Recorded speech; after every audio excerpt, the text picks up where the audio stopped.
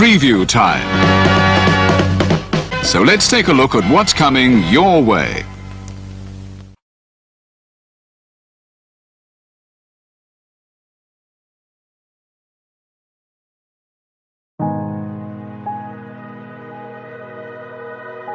Gary Hebert, the man, the myth, the legend.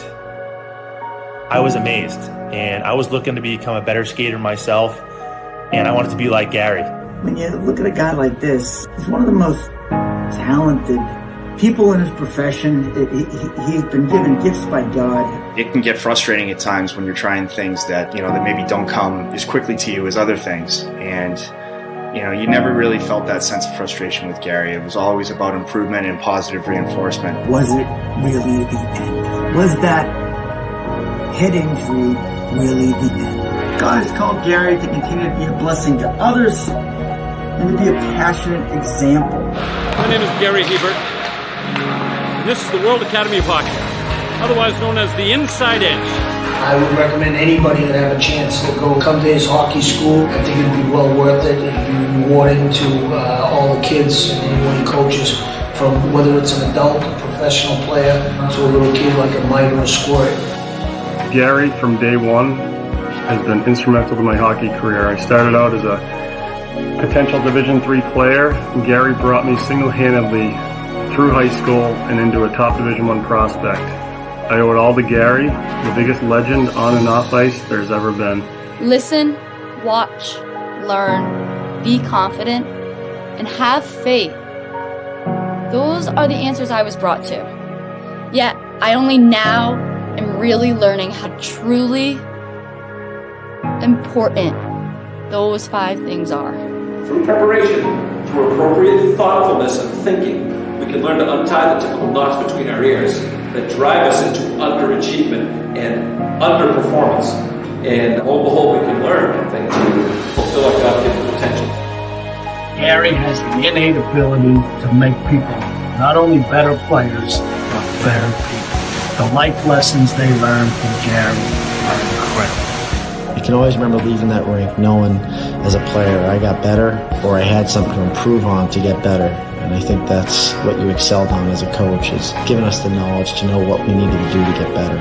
There's coaches who know the game, but can you communicate and create passion in your kids and in your players? And Gary's able to do that. Gary's got great knowledge and the great hands, but more importantly, his ability to connect with people and care for them. His communication skills, to me, really stand out and separate him, and that's why he's one of the best, in the world. Gary's a legend.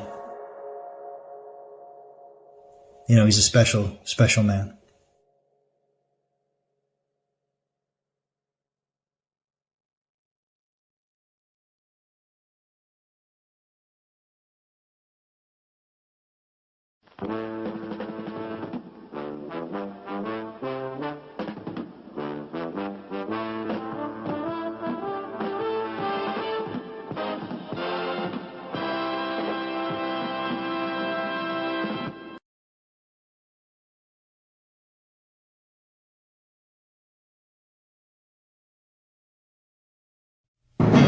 The Jeff Meacham Network's Multiverse of Media. For over 15 years, the recognized symbol of excellence and the standard bearer in coverage of sports and entertainment.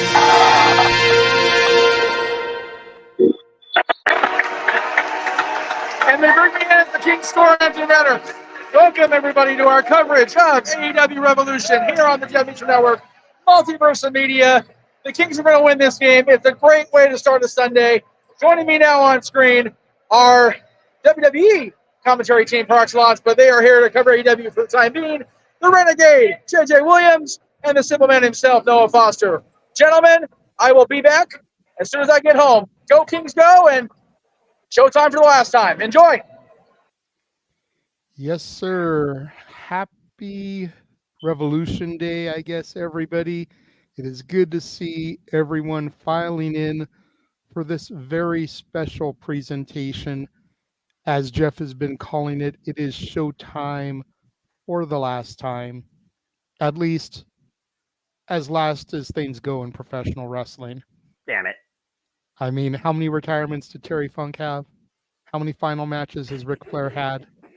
I'd like to think that the Steiner will keep to it, but if history have taught us anything, it's that never say never and money talks. True that. How are we doing this afternoon, this evening, Noah? JJ. Yes? It's showtime.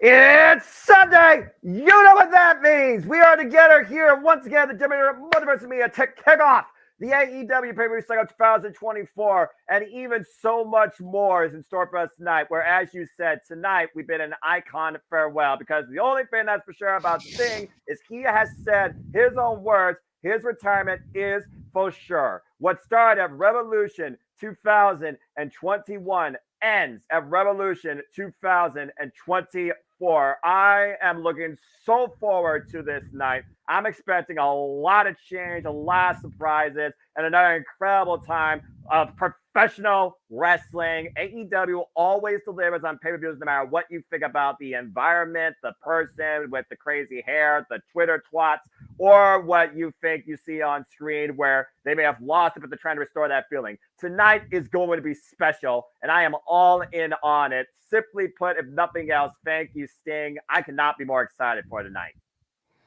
Yeah, it's weird because we were discussing the other day, you and I, about the fact that as long as I've been involved in wrestling and watching wrestling, like, I haven't really been exposed to, nor can I remember that many great moments in the career of Steen. And the stuff that I do remember is for all the wrong reasons. Mm-hmm. You know, it's like, I broke it down to you. I became a fan in the summer of '98. So the whole Crowstein fighting the NWO was done. I think he had already been Wolfpack Steen by that point. Yes. And done with that.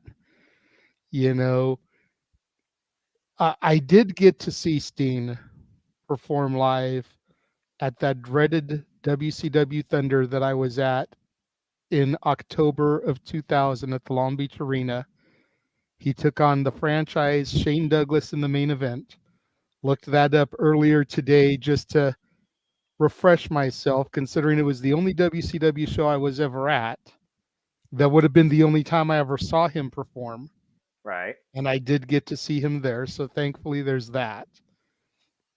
But then his TNA run, even though I followed the majority of it, I don't remember too many highlights other than Joker Steen, but I can't remember any individual matches. It's just Joker Steen as a whole.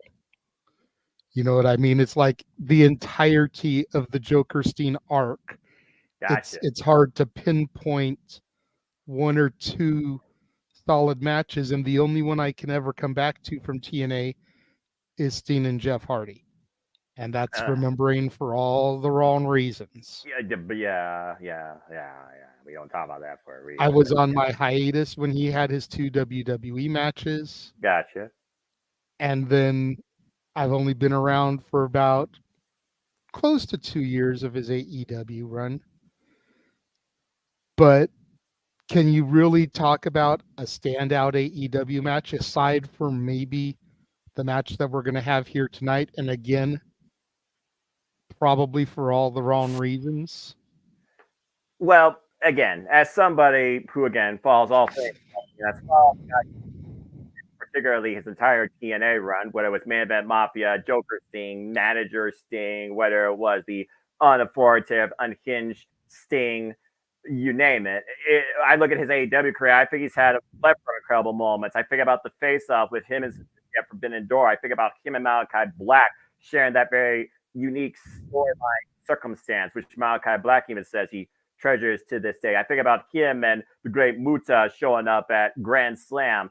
I think about, again, the amount of crazy dives and antics this crazy New Jack level insane icon has given us alongside Darby Allin, whether it's tag team or trios action. And of course, when he, Adam Copeland, and Darby Allin came out at Full Gear last year, that was something incredible in itself. It's a fabulous forum. So overall, it's going to be an absolutely incredible night. I have countless moments of Sting. I went back in archives and I checked out some of his stuff in WCW. I watched the Clash of the Champions. I went back to when he was involved in NJ at PW. Again, NWA, NJPW, WCW, TNA, WWE, for what it's worth, and AEW. This man has had an absolutely phenomenal career. So there's a reason this industry only has one true phenom, and more importantly, one true icon. And the icon says he's done for sure after tonight. So two of arguably the greatest of all time are finally done in the ring, as far as we know. So again, it's really something special. Look at A and B. I don't compare the two. They're two completely different, unique individuals in a powerful way. But definitely right now, the Sting one's going to be a lot harder. Yeah, I agree. And we welcome everybody in the chat room to submit your Sting memories and moments. That's why we decided to go on the air at 3 o'clock Pacific, 6 o'clock Eastern. We wanted to be able to have this time of reflection before the 0 hour started. I was under the impression the 0 hour was going to start at 4 o'clock Pacific, 7 Eastern. But according to YouTube, it's going to be 3:30 Pacific, 6:30 Eastern. So, the curly-haired wonder can't even give us time to reflect properly before he tries to jump into his own pre-show shenanigans. Well, I mean, again, it's the formula he adopted at World's End. He gives us some talk with Stokely, Renee Paquette, yay, and RJ City, weirdo. Then he gives us 2 matches, and we go into the show. So I think it's an optimal time, 90 minutes buy-in to let everybody know how you can buy the pay-per-view, give you a little bit of action, but also bring you up to speed towards what's ahead on what feels like a very nice 9 main card match card, which, again, massive improvement. But again, I look back at our call from last year. Arguably, everybody unanimous on this panel in the chat said that last year was one of the greatest shows they ever saw, top to bottom card, period, and a sentence. This one's going to get different, but I think it's going to be just as special. For me, Revolution, again, one of the true original Big Four, it's the launching pad. Is it the biggest show? No. But again, it needs to lead to something bigger before we get to Double or Nothing. And I think we are going to get at least one way or another, something like that tonight before we head to big business. That's fair. Well, let's go ahead and take a look at a couple of the matches that we're going to be having here. We've got this women's tag team action on the 0 hour as Chris Statlander and Willow Nightingale take on Julia Hart and Sky Blue. Stokely Hathaway, of course, looming in the back there with his schoolyard crush on Statlander, but it's also been doing a little bit of damage on occasion when it comes to Willow. I think the $1 million question going on here is how long until these two friends self-destruct?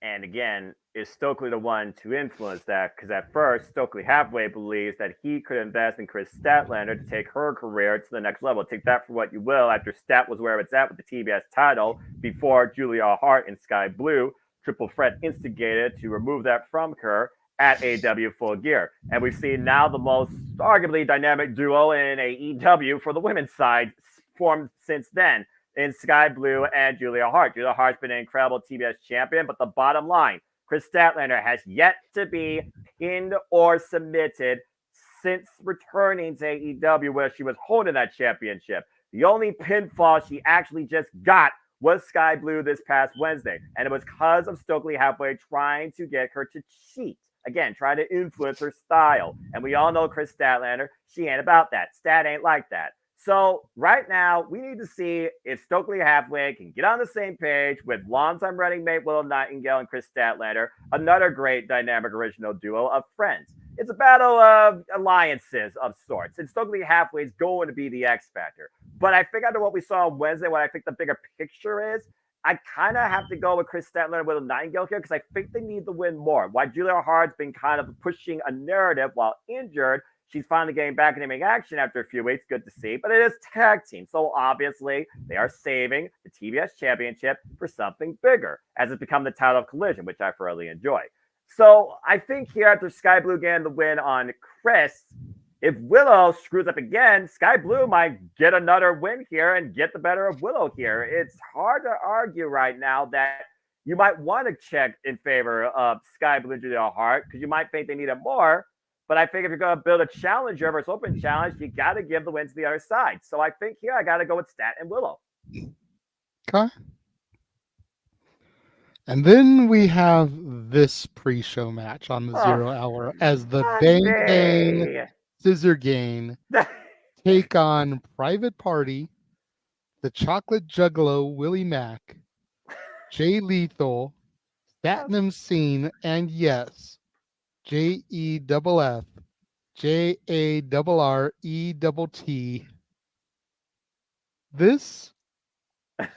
This is going to be entertaining on so many different levels, Noah. I know the way you feel about the glorious goddess that is Karen Jarrett. I know the way that you worship at her feet.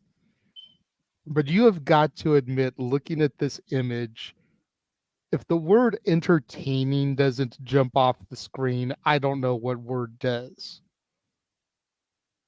I hate when you're right. Yes, I'll admit it's going to be certainly a spectacle to behold as the Bang Bang Scissor Gang, no matter what set of tag or trios you pull out of these 6, have remained undefeated. And now you have Jeff Jarrett and Sanjay Dutt investing in Private Party, and maybe Willie Mack might become part of the addition of oddities. But either way, I'm expecting a lot of tomfoolery, probably a guitar, probably Jeff Jarrett getting pissed off. And I do think at the end of the day, the parts of the sum versus the sum of the parts is going not to succeed here because so far working on all cylinders, Bang Bang Scissor Gang is on a united front. So scissor me and guns up because I'm not going against the AEW Ring of Honor Trios champions. It's just a matter of who eats the fall here. And as much as it pisses me off, I don't think it's going to be Jeff Jarrett. But I'm going to go with Bang Bang Scissor Gang here. If nothing else, I'll give Jeff Jarrett this.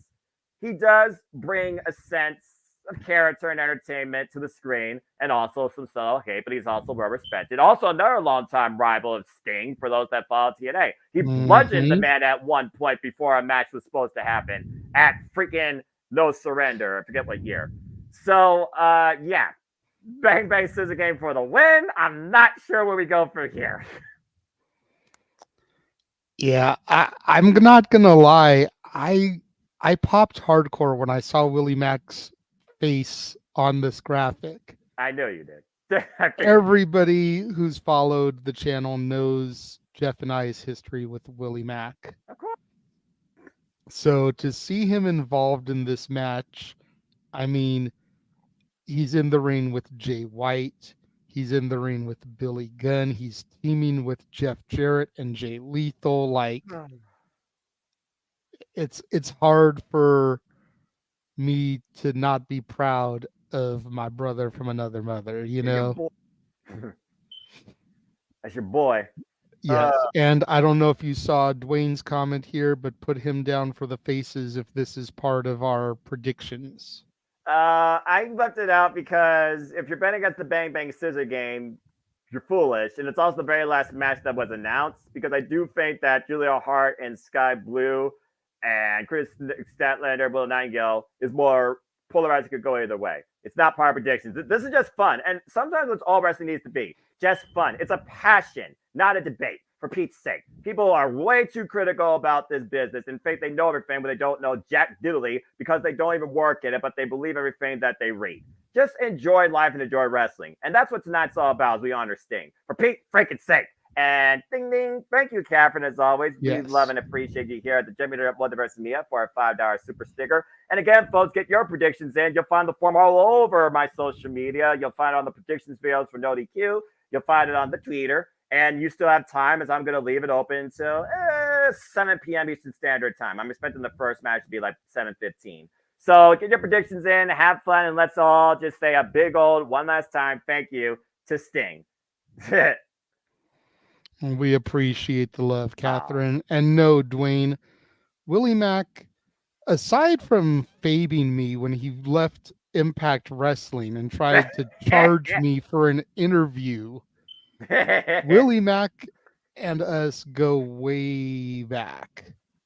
Willie is cool people. We've got nothing. We used to get Willie Mack into Disneyland when he was still just a up and coming, struggling independent wrestler.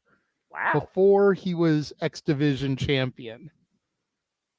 That's a lot. So we just go way back with the man. So respect. All right, now we're gonna move on to the main card, and apparently Jeff does not have the updated graphic for this one. I don't blame him. 8-man scramble. And yes. for those, and in case y'all are wondering why I'm looking this way and that way, I'm currently updating the All Elite Predictions League in and out of no DQ. Shout out to the over 70 of you between the team and professional wrestling fans that are involved in the inaugural fund too. Let's have a great 2024 with AEW. Absolutely. So All talk right. to us a little bit about this match that was supposed to be something special. Yeah. It was supposed to be the genesis, if you will, of the meat division. And now we've got Chris Jericho in it. We've got Hook in it. We've got Dante Martin in it. We've got some jabroni from CMLL in it. Like, we couldn't even get Matt Sydal a victory here and get him in this match and at least have it be all AEW guys. We had to have some rando, CMLL talent get thrown in here. Yeah. I don't get it, but I think everybody can admit that when you look at this field, there's two names that really jump off the page. Oh yeah. Wardlow, who was originally in this match when it was just supposed to be him, Hobbs, and Archer, and Hook. Yeah, it's one of those things where this is one of those matches that's a story of multiple matches. Chris Jericho, of course, who came off a match with CMLL All-Star son of his mentor, Atlantis Jr. on Dynamite. Powerhouse Hobbs, who destroyed Sammy Guevara through no disqualification match on Collision recently. Definition of meat. Also had a meat match with Miro. And for those that are wondering, the meat division was really supposed to be a five-way with Wardlow, Hobbs, Lance, Keith Lee, and Miro, but Miro and Keith Lee are injured. I don't know the extent of Miro's injury, but Keith Lee right now is recovering from double shoulder surgery. My prayers and my wishes to the limitless one. May I one day again bask in his glory. That being said, Lance Archer, he's the guy that you always want to bring out against the biggest and the meanest because everybody dies and he loves competition. But I really would love to see him get a win here. But if you want an obstacle to overcome, he's a guy right there that you have to have part of a multiple front. Wardlow, though, right now is the biggest standout since coming out with this promo, shades of what happened with one particular Maxwell Jacob Friedman expressed himself in the Fabulous Forum last year. You saw what it led to. And it sounds like Wardlow, he finally found his own voice once again and is trying to remind us exactly who he is. And again, stop me when he's telling lies, no matter what you think of his style. No lies detected in his promos recently. As far as the two that qualified, we of course know that Dante Martin qualified last night against Brian Keith and Penta Cibiero. Great triple threat. Young, bright, high, flying, and rising up-and-comer. And again, he certainly is an all-star, previous challenger for their national championship and a standout for a top flight when his brother, Darius Martin, was injured. And then you have Hook, who previously challenged Samoa Joe, who of course put him through war and brutal mayhem for 10 minutes. Take that for what you will. Why Brian Cage is wondering who's better between me and Kim, why is Hook getting more time than me. So we got a story of 3 matches here or so in this 8-way scramble. But the caveat that really puts things into question is the winner of this will get a future AEW World Championship shot. Wardlow, his Revolution record, he's overcome multiple man fields before, including former face of the Revolution. Chris Jericho, though, not the strongest Revolution record. Lost to Kingston, lost to Ricky Starks in the very first Revolution. He lost to John Moxley for the AEW World Championship. If this was just the three men originally, Powerhouse Hobbs, Lance Archer, and Wardlow, I still would go with the War Dog at this point. And I think after what happened on Collision, I think Hobbs and Jarrett are going to cost each other because they're the bigger MO, the Don Callis family. As far as Hook goes, I think Brian Cage and Hook are setting themselves up for a one-on-one match, FTW, Evolve or not. So right now, I got to go with Wardlow in this. And if you want to talk about big threat, if the current champion comes out here on top, let's not forget, that current guy was put to sleep in his own move by Wardlow. There's a receipt yet to be paid by the Samoa Submission Machine. So I got to go with Wardlow here right now as far as the man with the most momentum and the biggest possibility in being the future challenger. Wardlow's my pick. It's fair. And before I address one of the comments in the chat room, thank you from the control room as we have people watching on all 6 outlets we're currently broadcasting on. Let's make sure you guys show your love and support with super chats, super stickers like Catherine did. Donate to dictate the flow of the conversation. Super chat, it's as simple as that. Daggone right. Even though this question was not super chatted, I do want to go ahead and address it. Go for it. Perone Productions asking if the pay-per-view will be streamed and shown on the live stream. No, it will not. We are not getting taken down for piracy, bootlegging, none of that. You're going to have to find a stream your own, or it's on Bleacher Report, I believe, Noah? Domestically, it's on Bleacher Report. Internationally, you can find it on FITE. You can find it on payview.com. There's Sky. There's Select, Dave and Buster feeders. All the usual outlets for All Elite Wrestling premium content. There you go. So if you want to stream it legally, that's how you find it. If you want to stream it illegally, we're not going to tell you where to find it. I'm sure that you can find it some way. At your own risk. But yeah, so but we do not broadcast the live stream on here. What we do is we throw up the match graphic and then we call the action just like Tony Schiavone and Excalibur and Jim Ross and whoever else may be at the table on this evening. And we describe the match action to you guys. In our best and most passionate way possible. Yes. Ding, ding, ding. Before we move on, we do have another super chat from King Mike. Thank you very much. Favorite Sting TNA main event Mafia moment. Thank you, Sting. Again, I think about the fallout between him and Kurt Angle. Kurt Angle is still one of the most underrated wrestlers of all time, in my opinion, which is a daggum crime. I got to go with their feud over the TNA Heavyweight Championship at one point, having an empty arena match. Nothing still was up. Kevin Nash trying to play peacekeeper of all people. So I got to go with Sting and Kurt Angle when they were feuding over the TNA Heavyweight Championship. It was really special when they had that, I believe it was a 6-way dance with Matt Morgan and Hernandez, who was catching his Feast and Fired opportunity, and phenomenal AJ Styles, where it was Sting that gave AJ the nod. The two faced off. Sting flew to the outside, wiped out the field, and AJ Styles won his freaking first TNA Heavyweight Championship. So I got to go with that. That's fair. That's a good call. All right, so moving on to the next match. Got FTR versus the BCC, Moxley and Claudio Castagnoli. Oh, baby. This is team professional wrestling. I love matches where pride speaks so much more than a title on the line.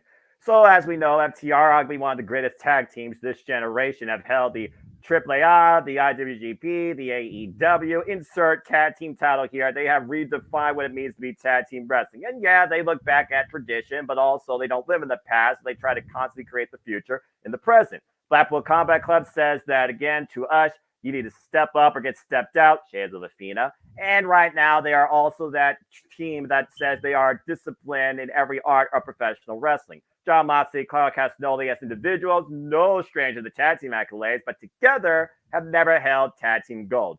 With the ranking system in play, impromptu, you got to consider this maybe being close to figuring out the next challengers for the AEW Tag Team Championships. Since FTR and BCC have collided, we have had a 20-minute draw. We have had trios fallout and nothing's been settled. And Dax Harwood and Jon Moxley had a passionate singles that really launched this whole thing off in the first place, with Jon Moxley getting the better, incapacitating Dax Harwood. I feel like here, though, when it comes to tag team wrestling and the pride and figuring about, again, what's next for either of these two duos, I think this takes Jon Moxley and Claudio Castagnoli in a different direction if they win. You keep Jon Moxley away from either World Championship, you take Claudio Castagnoli away from single title pursuits, being a former world champion. And FTR has been to that dance multiple times. They're also the team that has tested themselves against anybody and everybody. I think that Blackpool Combat Club is going to surprise us to get the win here violently. It's one of those matches right now I put towards a coin flip. So I'm going to go with Jon Moxley and Claudio Castagnoli just to go against convention here, where I think they are going to best the top guys, but barely. And keep in mind, this has a 60-minute time limit. I don't expect a draw here. No, not at all. All I know is this is going to be a sleeper match of the night. Banger! You know, everybody is focused on some of the other matches that are happening this evening, and rightfully so. Absolutely. You know, if this wasn't being hyped as Steen's last match pay-per-view, you could arguably go in saying this was going to be match of the night. But because the focus is elsewhere, that's why I throw the term sleeper in there. Because people aren't focused on it in the way that people are focused on this one. Yeah, and again, I think that's another takeaway when it comes to really being surprised as a professional wrestling fan when your expectations exceed your initial analysis. And I do think a couple of matches tonight can do that. Again, I think we're in for some unique upsets, some unique moments. I don't think there'll be a new signing like there was at Revolution 2 years ago, where one particular individual now is in the World Championship picture, but talk more about that later. But I think there's definitely a couple of matches here that'll be memorable. Are you sure about that, though? Because I'm going to be 100% honest here. Go for it. If they try to debut Kazuchika Okada the same night they're debuting Mercedes Moné, Okada's going to get buried right out the jump. You're not wrong in that analysis. So what better time to debut Okada than here? And specifically with this match. Oh, baby. I mean, it was Kazuchika Okada that brought Will Ospreay into New Japan Pro Wrestling from their encounter in Rev Pro. Will Ospreay grown and defined in NJPW 8 years on. Now All Elite full-time. Bruv. And talk about a way to kick off against the Alpha, Konosuke Takeshita, who again is a sleeper standout for somebody that could be another top guy in AEW. This right here, another sleeper match. First time ever one-on-one encounter. These two have never met each other before on opposite sides. Last time we saw these two together was when they presented themselves the Don Callis family, and they won as the Don Callis family at Wrestle Dream. When I look at this, it's a family matter at heart, but it's also Don Callis' MO, and where he chooses to plant the screw driver. Because you know at the end of the day, Don Callis is going to do what's best for him and only his MO. But again, how on earth, outside of DQ, which is such a rarity in AEW, do you bet against Will Ospreay in his true, fully signed All Elite debut? Now, what does that mean for him going forward in a world that's all about faction, strength in numbers, etc.? Don't know. Whether he comes back alongside a friend, to your point, and make it rain and also elevate the game remains to be seen. But I can't bet against Will Ospreay here. He's arguably one of the top 10 greatest professional wrestlers right now of all time. And last year, he proved it. So I think he starts All Elite Wrestling career full-time with a victory. I got to go with Ospreay. It's just a matter of how you do it with Takeshita, because I think he could just literally catch Takeshita off guard with surprise roll-up. This is going to be a hard-fought win for either man, but I don't think it's going to be hurtful for either one that gets defeated in the end. But I'm going with Will Ospreay. Okay. Dean, really quickly. We did get another $5 super chat from Keen Mike. Please make sure to wish Jeff a happy birthday from him when he gets here, as he was going to be invested in Steen's final match all night. We will do, bro. Thank you very much for the super chat. Appreciate you always, man. Come on. 6:30 p.m. We should have Renee Paquette, RJ City, and Stokely Happily on our screens here shortly, whether you're watching on All Elite Wrestling's YouTube or the Bleacher Report app. BR right now says your event will begin soon on my screen. So yeah, I am watching the YouTube, and I have Renee and RJ City on my screen. And I have the All Elite Wrestling logo on my screen, which means I'm about to learn out the same thing as you. As Revolution looms and the 0 hour begins. Yes, and we move on to discuss the Father of the Year. Captain Charisma, Christian Cage. What is up, James? Good to have you with us. We are at a good part of the card here because every match going forward is a title match. Yep. So Captain Charisma, the TNT champion, the man who has held this belt since last June and brought it back to prominence. Right. Versus the man who walks that tightrope between professional wrestler and sports entertainer, Daniel Garcia. Well, I mean, I think he's back to pro wrestling now, isn't he? I don't know what the hell. Do you see the render on his image with his arms up for the Woo dance? Hey, listen. I'm just saying still that's have not exactly professional wrestler. That is sports entertainer. Listen, good Lord he can have Almighty. he can have a little injection of a Fortnite dance to sports entertain. I'm just saying. He's still a pro wrestler. He's one of the best on the planet. But no, Christian for the win. Did I miss a prediction? Because I was commenting along, but I don't know if I missed a prediction or not. I'm just going to say on the form, don't worry about it, bro. Yeah, fair. Anyway, let's keep this party going. And yeah, let's go ahead and talk about this. The TNT Championship. Not since, RIP, Brody Lee, Darby Allin's first run, and of course the inaugural champion, Cody Rhodes, this title been held to such a prestige, such as must-see, such as pursue, such as important too, since Christian Cage has kind of absconded it as his own since the premiere of Collision, then finally won it at the expense of his right hand of destruction, former Luchasaurus known as Killswitch. But at the end of the day, Christian Cage, he already knows he can't be beat. Adam Copeland took the title from him at World's End and then used Killswitch's opportunity to get it back, which Adam Copeland they had it for like 7 damn seconds. Damn crime. Since then, Adam Copeland been working his way from the bottom back to the top with the Cope Open with open challenges on a weekly basis on Collision. But also Daniel Garcia, he's been making his way through the rankings, not only trying to prove what he's worth in the AEW ecosystem, but also that he could be a champion. And he says if he has to literally fight from the bottom 100 times over to finally hold AEW gold 10 times over, he's willing to do that. This is not the first time, though, that Daniel Garcia has had an opportunity for AEW singles gold. If you remember, he previously faced Orange Cassidy for their national championship. But ever since overcoming the patriarchy alongside FTR, Daniel Garcia believes now he can be a top guy. And I think it very well could be Daniel Garcia's night. Ever since he beat Brody King and stopped that man from going to the Continental Crown Classic Finals, upset the entire thing, in my opinion, that was the moment I believe that Daniel Garcia was destined for bigger things. I think tonight, like Julia Hart was at Full Gear last year, it's Daniel Garcia's time. I think Daniel Garcia beats Christian Cage. Whether Adam Copeland comes into play during or afterwards, whole different saga. But I think it's finally Daniel Garcia's time. I think there's a new TNT champion in store for us tonight. Okay. Too soon, and I feel like Christian could have something up his sleeve, but we'll see what happens. Yeah, in order for Daniel Garcia to really make that moment come to fruition, I think the entire patriarchy has to get ejected from ringside. Hopefully, as long as the patriarchy is down there in his corner, the odds are going to be too much for Garcia.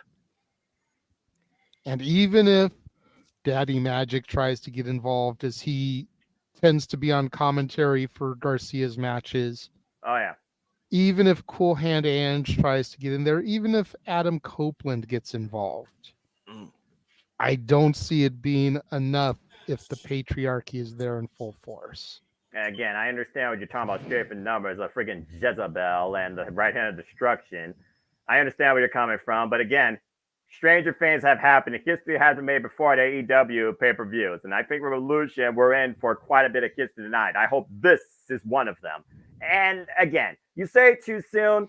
Technically speaking, James, this man's had a grip on the TNT Championship, self-proclaimed, since June 17th. Doesn't sound too soon to me.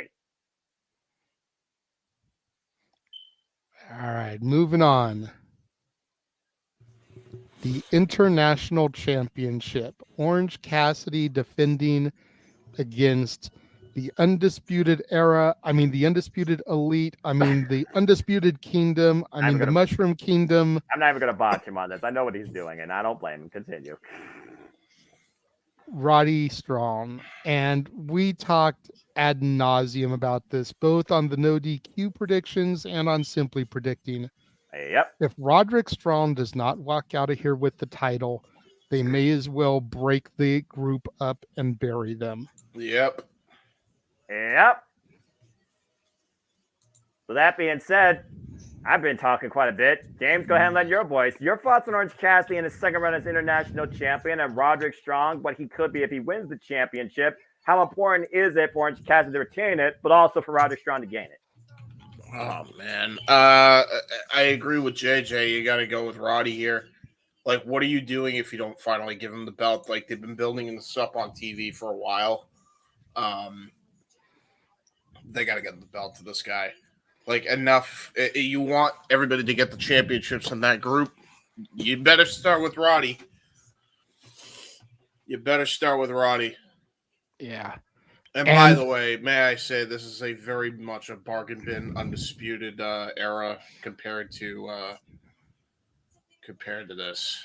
And of course, I'm getting a call from somebody important, but yeah, Roddy Strong for the win. Let me take this for a second. No, you're fine. No worries. And I mean, again, we discussed it a little bit when we discussed Samoa Joe. Roddy Strong is another one that the WWE just completely gave up on. Yep. You know, they had him leading the Diamond Mine, the Creed brothers, Ivy Nile, and it just fizzled. You could argue that they did better without Roddy than they did with Roddy. I think that's a fair assessment, honestly. So a victory David here Crockett. for Roddy. King of the Wild Frontier. Wait, sorry, wrong Davy Crockett. But continue. But a victory here for Roddy could very much be like a big fuck you to WWE. Yeah, I mean, you look at what happened last year at AEW All In when Saraya said, F y'all and your thoughts, I effing did it. She had the moment in front of her family, her friends, in front of her entire home country at AEW All In. Now, truth be told, Roderick Strong doesn't have the home field advantage, but he definitely has the physical well-being advantage, considering Orange Cassidy has been battered, bruised, pulped, piled drive, kicked in the face. He has faced every possible situation imaginable that the human body can withstand and somehow still keeps going as long as Dot Sampson has medically cleared him. But again, everybody reached their own mental and physical limit. And at this point, faction believability aside, I do think Orange Cassidy deserves a break and a change in direction. What he's done to raise the value, the identity, the importance in the pursuit and the presentation of his now championship is unmatched versus anybody else right now in the AEW ecosystem with any other title since the company's inception, in my opinion. Again, you said it last year starting at All Out. You think Orange Cassidy is a future candidate to be AEW World Champion. To get there, he needs a break away from international title, and he also needs to recover. Go on a beach somewhere for real. I think he deserves it. And I think that Roderick Strong and the Kingdom will come and surpass what the best friends may offer. Because you know he's got friends in this corner, but we know Roderick Strong has allies. Go with Roderick Strong here for the win.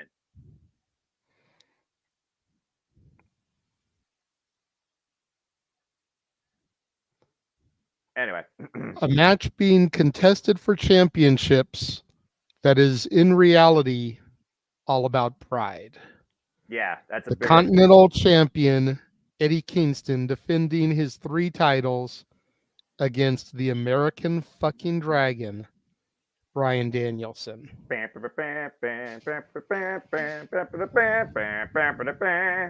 Ooh. Can't stand that song.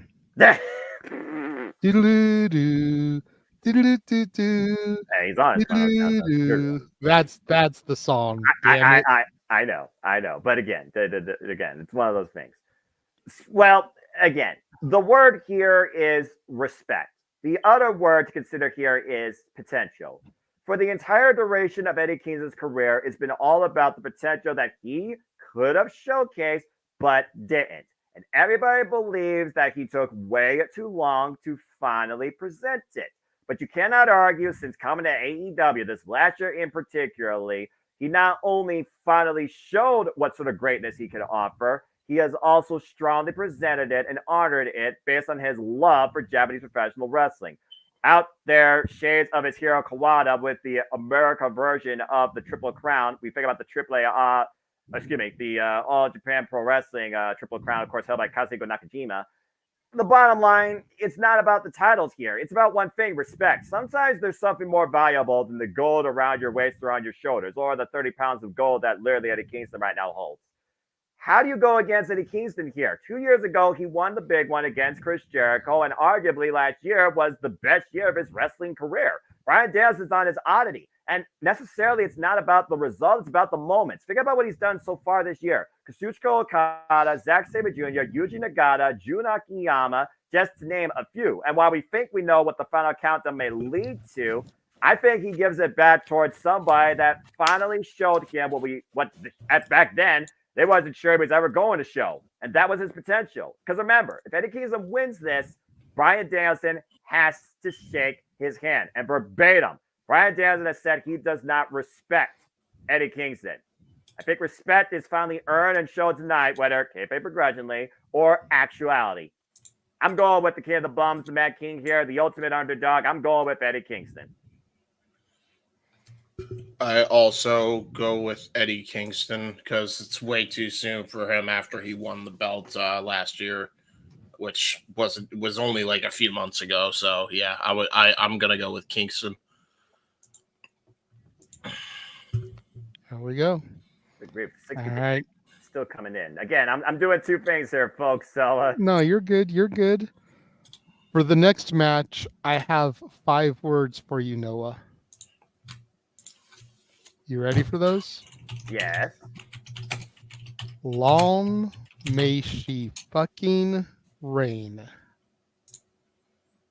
I'm just going to say this real quick. Will we be able to still reside in the timeless era? Or will the virtuosa send the modern day Marilyn Monroe back to 50s Hollywood? I'm just going to say this real quick right now. I don't care who I pissed off. Outside of what I saw at TNA Hard to Kill, this is the most important women's championship match so far this year. Okay. Toni Storm. Timeless Toni Storm. Nice. Who went from illustrious to timeless. Previous holder of gold in Stardom, SWA championship for over 600 days. La Virtuosa. Truly one and only. An excellence in technical execution. Redefined in her own craft, in her own discipline. Deonna Purrazzo. Deonna Purrazzo, who became a mainstay in TNA in the last 3 years, former Ring of Honor and AAA Women's Champion. These two, again, first met in their illustrious careers, respectfully, back in Stardom. Toni Storm won the singles encounter. They've also tagged alongside each other. They once again crossed paths NXT UK. Deonna challenged Toni Storm for the NXT UK Women's Championship and lost. Had another honorable bout, lost, shook her hand. They haven't met each other since. Now the paths cross and 2 worlds collide, one in color, one in black and white here in AEW for the AEW Women's World Championship. The Virtuosa has earned this opportunity, remaining undefeated on a 7-0 streak since coming in from New Jersey earlier this year and officially becoming fully All Elite.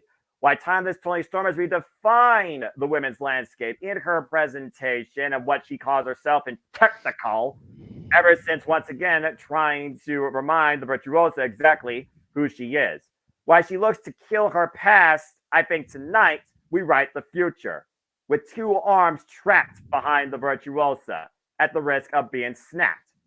I believe Deonna Purrazzo ends the timeless run of Toni Storm. Does it mean that this timeless presentation comes to a conclusion? I don't think necessarily no. But I do think you redefine what it means to challenge for this title with Deonna Purrazzo holding the gold. I have a new women's world champion. And for the first time ever, not only will the title change hands at Revolution, why this is the fifth resolution, the title has never changed hands, but also it'll be the very first time Deonna Purrazzo beats Toni Storm. Deonna makes history. I got a new women's world champion. James? I gotta go with Toni Storm. I feel like even though she's held it for more than a while at this point, Since Full Gear, beating Hikaru Shida, gotta still go with her. This run is too good. I think there's going to be another match between Deonna and Toni way sooner down the line. Quite frankly, I think it's going to take a minute because I think if she's needed anywhere at this point, Deonna is much needed in that TBS title scene because, oh boy, do they have nothing going on for that. Oh boy, do they have nothing going on for that. So I would put her there, give her something for Julia Hart. They got to do something where she's helping the current crop of talent because you have not only a great wrestler and a great person to have feuds with, but you have a great trainer. And for you to not tap into that knowledge in some regard, you're foolish. So I'd say she's got to get the short end of the stick here, only to help a very, very weak division right now. So I'm going to go with Toni Storm for the win because it's way too soon for her to lose it. And yeah, hopefully she reigns as TBS champion down the line. I have to emphatically disagree with you, bro. I mean, you can't fault the TBS division when Julia's been injured. That is fair. They've got a bunch of women over there in that division. They just haven't been able to really push it because Julia has been hurt. You need the Virtuosa, and I have been Timeless Tony's biggest fan. I have been the one that's been championing her from the jump. Yep. But there is money to be made between the more than likely debuting in 2 weeks Mercedes Moné and Deonna Purrazzo than there is money to be made in Mercedes and Toni Storm. Mercedes and Deonna can sell out Wembley Stadium. I don't think Mercedes and Toni can. Well, and there's your end game right there, because you want to make sure that when Mercedes gets the title, it's a huge moment. The only issue, though, is we're forgetting a couple of different facets. It's in the UK, and I think a lot of people remember Toni Storm's time in that time period. So she could be a hometown in herself. Not forgetting that. Continue. And then there's Jamie Hayter, who has not returned yet from injury. Mm-hmm. And I feel like either she's going to get the title there, or she's going for the TBS title. It really depends on what side they decide to go with that. But Jamie Hayter, it also kind of factors into the plans, however they go with her, because eventually she'll be coming back, and you've got to imagine it's going to be around the time for All In. So possibly so, but she can be in a multi-person match to set up a contendership. Right. Exactly. Because now since they got the ranking system in play, it's all about wins and losses. I think every single one of us on this panel could admit that amongst Tony Khan, not Storm, but amongst Tony's many flaws, was waiting too fucking long for Chris Statlander to come back to pull a trigger on Jade Cargill losing the belt. you need to make sure that the belts are moving fluidly and not just waiting for Jamie fucking Hayter. Exactly. There's way more women in this division than Jamie fucking Hayter. Queen Aminata, Thunder Rosa, the Professor Serena D that's back to put the wrestling and all elite wrestling, preach it, sister. And Red also, Velvet. Yep. Mariah May, also, by the way, undefeated currently. There's a lot of women that can be getting these opportunities as opposed to just waiting for Jamie Hayter to come back and get plugged in. And who's to say that with the return of Jamie Hayter, we can't maybe launch a women's tag division, because God knows they've got enough women that they could do it. And let Jamie Hayter and Britt Baker become the first tag champions in Wembley. Killer and Pillar. I love that idea. By the way, Dr. Baker, protect your mentality, get well soon. And if you're injured or if you're mentally wounded, get back to what you love. That's all I got to say about that. People be better. Anyway, either way, this is, again, the most important women's championship match, Snap Professional Wrestling Day. Oh, yeah. Wrestling. Yeah, for sure. Freaking hard to kill. Bite me if you think otherwise. Triple threat for the AEW World Heavyweight Championship. Samoa Joe defending against the Hangman Adam Page, and the man who swerves when he drives, Swerve Strickland. Who wants to go first? All right. James, give it to James. I'm curious about this. Oh, man. Oh, someone this is TV up. I think I hear Renee Paquette on their screen. Yeah, it's I'm going to stick with Joe, but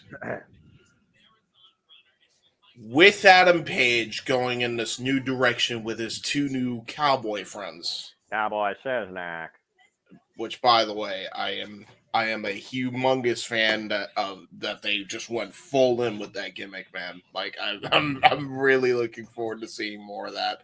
That actually might be my favorite thing, because I'm like, yeah, this should have been a no-brainer. Like, I like it. You like it? I like Bandito. I don't know the other guy. I don't know much about the other guy. But Bounty Hunter Brian Keith. Yeah, but I love his nickname. That's pretty dope. I love this set, by the way. This Revolution set's awesome. Hey, all they need is Clark Connors, and then he's got the freaking quartet. Full on Western style at that point. That's too much. That's too much cowboy shit. But anyway, continue.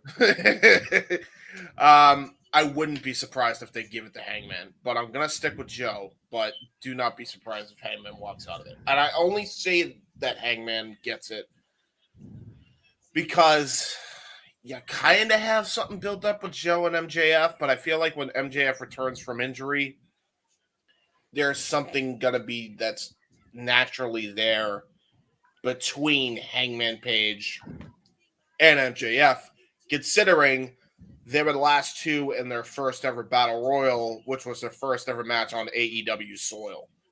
It was the first match ever in history. There's a lot of history between Hangman and MJF. Yeah. That goes all the way back to even before their first television show. So I'm gonna go with Joe because I'm not gonna bet against Joe, but I could see Hangman getting the belt here if they're gonna go with Hangman and MJF route. And much as I hate to admit it, and I'm just gonna be on record for saying it, it may be very early on, but I genuinely believe that Hangman and Swerve's rivalry has been way more interesting than Joe's title run.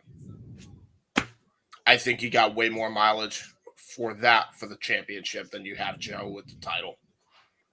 I just do. I hate to be that guy, but I don't know. Something about this doesn't scream like it's working to me.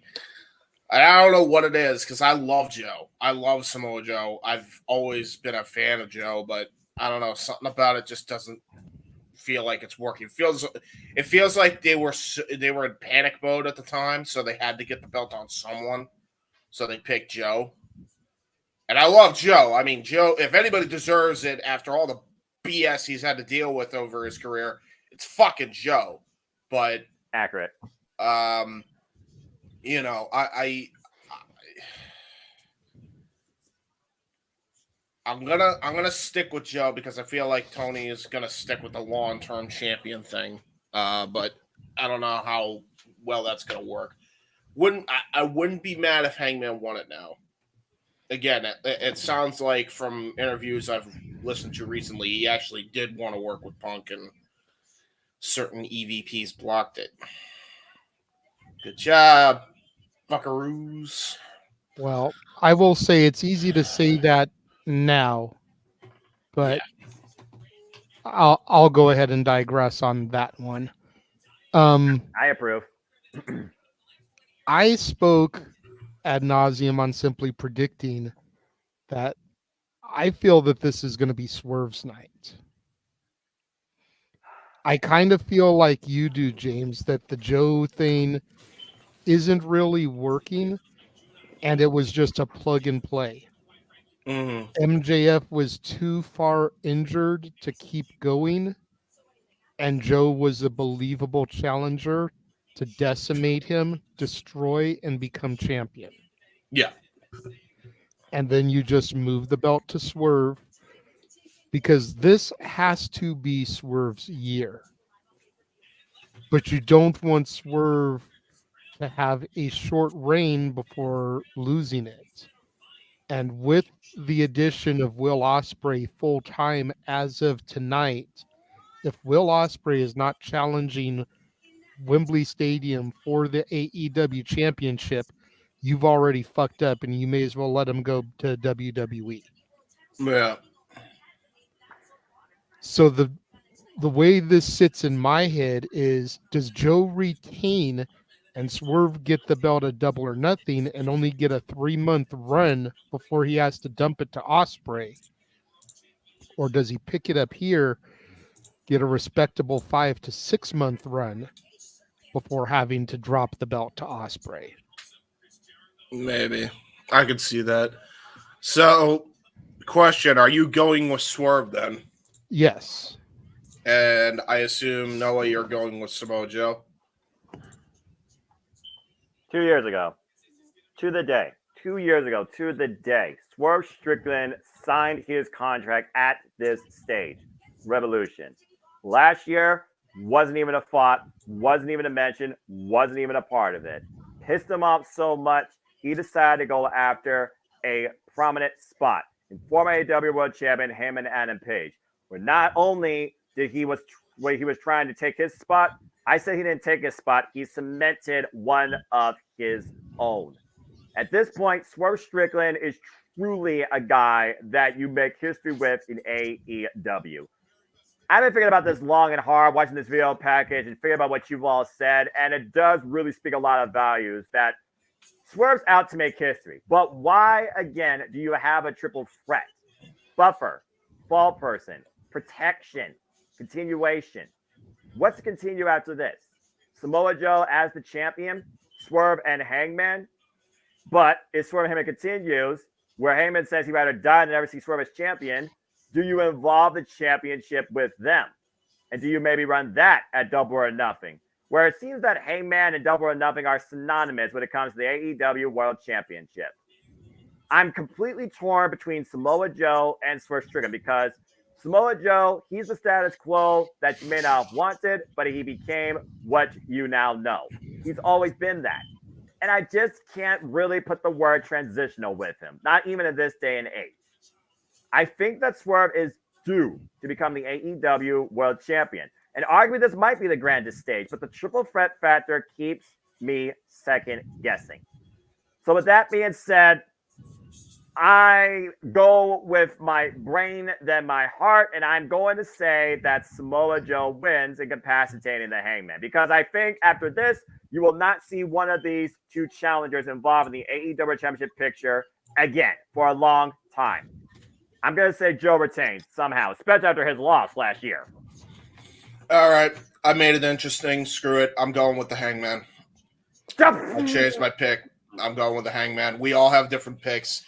There had to be one match. There had to be one match where we all had different picks. I think this could be. Damn it, James! You honestly, freaking idiot. Look, this is professional wrestling, damn it. We're not going to be one-dimensional like the linear word of insert the two words here. If you're going to be explorative, if you're going to think optimistic, if you're going to break convention, if you're going to go against the grain, if you're going to literally create a revolution, you got to go with an idea of change. I love it. That's bold by James. I love it. But the fact of the matter is we can look at all three of these men in some capacity regarding this championship. That goes to speak values of the AEW World Championship presented on a weekly basis.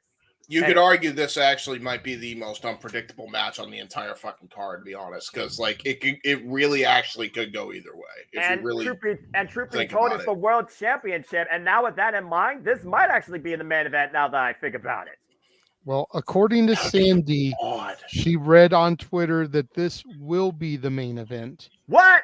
Sting's match is semi-main, which I think is a complete farce because nobody's going to give a fuck about this match when Sting's match is over.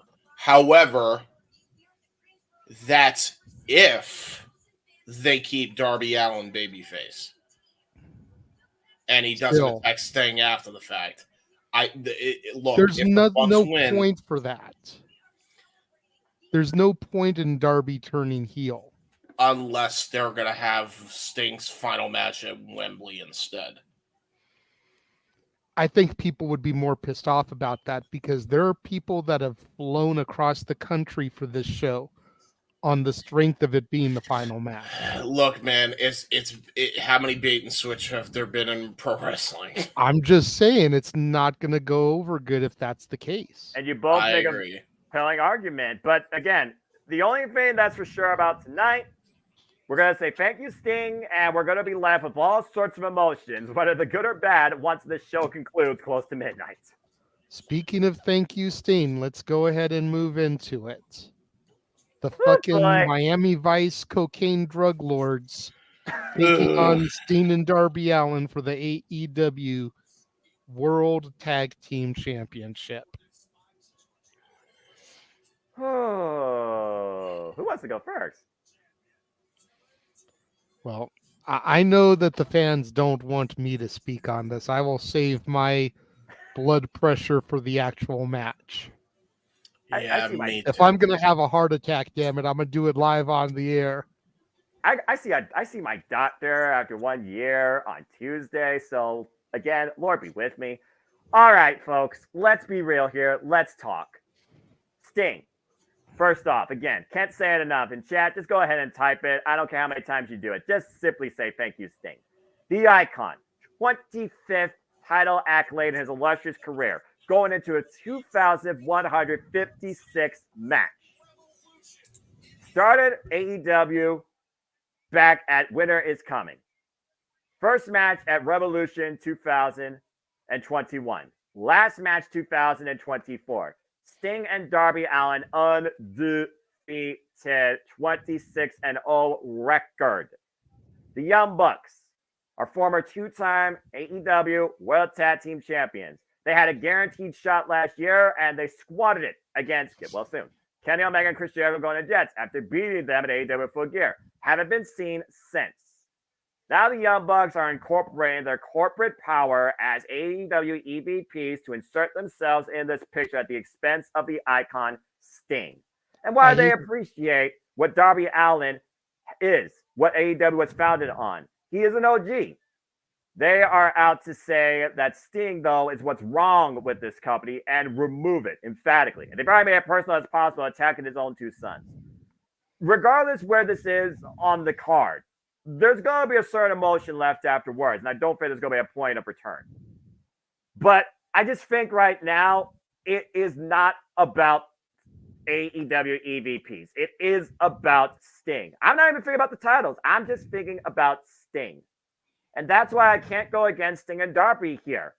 If it's Showtime for the last time and they're finally going to go out in a blaze of glory, then let Sting go out in the brightest light of his life. I'm going with Sting and Darby.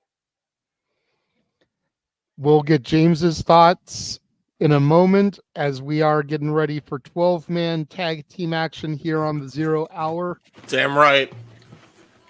Yep, because again, folks, welcome to the JMN Multiverse of Media for it's Sunday. You know what that means. And we are literally just a little under 1 hour away from AEW Revolution taking the airways. As we got 12-man action. And coming in first, Living in my world, my world. I'm going to do my best to hold myself with decorum here, but as we have the Bang Bang Scissor Game taking on Private Party, Jeff Jarrett, Jay Lethal, and Willie Mack alongside Satin Singh. Hello, everybody. Welcome to our coverage of all the Wrestling Revolution. For those that don't know, I am the Simple Man Noah Foster alongside James Hebert, the Renegade Wrestling JJ Williams. We are the JMN Multiverse of Media commentary team of a variety here. And right now we are bringing you coverage, reactions, thoughts on AEW Revolution 0 hour and our very first dose of action with this 12-man setup here. Why is Sanjay wearing a do-rag? Dude, Sanjay, I was just about to say, Sanjay looks like the freaking bargain bin dollar store version of 50 Cent. Like, No, holy you know shit. who he looks like? Who? B-Rad from Malibu's Most Wanted. Fuck, he does. Well, hopefully he's leaving on the 310 to Yuma because guns up and scissors in the air. Here comes the Bang Bang Scissor Game. Starting off with our Ring of Honor World Trios champions, Jay White, and the Guns, Colton Gunn and Austin Gunn. All right, I'm ahead of you because I've got Platinum Max rapping. Yeah, I'm not. I will pause when Anthony does the typical. All right, listen. Oh boy. Yo.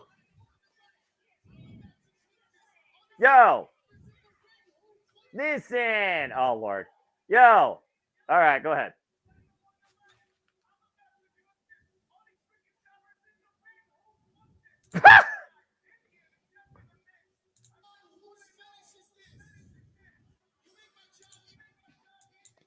All right, let me know when he says "scissor me, daddy ass." Oh, his mic got cut up again. Damn. Well, that went off with that's one way to cut the mic. Oh, good Lord, this dude, Anthony Bowens. Scissor Gang has arrived. Scissor me, daddy ass. Billy Gunn, I still can't believe he's a champ in 2024. That's awesome, though. Dude, like the fact Billy Gunn was part of Steen's WrestleMania moment. Dude, the Bang Bang Scissor Game, bro. Everybody's back together. It's happy times. It's happy. Big happies. It's great. The family, the Guns are back together on good terms. It's happy. As we stand 52 minutes away from AEW Revolution taking the airways, here's to our first match, 12-man action, Bang Bang Scissor Game versus Jeff Jarrett, Private Party, and Company. Referee Mike Posey for this match, so we obviously are going to have chaos here without Law and Order. Well, at least you're saved in the fact that it's not Aubrey Edwards as the official. Hey, Aubrey Edwards is the only one that knows how to neutralize the witch, all right? Bell rings are underway. Don't. This is way too early for me to get started, but I swear I will if I get a ref bump. And maybe there should be a ref bump.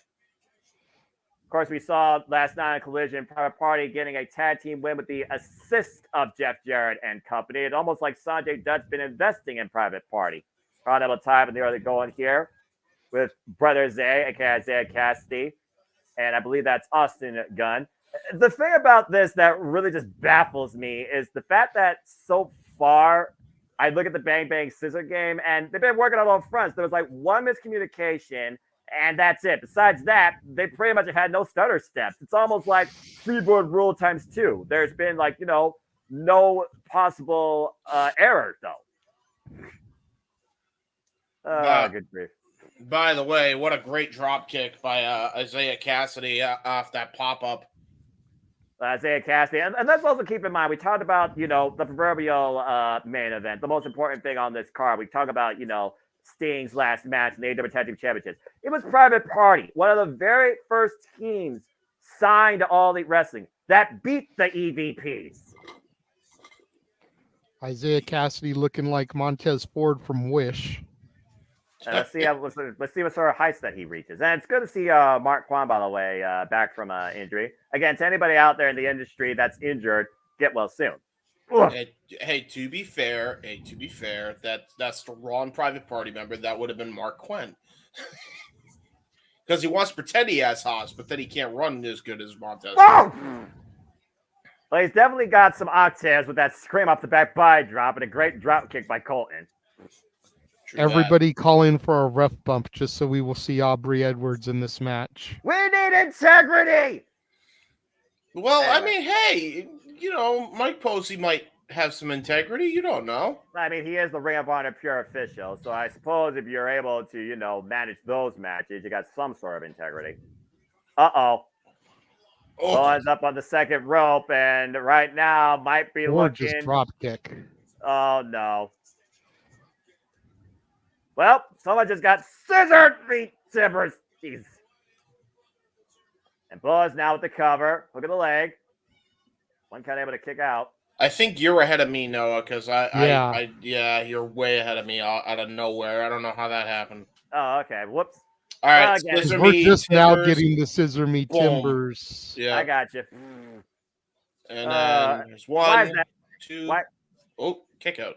Why is that a thing? Someone just tell me. Why is that a thing? Because you got to scissor the timbers. Don't question it.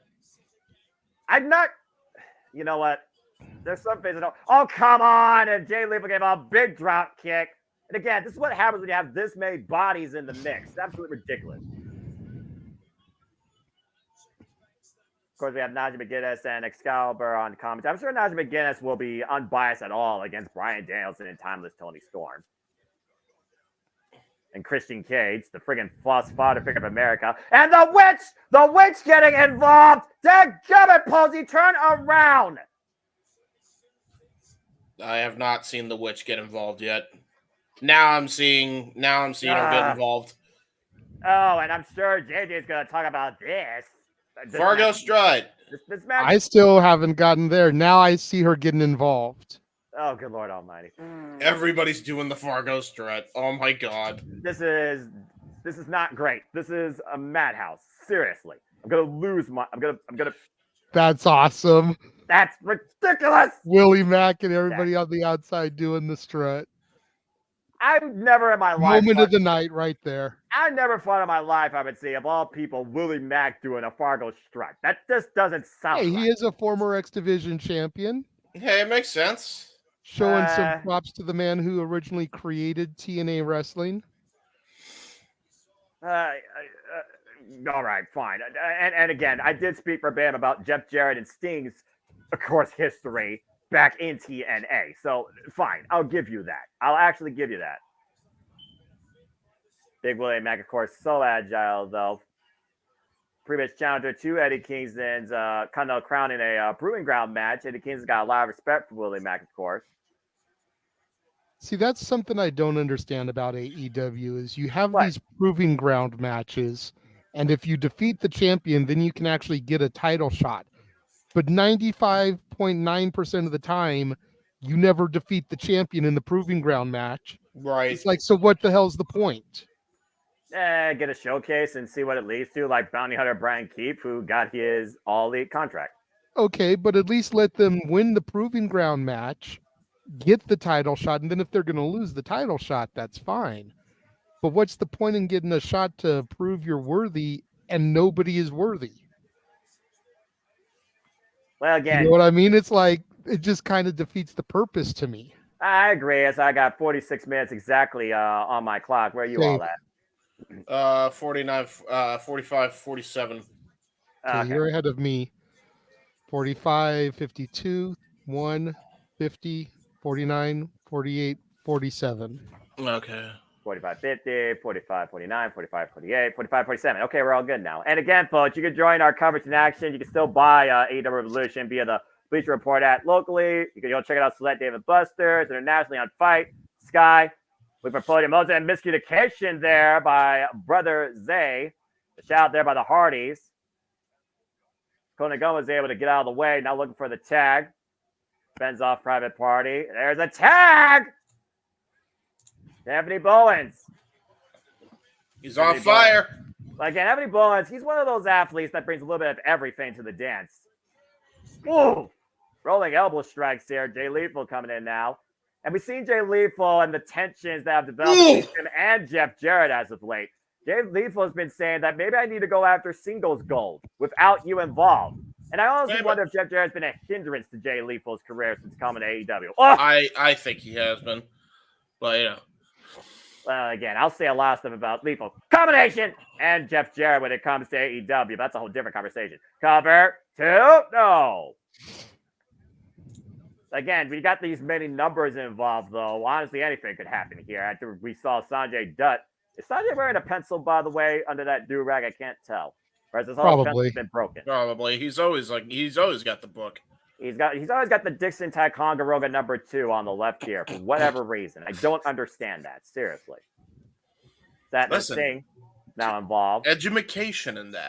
Oh my! Ow. And there's some physics involved in that. Oh my God, they killed Anthony Bowen. Yeah, you bastard. The definition of a ragdoll in play here. Jay Lethal now. You're just, that's it? That's all you're doing, Satnam? Like, come on now. That's what big men do. Big men don't have to do I was going to say, Satnam about? Singh we all know is limited, but at least they play to his strengths and hide his weaknesses. Exactly. They don't throw him out there like the great Khali. Listen, in a freaking Punjabi prison match. We don't talk about that. To try and freaking carry a main event of a pay-per-view. Listen, they have him on the 0 hour in a 12-man match where he can come in, chuck somebody like a rag doll, and tag out. Listen, I'm just saying. So am I. I'm just saying that Satnam, he actually isn't that limited because I see this one dark match where he actually moved around pretty good for a big guy. So I'm just saying, I mean, he's got a good finisher and he never gets to show it off. Oh! Russian leg sweep. Wiley cutting Jeff Jarrett, of course. Little Garvin stomp action here from Jarrett. And working his way around the body. And we're in Jim Crocker promotion country here, by the way, JJ. Greensboro, North Carolina. So the Jarretts know all about this domain. Oh, damn right. That's why we had Davy Crockett earlier, the king of the wild frontier. Did you know he killed himself a bar when he was only 3? No, I didn't know that. Dang. Wait, is Jim Crockett related to Davy Crockett? Inquiring minds. I think we're blurring the lines between history outside the wrestling industry and on the frontier, but you know what? It's okay. We're all learning. It's all right. Just wait till I get to the tag team match and you get hit with all my Sting puns. As Jeff Jarrett got hit with a neck breaker out of the corner, Anthony Bowens here, critical moment to make a tag. Daddy Ass and Max Caster stand ready. Critical moment here in the match right now. See, Bowens has to maneuver a lot more distance, though, than Jeff Jarrett. Who's going to make the tag here? Who's going to find the opening? Jeff Jarrett makes the tag, it looks like. And also got the tag, Billy Gunn. Billy Gunn, Willie Mack. Oh, boy. I wouldn't mind seeing that one-on-one match. I'm not going to lie. Right hands everywhere. Well, again, he's an ass man. I wouldn't mind hearing that. Billy setting Willie Mack up for something here. Uh-oh. Suck it. Oh, I know exactly what he's saying here. Oh! Satnam Singh got involved. Stunner from Willie Mack. My God, and Jay Lethal coming in with a cutter. Stunner cutter combo. Uh-oh. Isaiah Cassidy going up to the top rope, looking for something bigger out of the corner. Swanton bomb. Shooting star coming up here. Oh, 450 splash. Momentum carried over. Willie Mack with the cover. All parties involved. 2-0. Ooh, Billy Gunn kicked out. Oof. Great strength shown by Billy Gunn. Resilience there. Able to survive that onslaught. Now Willie Mack going up to the top rope. Uh-oh. Uh-oh. Oh, my God. Nobody home. Ow. Willie Mack's gut is hurting. Billy with the tag to Switchblade Jay White. The Catalyst himself. Ready to slice the throat of Willie Mack, Blade Runner incoming. Oh, wait a minute. Private Party, Isaiah Cassidy flies off the ropes, and meanwhile, it gets coming a 310 to Yuma. Uh-oh. Oh, Greenberg, Jesus. Greenberg cross body. Yeah, that he whiffed he whiffed one of those people with it. Uh-oh. Mic the arrival. Max Caster with the mic drop. But will that do it? Again, he's not legal. Billy Gunn is legal. Or excuse me, Jay White's legal. Losing all control here. Jeff Jarrett just sent Bones over the barricade as we are just literally, as of right now, 40 minutes away from Revolution officially taking center stage. And oh boy. Oh no. That's Jay White right now. Hold on. All right. It's not often you see somebody out-hype Billy Gunn. Right? Yeah, right. Now Satnam Singh's getting in there. Again, that's what you're the big man for, right? Equalizer. Oh, Jesus. Oh, Jesus. Can you imagine this guy involved in the meat division? I'm just saying, oh, chop block and barely phases Satnam Singh. Finally kicking the knee, brings him down to a knee. Little double team here by Jay White. Famous Sir Connect by Billy Gunn. Willie Mack still legal, though. Press kick. Oh, meanwhile, Blade Runner! Oh, Blade Runner! that's it. White with Counts the 100. cover. Bang, bang, scissor game with the win. Damn it.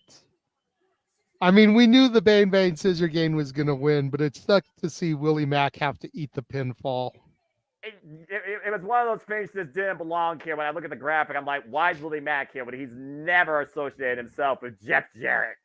You kind of knew what was coming from the get-go. I know. But hey. All right. Let's Bullet get Club. back to business here, James. Yeah, back to business. After guns up, scissors in, bang, bang, scissor game with the win. Yes. Hello. Good grief. That's a lot of gold. That is a lot of gold. There's a lot of belts. So your thoughts on what should be the main event? My thoughts on what should be the main event.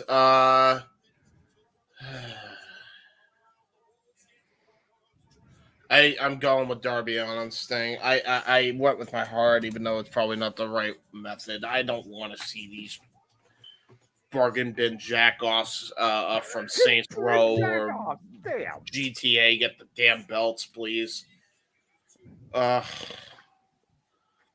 Miami Vice, my ass.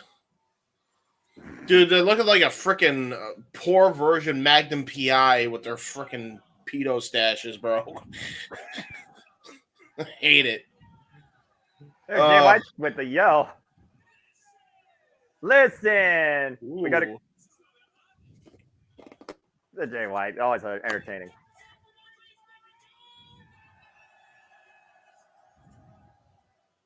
Oh, good grief. Well, I will say that was a fun matchup. You were right, and it was fun. I enjoyed it. I can't remember last time Jay White was in Greensboro. Yeah. Cheap pop. Cheap pop. Cheap pop. Oh, the cheap pop. 37 minutes of waiting. Oh, boy.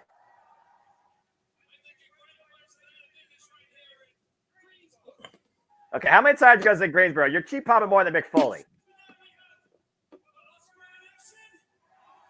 And no stranger to Jay White.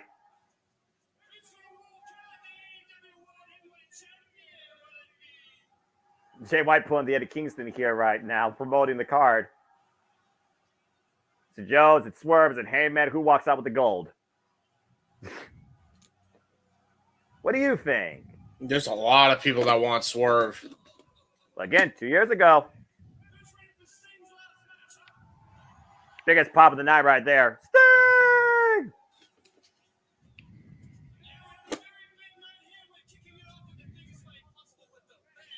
Dang, Scissor Gang. Where's Juice Board at? There was their last member, right? Where's their last member?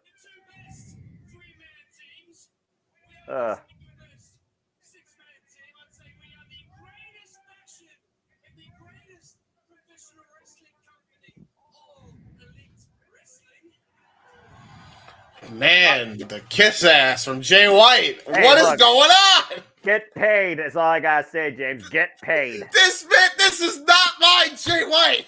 My Jay White was a snake, and now he's kissing ass. For all you know, he's still a snake. For all you know, James, he's still a snake. Again, Switchblade Jay White, it is still his era. Yeah, maybe he's playing the long con game. That's I'm just saying, there's a reason we have 2 sets of trios titles here, I think. Yeah.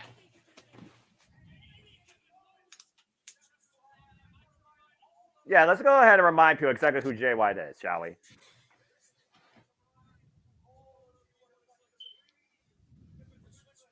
The Switchblade in his new era.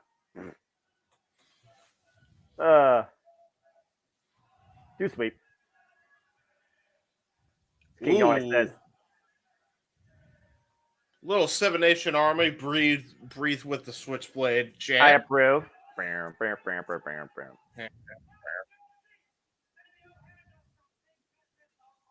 Ooh. Oh, big business of your own, huh?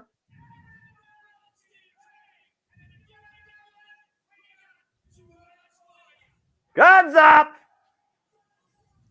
Well, Jay White's saying that he might handle some of his own big business very soon here in AEW. And of course, we have big business coming up that we will cover here at the JMN Multiverse of Media from Boston and the TD Garden. Stay tuned for more on that, folks. We'll be covering AEW Big Business. That is Wednesday, March 13th. And you can still get tickets if you choose to go.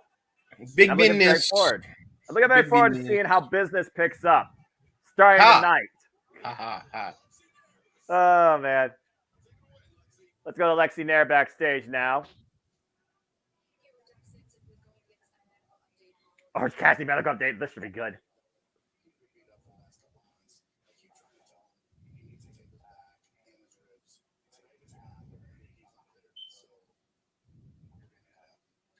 So he's going to tape up his back and ribs or he's not clear.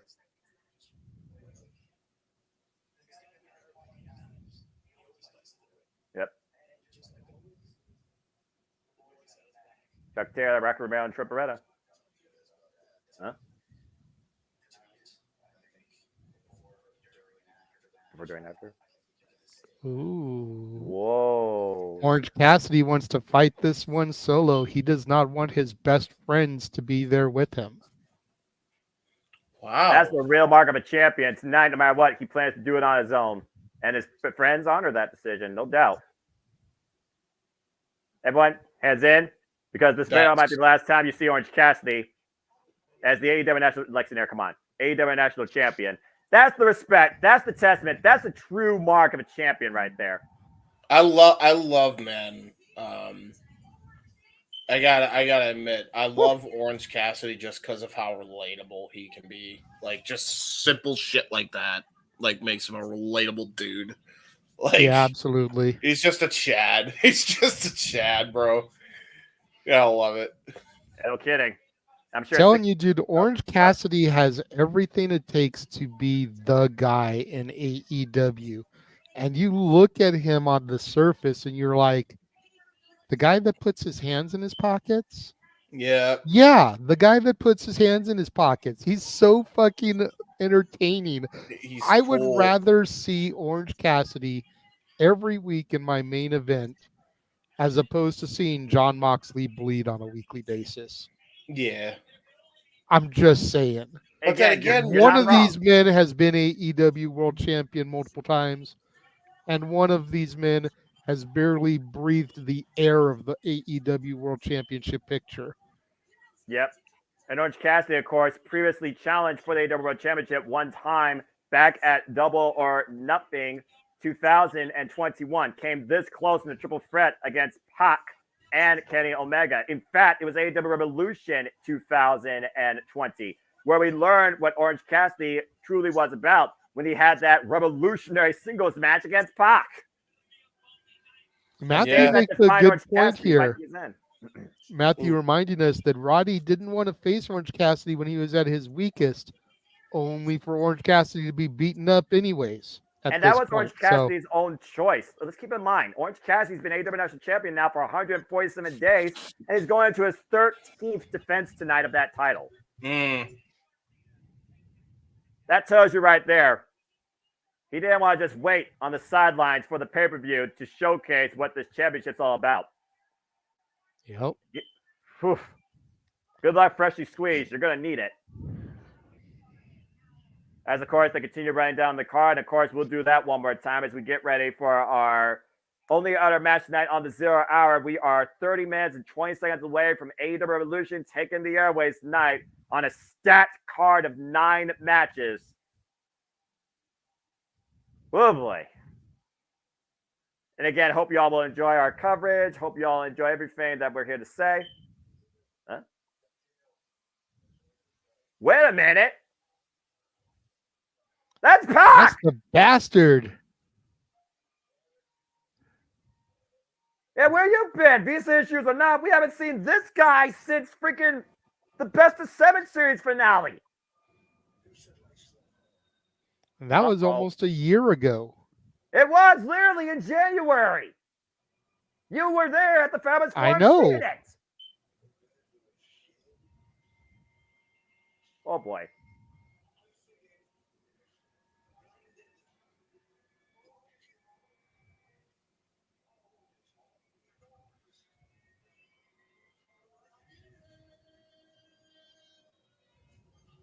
Uh-oh.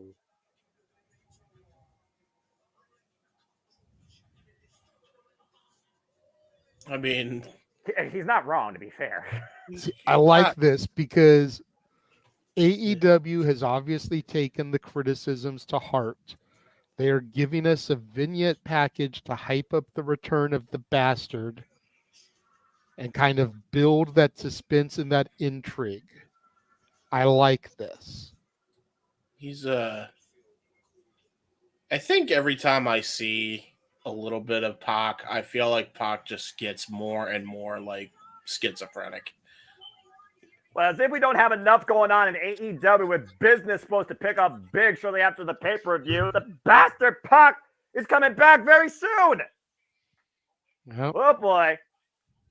Again, how fitting, by the way, that played after, again, the guy that we just talked about, that these two literally went one-on-one against her at this stage. Well, anyway, it looks like right now we're at 28 minutes, 5 seconds, back with David Crockett and Tony Schiavone. Yes. Tony Schiavone interviewing the King of the Wild Frontier. Again, I didn't know much about Jim Crockett Promotions without Jeff Meacham, and me and Jeff, of course, covered Ric Flair's last match. Yes. Speaking of Jeff Meacham, he's here. Say his name and he appears. He's not Joe Hendry, but he's Jeff Meacham. Jeff, how crazy is it to see Tony Schiavone and David Crockett on our screen in 2024? My brain hymno register. Like the hell is that? Okay, so before I even get going, is everybody already watching on the same person's login? I'm on Bleacher Report. So I'm on YouTube right now because it's the free for all. I'm going to Bleacher Report once the thing actually kicks over. Mr. James? I have the Bleacher Report feed going on. In case one feed gets knocked off the air, I have it on Discord in case anybody needs to see it. Okay, because I'm going to be that guy and watch it elsewhere since I'm not going to be, involved in a lot of the calling of the action. I'll watch the replay on Bleacher Report later. But just want to make sure I didn't log in without. You have Discord. You can go on my Discord. I'm streaming it there right now. I don't know if I have it anymore, and I'll be doing it on my phone if anything. Because trying to do it on here is going to make this thing lag like a sumbitch. That's fair. That's fair. So, but I appreciate that as always. Yes. So we'll just have to try to find it. But yes, I did hear about Mr. Crockett's appearance, and yes, it's not in any small way mind fucking me. No, not at all. The King right? of the Wild Frontier is here in Greensboro, North Carolina. I mean, the man, for God's sakes, killed himself a bar when he was only 3. Willow Nightingale. Well, that Yay, being Willow. said, let's boogie as we get ready for women's tag team action. 26 minutes till we kick things off officially. And Willow Nightingale is coming to the ring. While the women make their way to the ring, we did get a super chat from Marshall, $2. Thank you very much, Marshall, who asks, what if this isn't Steen's last match? You shush, Marshall. No. Yeah, don't put that out there in the ether. Let's actually believe that this is what it's being advertised as, and it will in fact be the final match. Well, I tell you one thing that's not going to be a final match, and that includes all the hostilities lately we've seen with Julia Hart and Sky Blue and Chris Statlander and Willow Nightingale. Of course, Willow Nightingale defeated Sky Blue 18 days ago, while the former TBS champion has 23 wins in her past 27 matches, but lost to Sky Blue this past Wednesday on Dynamite. Stokely Hathaway is happy? He's smiling with Statlander? What the hell? Mm-hmm. You really haven't out of the loop, have you? Stokely has a schoolyard crush on Stat. For real. Stokely feels about Stat the way that every red-blooded man in that audience feels about the posterior of Sky Blue. Oh, for the love of Pete. I mean, Stop me when I'm telling lies, Noah. I'm just saying. I'm trying to bring James up to speed. Go ahead. Sky Blue makes her entrance. You don't have to bring me up to speed for this because I agree with the Sky Blue comment. I'm just saying. That's it. Yeah. Sky Blue, of course, faced while Sky Blue does come out. Yep. Sorry, Noah. While Sky Blue does come out, and Jeff is in fact here, wanted to let him know that King Mike super chatted you earlier, bro. Wishing you a happy birthday, as he's going to be invested in the show all night, and he wanted to make sure that that got to you. Thank you, King Mike. I appreciate that. And for those watching that were at the arena with me, thank you again for the lovely well wishes and happy birthday. Happy birthday also to King's mascot, Bailey, who had his mascot heavy friendly celebration. Kingston says hello, JJ. Kind of, half-assed, but yeah. Man, what an entrance! Kingston was there. I love her entrance. Yeah, as we all should, by God. Well, again, we talked about it last year. We arguably called her the most improved athlete in AEW last year, finally winning her first accolade, the TBS Championship.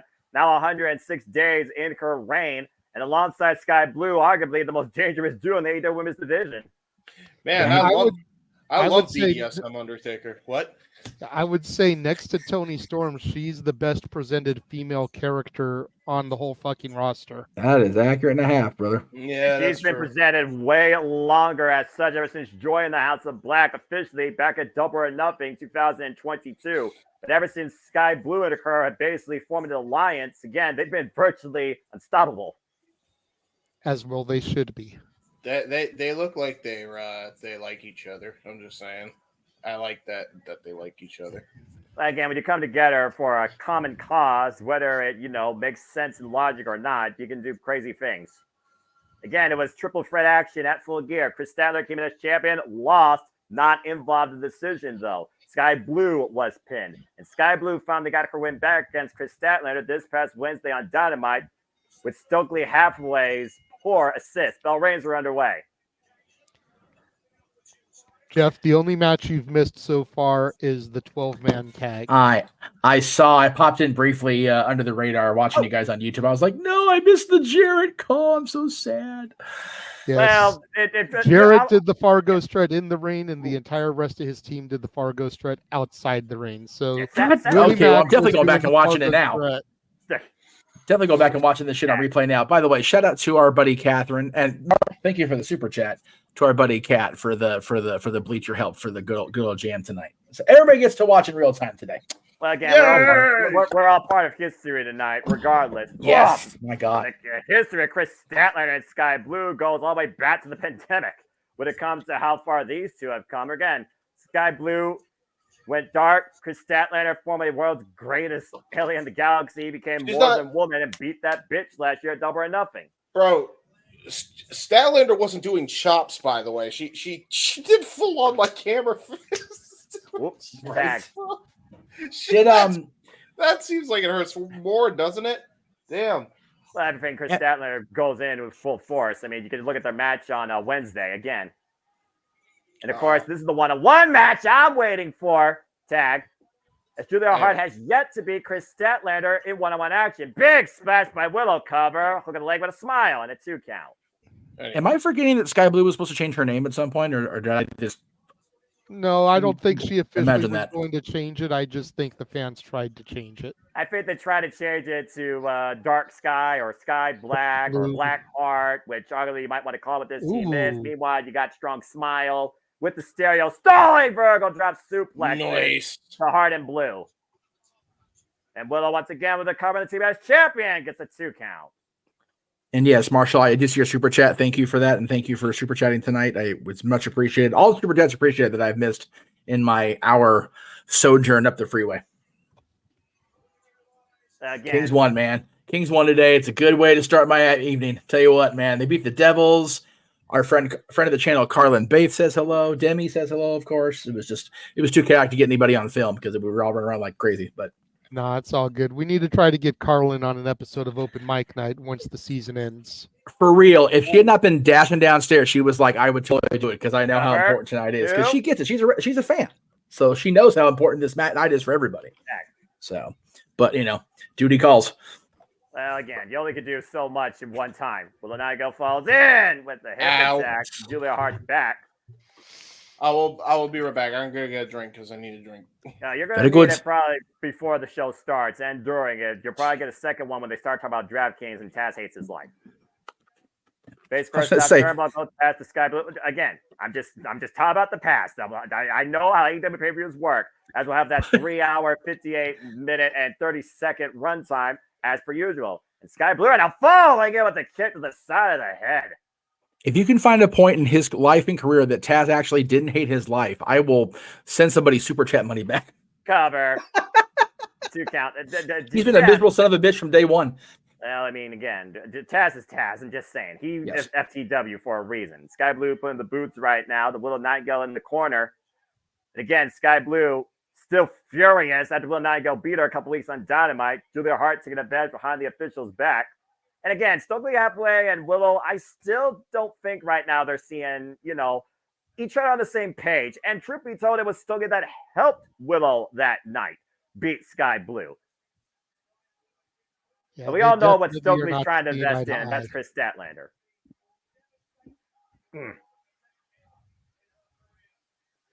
Sky Blue decking Willow Nightingale. Willow Nightingale forward NWW Strong Women's Champion, Owen Hart tournament winner.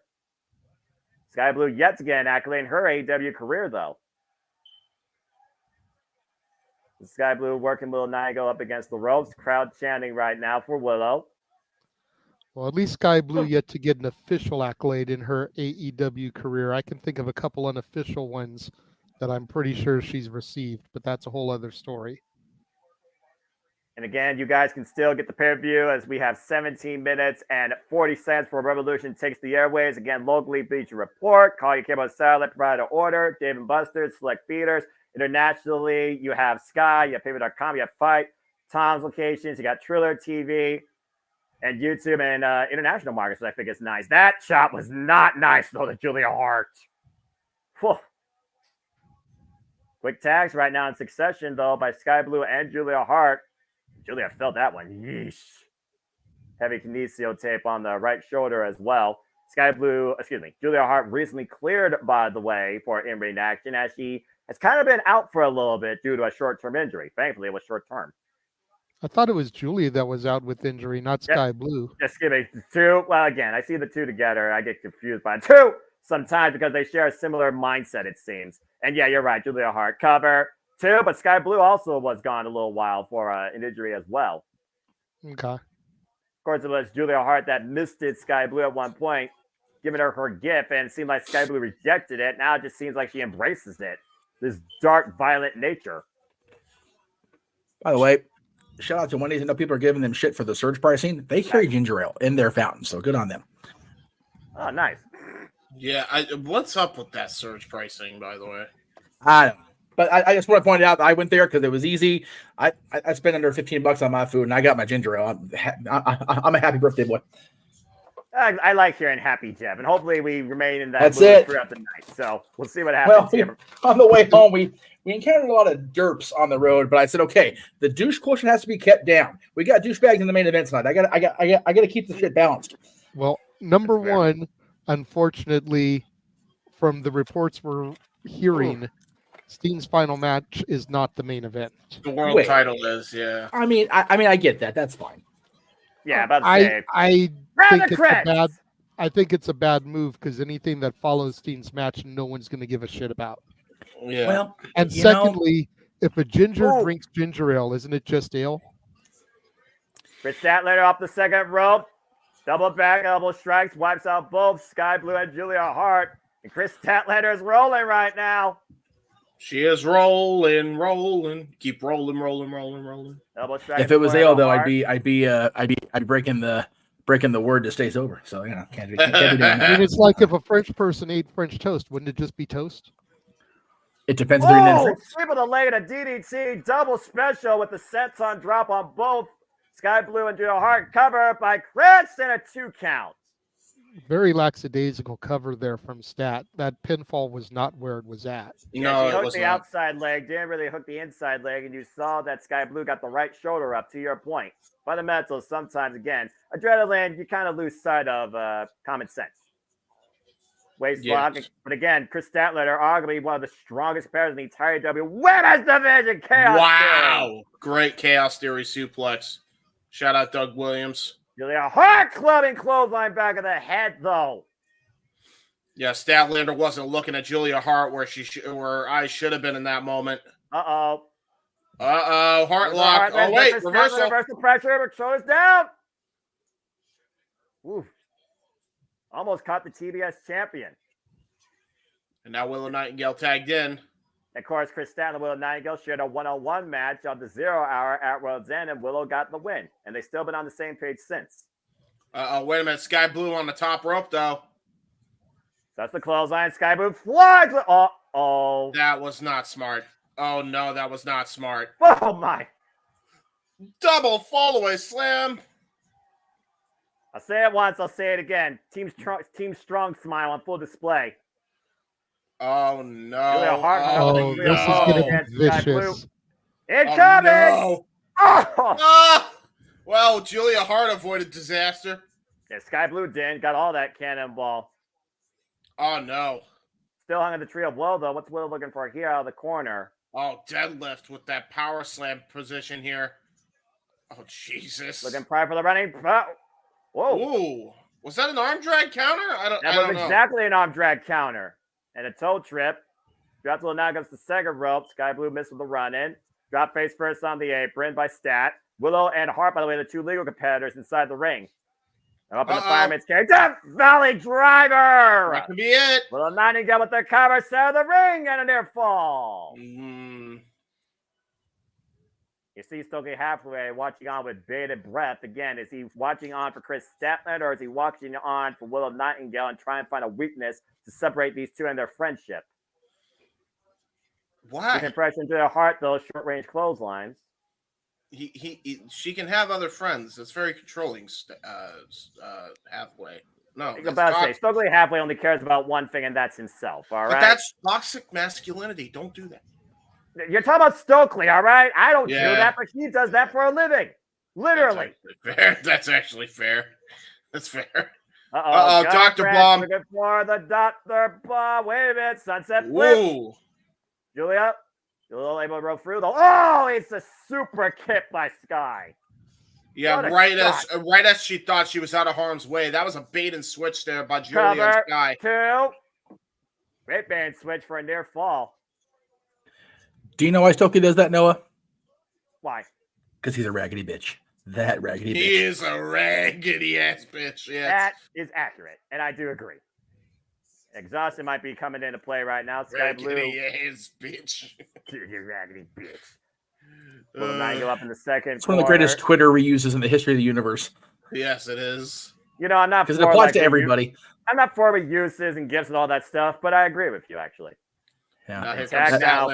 Here we go. And again, this is the one-on-one I've been waiting for because, in my opinion, until Julia Hart beats Chris Statlander one-on-one with the TBS title on the line, Julia Hart has not risen above Stat. Roundhouse kick denied. Elbow strike. Stat drives Julia Hart to the corner. Falls in. Julia Hart. Ow! 2 boots to the sternum. That was not good. And now Julia Hart might be looking for that moonsault out of the corner. She gonna pop it off. The chance she hit it, take it too long. Connect with the moonsault. Cover 2, and Willow with the save. Who is designing Sky Blue and Julia Hart's gear? I want their phone number immediately. Yes, I agree. Just saying. Julia believes that she had it, to your point. Give me ideas. They're not pretty. I was saying, your ideas sound darker than the idea right now of Julia Hart. Oh! Oh, Jesus! Jesus Christ. What a run-in by Sky Blue. Boot to the side of the head. Oh, and a drop kick to follow up by Sky Blue. Damn. And she has ass, so it cushioned her fall. Oh, I mean, there you go. Again, though, 2 legal pairs Poor in the ring. Noah. Chris Statler, Julia I know, Hart, right? 10 minutes away. I'm just watching the monitor and following the match. All right, I'm just doing my thing. Sky Blue now tagged in. I am too. I called out a proper call. She has cushion to break her fall from a drop kick. This is an accurate statement he made. Yes.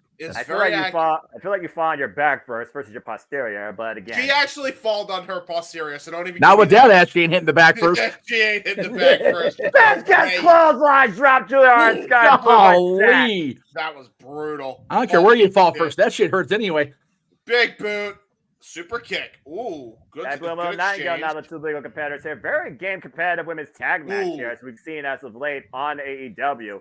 Sky right now might be looking for the close tonight. Meanwhile, Willow. Bounce! Period. Go ahead, JJ.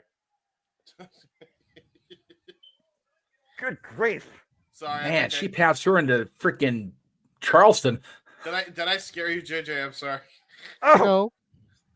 Oh shit! JJ remembers. Bomb I did the same thing.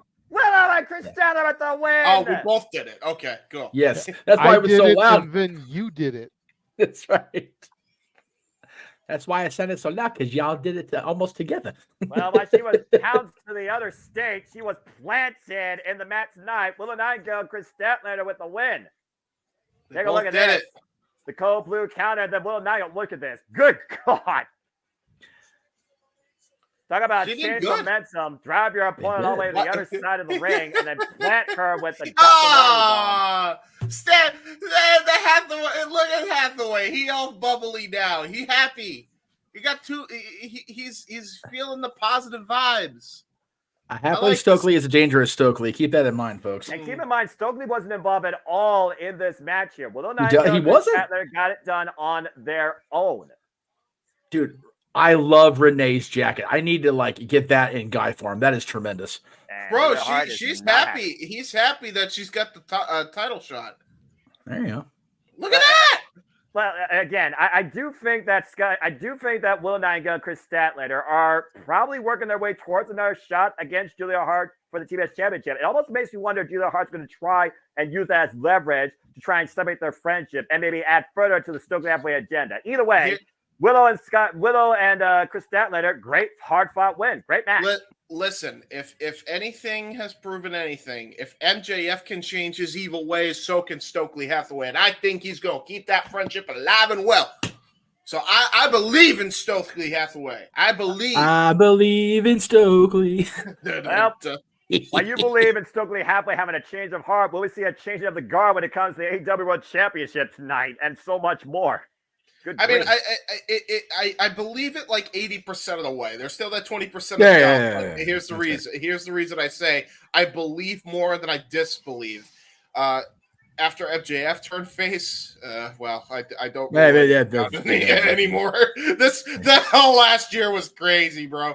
I don't rule anything out in this industry anymore. No, absolutely not. That's absolutely fair. And what Jeff talked about, everybody hitting the reset button, the outro at the beginning of the year, I think everybody has done that and more. And I think we're going to see more of that tonight at Revolution for AEW.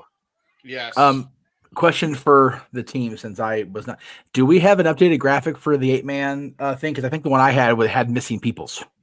The one you have does have missing peoples. I was actually trying to look for one right now.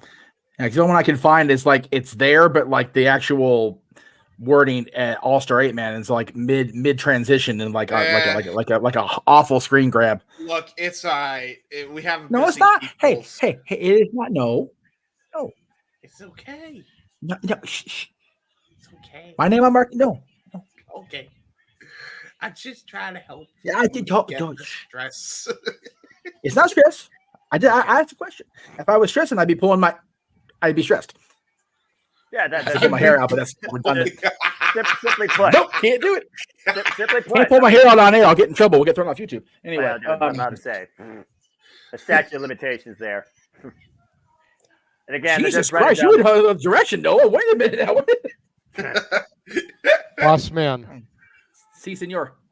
Check your messages. Messages. Look at that packed audience, that that packed was good. arena, that sold out Greensboro Coliseum. That is awesome. Hey, I love seeing the old Coliseum still operating. One of the few from the day still in operation. I love to see it. And we are officially 5 minutes away from AEW Revolution taking the airways right now. So again, this is the perfect time for everybody to get their last thoughts in about anything. As again, we prepare for this amazing 9-match card that's ahead. As AEW Revolution is literally just minutes away. And hey, think of it like this, Jeff. They didn't change it to the Kia Coliseum. Still, because I'd have to go be. Hey, like I said, I have got this man saying fabulous form and not sponsor name. So I agree. I am all about it. Anyway, as you were saying, JJ, sorry, I had to get that in there. James, what is your favorite era of Sting? Well, the era I grew up with Sting, which would have been TNA. I did like his WCW run and his Jim Crockett run when I went back and watched those eras, but for me, TNA was what I grew up with when it came to Sting. Sting was the man. He was the icon there. I love that. I love the Main Event Mafia run. It's still one of my favorite eras of Sting. And a lot of people disliked it, which is fair enough, but that's what I grew up with. So, hey, that's fair. That's fair. Noah? Again, as I said, it was all about TNA for me. But you talk about eras. He had like 3 different eras. There was the guy that was on the outside, a crow of sorts. There was Main Event Mafia, and of course, my favorite, Joker Sting, because I never saw somebody so unhinged, deranged, crazy, entertaining in the short span against Hulk Hogan in my life. And then, of course, Eric Bischoff, and everything about Joker Sting will always be some of the most memorable moments to me. Yeah. That's fair. That's fair. I mean, I got to co-sign with you. I think the Joker era of Sting arguably was some of the best work he's ever done, aside from his current AEW run. Yeah. You know, you can talk about the birth of the Crow and the feud with the NWO, but I wasn't watching that. And to everybody's own admittance, the Starrcade 97 main event kind of made the whole project shit the bed. And WCW take creatively even more. And then you've got him spending an entire year and a half fighting the NWO just to the next year have him joining the NWO and the Wolfpack. Yeah. So there's logic right there, 101. Right. But yeah, I gotta go with the Joker Sting. There was just something about the way he tapped into the Heath Ledger Joker that made it seem as fresh, if not fresher, if that's even possible, right, than Heath Ledger's own performance of the Joker. Boss man? This is probably harder for me than for anybody else because I've been watching from the beginning. I first started watching WCW tentatively, and by the way, the edited graphic is in your inbox if you want to change the image. I see it. Thank you. Yes. See, I saw Sting. I heard you guys when I was getting ready to when I had gone off screen but had not yet signed out of the room. I was hearing talking about when you saw Sting when you first. I saw him live at a 1994 WCW house show at the Anaheim Convention Center. I see you were watching Surfer Sting.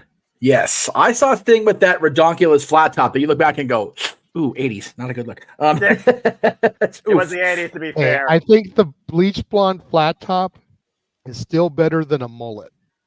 Yeah, to be fair. More than fair. Agree. More than fair. I agree. And for the record, I always forget what the card was. My brain just does not do that. Sting defeated Lord Steven Regal in Anaheim. Ooh. So there you go. I got to see me some Sting and Regal. Yeah, I got Opening to match, see by the Sting way. in the franchise in the main event of a Thunder. So. Oh, that's right. He did work Shane Douglas on that Thunder. I forgot about that. Wow. God, talk about spanning the generations. Freaking Shane Douglas in 2000 versus Shane Douglas when I first saw his ass in the WWF in 91. Holy moly.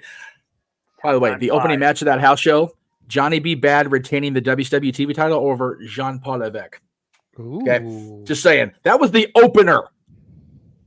Damn. Anyway, as we get the FBI warning, do not steal this show. We will find you. We will kill you. I got to read the Bleacher Report now. So yes. So I am torn because the first time I saw Sting was as the classic Sting, and I really didn't commit to watching WCW until the Great Red and Yellow crossover. Let me be honest, because that's what I am.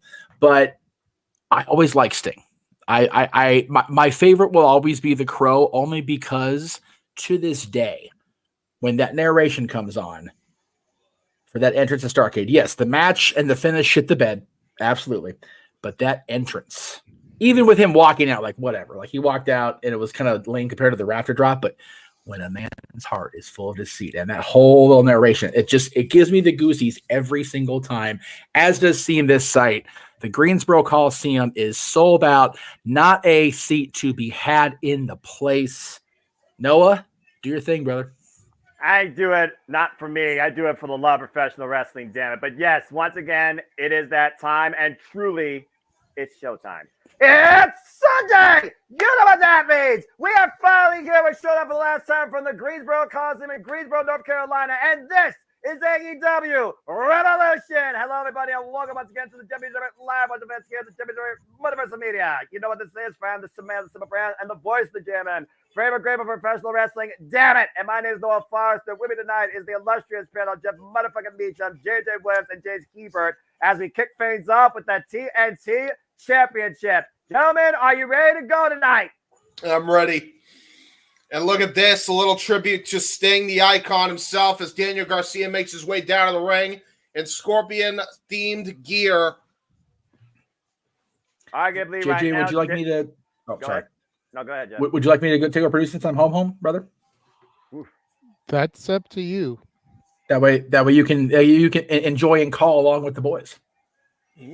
I need to load up the Discord here because the Bleacher Report isn't loading on my thing. Okay. Well, I will go ahead and I'll go ahead and get the match graphic geared up if I can get the freaking thing to work. There it goes. And we'll let you do your thing, brother. And now here we go. We got Christian Cage coming out. Father of the Year. Nominate the man. I swear I'm going to go on a rant at some point during this match as this false patriarch makes his way adoring the TNT Championship alongside this Jezebel and this dinosaur without a brain. But yes, TNT Championship line this opening contest as here comes Christian Cage. Christian Cage has been the holder now 2 times with this touter, beating Adam Copeland at World's End after getting his butt kicked previously, only to capitalize off Killswitch's opportunity. But he's made it absolutely personal with Dale Garcia once again calling out the dead. And last year, Christian Cage was involved in Revolution, guys. Let's not forget he was buried proverbially 6 feet under. It's true. And usually in the corner of Dale Garcia, we see Daddy Magic, Matt Menard, but after last night being chokeslammed on a steel chair by Killswitch, Dale Garcia very well might be on his own tonight. It's funny to think about, gentlemen, as Christian Cage gets ready to defend the TT Championship, Sting's full-time return to TNA after that one-off was in a partnership with Christian Cage back in 2006, and here we are 18 years later. And Christian's opening the night for us here on the main card. TNT Championship on the line, and with the amount of reinforcements that the patriarchy is, I don't know if Daniel Garcia's got a hope in hell. He's about burned every bridge, and if he didn't burn the bridge, I think Christian Cage and the patriarchy did it for him. Yes, but he's we have Bobby alone. Edwards refereeing, so maybe there'll be some fair play involved here. And let's also, and everyone loves an underdog story. Daniel Garcia said himself, if he has to go from the bottom to the top 100 times lower to finally hold gold in AEW, he's willing to do that. Daniel Garcia has been on quite a roll, though, after being the patriarchy in trios actions and taking Adam Copeland to the limit. It was Christian Cage, though, that neutralized Adam Copeland with a concerto, which is why we don't have the Radar Superstar involved in tonight's event. Arguably, Adam Copeland was the biggest threat to Christian Cage, but it's the threat that you don't consider that could surprise you. And I think Daniel Garcia could very well be that tonight. He could be, but Christian Cage has been a threat since he's got this damn title. Held it hostage since June 17th on Collision when Luchasaurus won it against Wardlow. Wearing his damn turtleneck, bastard. Hey, do not hate on the style of one Captain Charisma. I will always hate on the style. This shit looks ridiculous. You could be critical on You're the style. just jealous because you can't pull it off, Hebert. Hey, no, I'm not jealous because I wouldn't If ever you try had to. that body, you would rock it too. No, I wouldn't, because what's the point of wearing a goddamn turtleneck if you have a body like that anyway? It doesn't make any sense. It's fashionably incorrect, and it's sleeveless. It makes no damn sense. Shayna Wayne thinks it's hot, and that's all that matters. She's a Jezebel, if you will. Well, listen, Christian Cage is a married man. He is living a double life. If that's the case, it's not good. This is the same man that literally had his daughter ejected from the arena. Father of the year, my ass. That's true. That is true. Aubrey Edwards trying to get a little bit of distance here between Garcia and Cage. And of course, as we know, championships can only change hands via pinfall or submission inside the ring. Championships advantage via counter disqualification.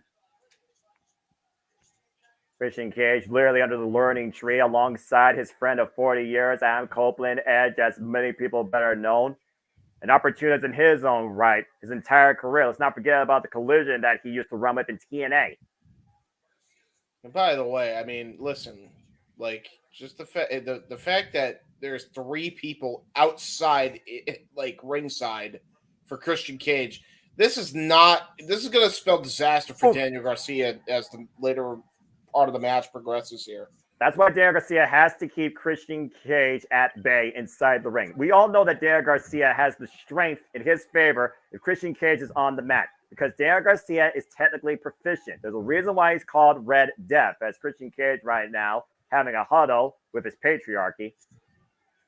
Yeah, and by the way, I mean, this the only reason she's even saying it's hot is genuinely because she's brainwashed like everybody else here. Like, Christian Cage is a master cult leader. He has been for years, but only since he's been in AEW has he really showcased that to be the case. So, yeah, I mean, I don't know. Well, let us not forget that Christian Cage was able to corrupt and turn AJ Styles against TNA and have him join Christian's coalition. Exactly. Yes. Point. He's always been a manipulator. I mean, let's think about it. At Wrestle Dream in Darby Allin's hometown, he manipulated Nick Wayne to turn his back on his best friend. And then following that, he almost manipulated Nick Wayne to concerto his own mother. And the fact that Adam Copeland saved Nick Wayne from a possible freaking concussion, and yet she's the one that cost Adam Copeland the TNT Championship in Canada, it just goes to show how far Mother Mary's go for her own son, but also how manipulative Christian Cage can be. Speaking of manipulative here, you got to beware of Christian. We know that he's good at playing mind games. Went for that jump over Daniel Garcia on the drop down, and looks like Christian Cage tweaked something. Thumb to the eye. Of course. To my point. To your point, the savvy veteran at 50 years of age and freaking 28 years in the game. Daniel Garcia got hook, line, and sinker, and that goes to Daniel Garcia's inexperience. 25-year-old young prodigy in his own right with 7 years of experience. I wish I could look as good as Christian Cage at 50 years old. I am just saying. Yeah, I mean, there is that. Line there from Garcia. Still wouldn't wear the turtleneck though. It's stupid. Christian Cage also, by the way, came in his AEW career, AEW Revolution, signing his name on the dotted line. AEW Revolution 2021. Hey, you think Christian Cage thinks this is a new fashion, so it'll be on Fashion Week, strutting on the freaking aisle? Because I mean, I know who I want to dress up as for Halloween this year. Dude, I mean, Christian Cage might as well be one of these freaking ridiculous dress-up artists. Oh, neck breaker. And nothing pretty about that. Just effective. Cover 2 and a 2 count only. Yeah, Christian Cage has been dominating the early part of this matchup. Daniel Garcia really needs an opening here, but Cage, the wildly veteran, to your point, JJ, not giving him that opening and just choking him out on the ropes here. He knows that he can't. Daniel Garcia is the type of guy that if you give him an inch, he'll take a mile. Yeah. But he's also, Daniel Garcia also can be very emotionally combustible. Let's not forget that. Let's not forget what Christian Cage did to instigate Daniel Garcia in the first place. Yeah. A snapmare takeover there. Elbow top to the head. And now what the heck is Christian Cage? Oh, no, a little mocking of the woo. Oh, no. No, just a flex. Showing the people what it's all about at the end of the day. And since that fun of the guy, Christian Cage has been in full control of this match right now. And honestly, probably impaired Daniel Garcia's vision here. The chin lock. A little bit. Thank you both in the chat room for the continued birthday wishes. Much appreciated, guys. Thank y'all. I appreciate everybody here. Please subscribe, comment, tell friends, super chat, Casting Studios. If you want to dictate the conversation, donate to dictate. We're with you the entire way, giving you the entire results and outlook of this pay-per-view event, AEW Revolution. Daniel Garcia right now trying to build momentum, just teeing off Christian Cage in the corner. Yeah, former MMA fighter, a little MMA, showing off that amateur background. Oh, no. Well, and there's that pro wrestling background of Christian Cage. Yep, Daniel Garcia took too long perched up on the top there. Christian Cage seized the opportunity. Yeah, the double axe handle from the top rope onto the outside, and Christian Cage, as you said, JJ, give him an inch, he'll take a mile. Christian Cage going for broke here. Taking out Daniel Garcia on the outside. Again, towel cannot change hands via count out, but also Christian Cage might just look for a count out. By the way, I noticed on the replay feature, they are promoting the Season 3 Fight Forever Pass because that game is going swimmingly. Gotta promote your own products. Gotta do marketing, Jason. Marketing. Yeah. It's just a shame that they failed on the first launch. A for effort. At the end of the day, you can't fail unless you try.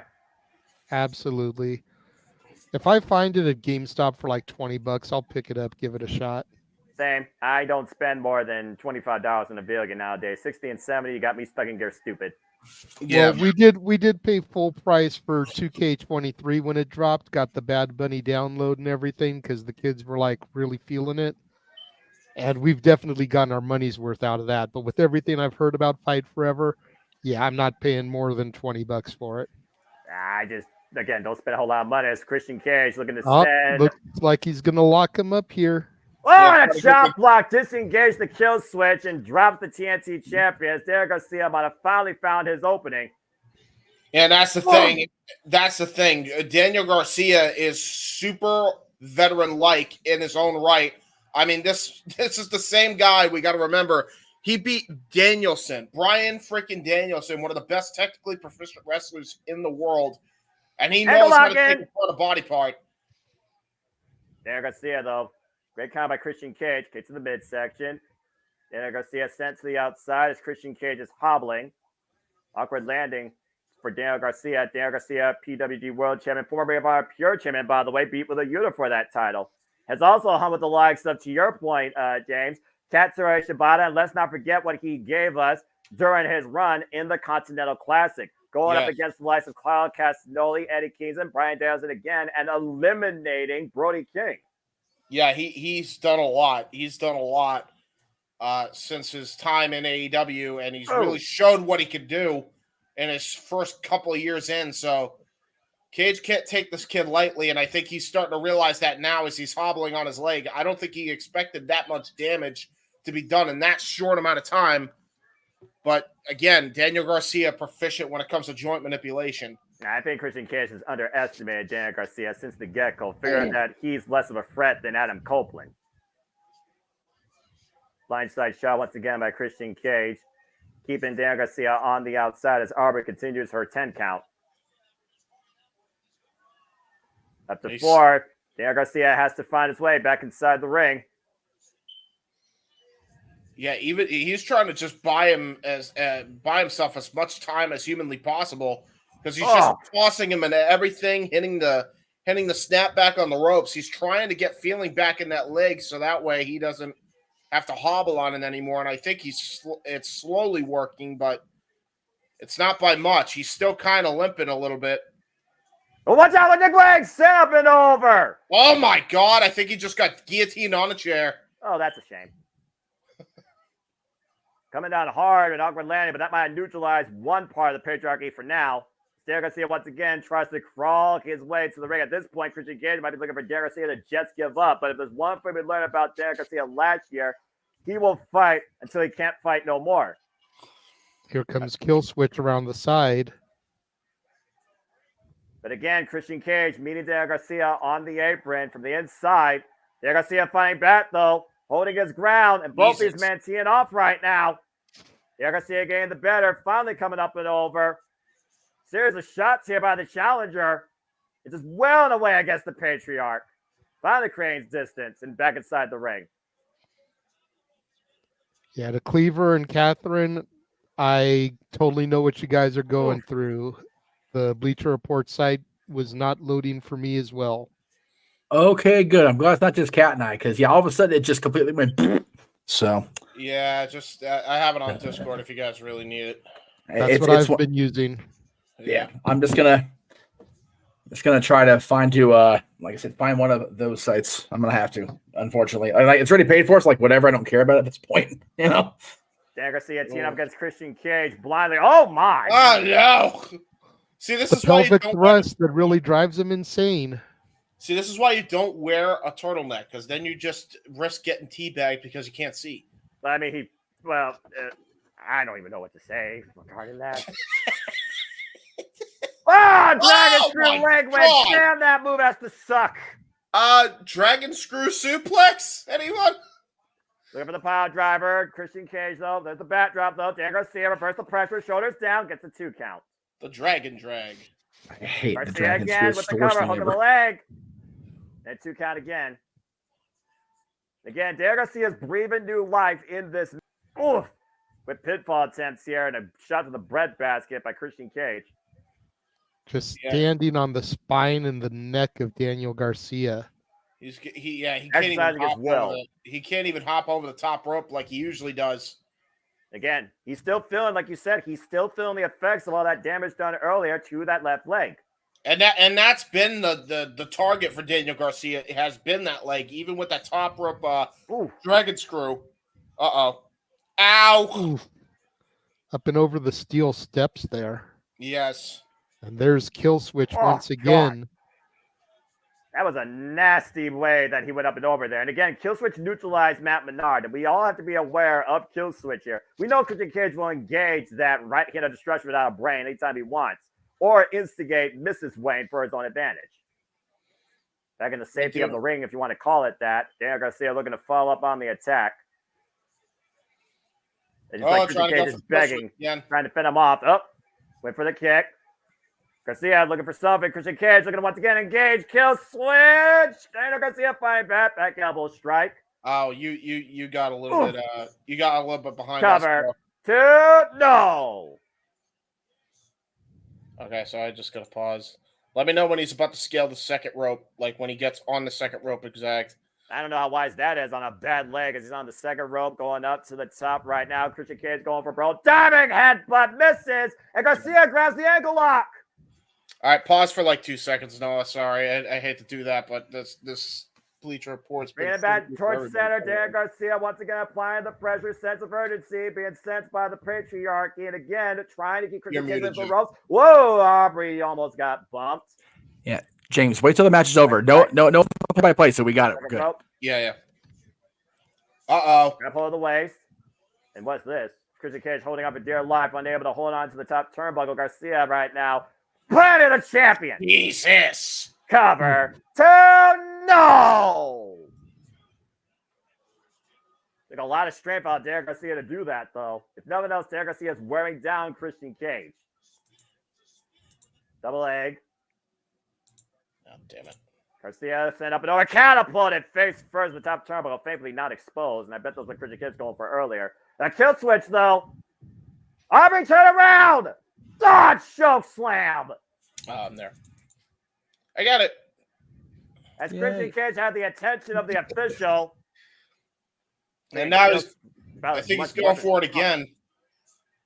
Got the crossbody that time. Hook on the near leg and a near fall. Yay. I did it. You did the thing. I did the thing. He did the thing. Kill switch beside himself, man. He cannot believe that Christian wasn't able to put Garcia away there. Well, like I said, I think this entire group underestimated the heart of Daniel Garcia. And now Kill Switch is furious. Might be looking to come inside the ring. Oh, wait a minute! Matt Menard! Daddy Magic is ringside, baby. A taste of revenge tonight! Whoa. Well, now, and Matt Menard's a real gentleman. He would never hit a woman. Well, yeah, he's a gentleman. Oh, but you'll block. I mean, hey, a man's got to stand up for himself at some point, right? Oh, man. And Matt Menard fighting off Kill Switch right now all the way up the entranceway. See, but there's a difference, gentlemen, between slapping a woman and bitch slapping a hoe. Jesus. God, you know what you said, not me. I'm the guy that's supposed to be playing my play, so perfect call by JJ. Best call I've heard in a while for AEW. Oh, we're going to again. The leg game out there. Going to see how Christian Cage. Driver! Hook on the near leg. 2 and no! Damn it. Does Daddy Magic got to slap a hoe? So close. I hope he doesn't have to slap anybody, especially a woman. That's it. I don't agree with this. Well, you know, so the sportsman here is coming from a long line of Native Americans. General Slapaho, for example, fought in the Great War. So, you know, look at this. Probably right here in Greensboro, North Carolina. North Carolina. That close to a new TNT champion. Was that Daniel Garcia's best shot, though? Well, you know, if I learned how to count better, he'd probably be the champion. Uh-oh, once again, going for the kill switch. Once again, the double leg, though. The jackknife, hook up both legs, cover 2. Oh, just found the saving grace of the ropes. He did. Escaping. Aubrey, see that with all that freaking hip flexing Garcia was doing. With the freaking cutter across the top rope. No! Damn it. Got him hooked. Like this, not like this. Kill switch engaged. 9-9. Oh, no. The float over by Uno, Christian Cage, dos, and Christian Cage retains. Damn it. The numbers against them again. The dude, he teabagged Daniel Garcia's payback, by the way, afterwards. I just want to point out. He just put his crotch right in his face as he pinned him. That's just insult to injury, bro. Balls to your face. Once again, Balls to your finds a way face. to escape with the championship thanks to his patriarchy. Damn it. What a shit. Go from freaking boots to asses with Dwayne to knees to face with Punk, and now we've got balls to face from Christian Cage. The evolution of wrestling, ladies and gentlemen. Hey, look, it really is like a Sting pay-per-view. It's like TNA. To the back. As we go, Lexi Nair, as the American Dragon Bryan Danielson prepares for his 4th singles encounter with Eddie Kings, and this time for the AEW Continental Crown. Yeah. Renee, his name is Bryan Danielson now.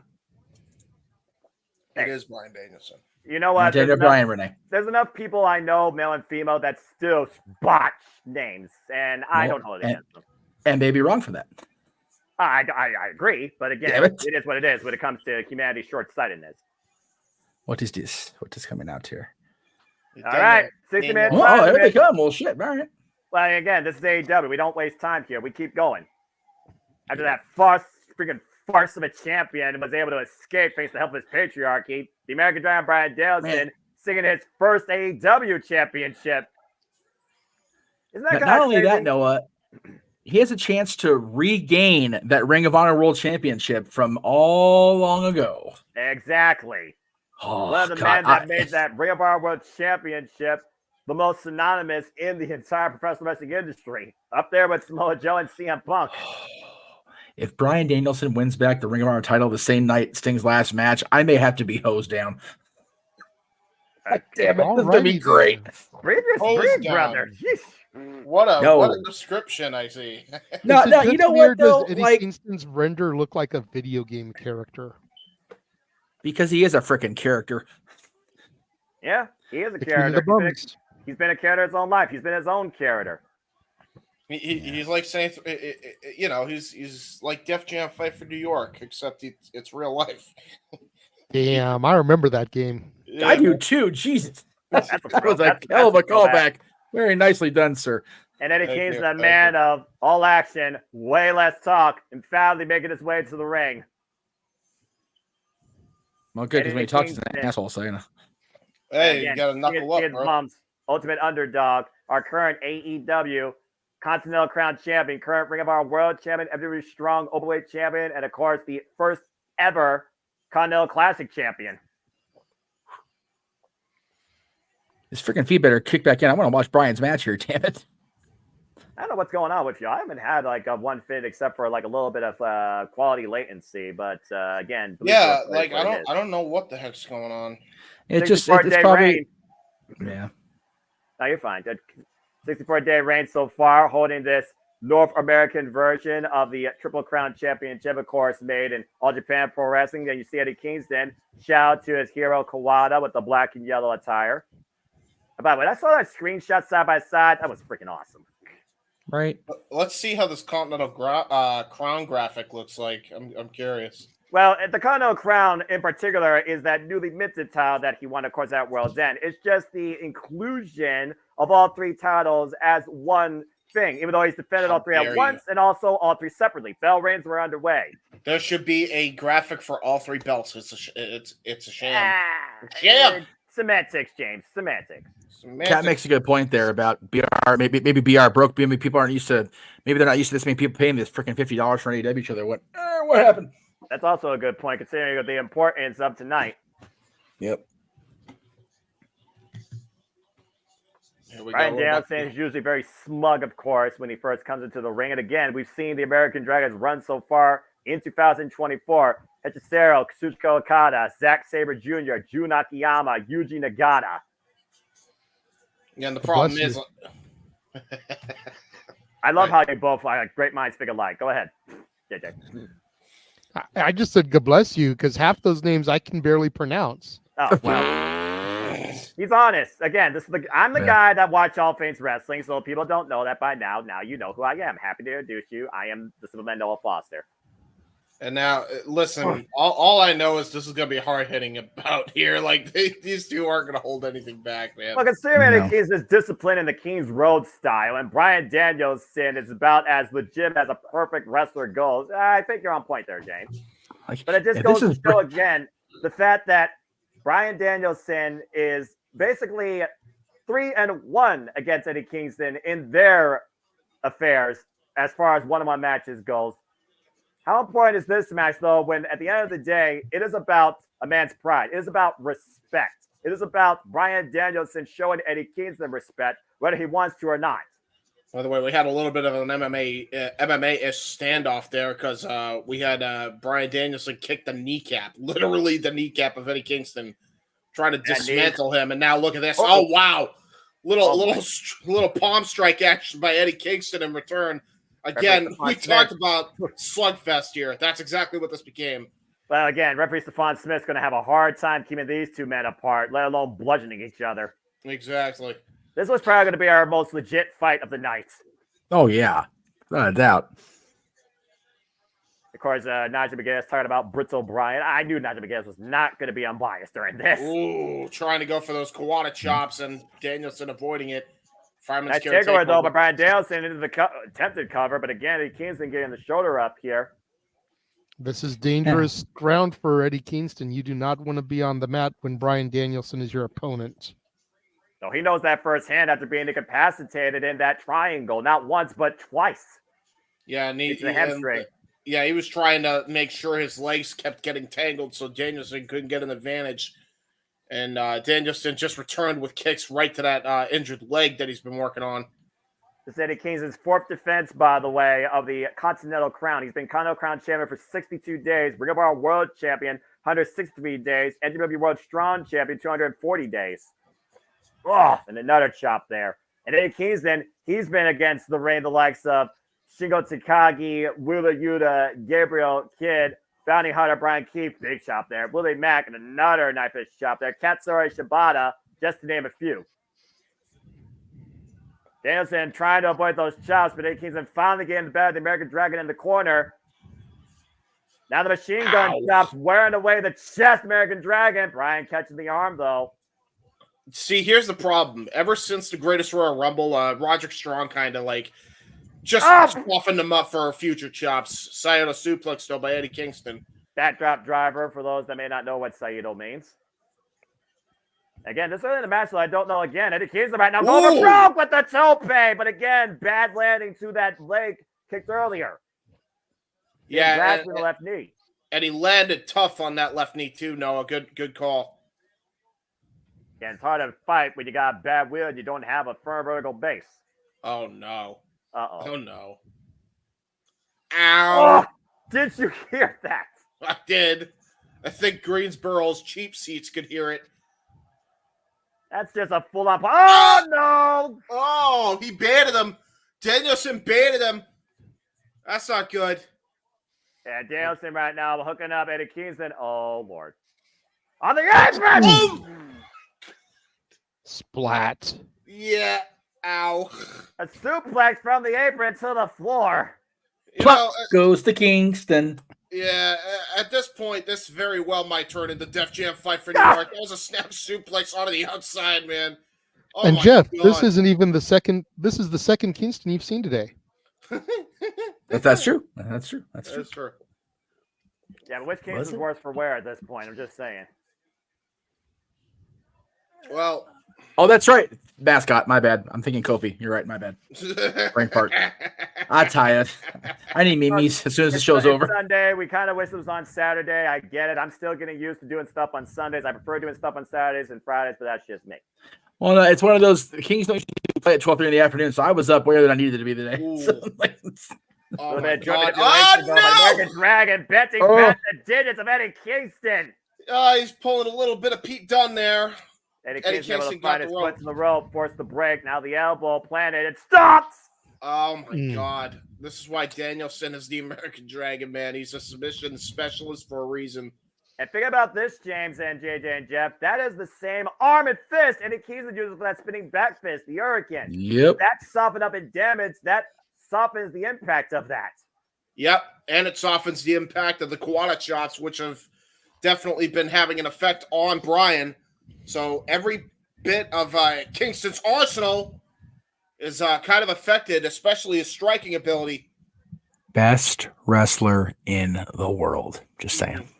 As that as he goes with the drop kick to the shoulder, by the way. The right shoulder. Breaking him down piece by piece, part by part, joint by joint, till he can't do anything but lay there and quiver like an ex-championship mass. Oh my gosh, your hand's not supposed to twist that way.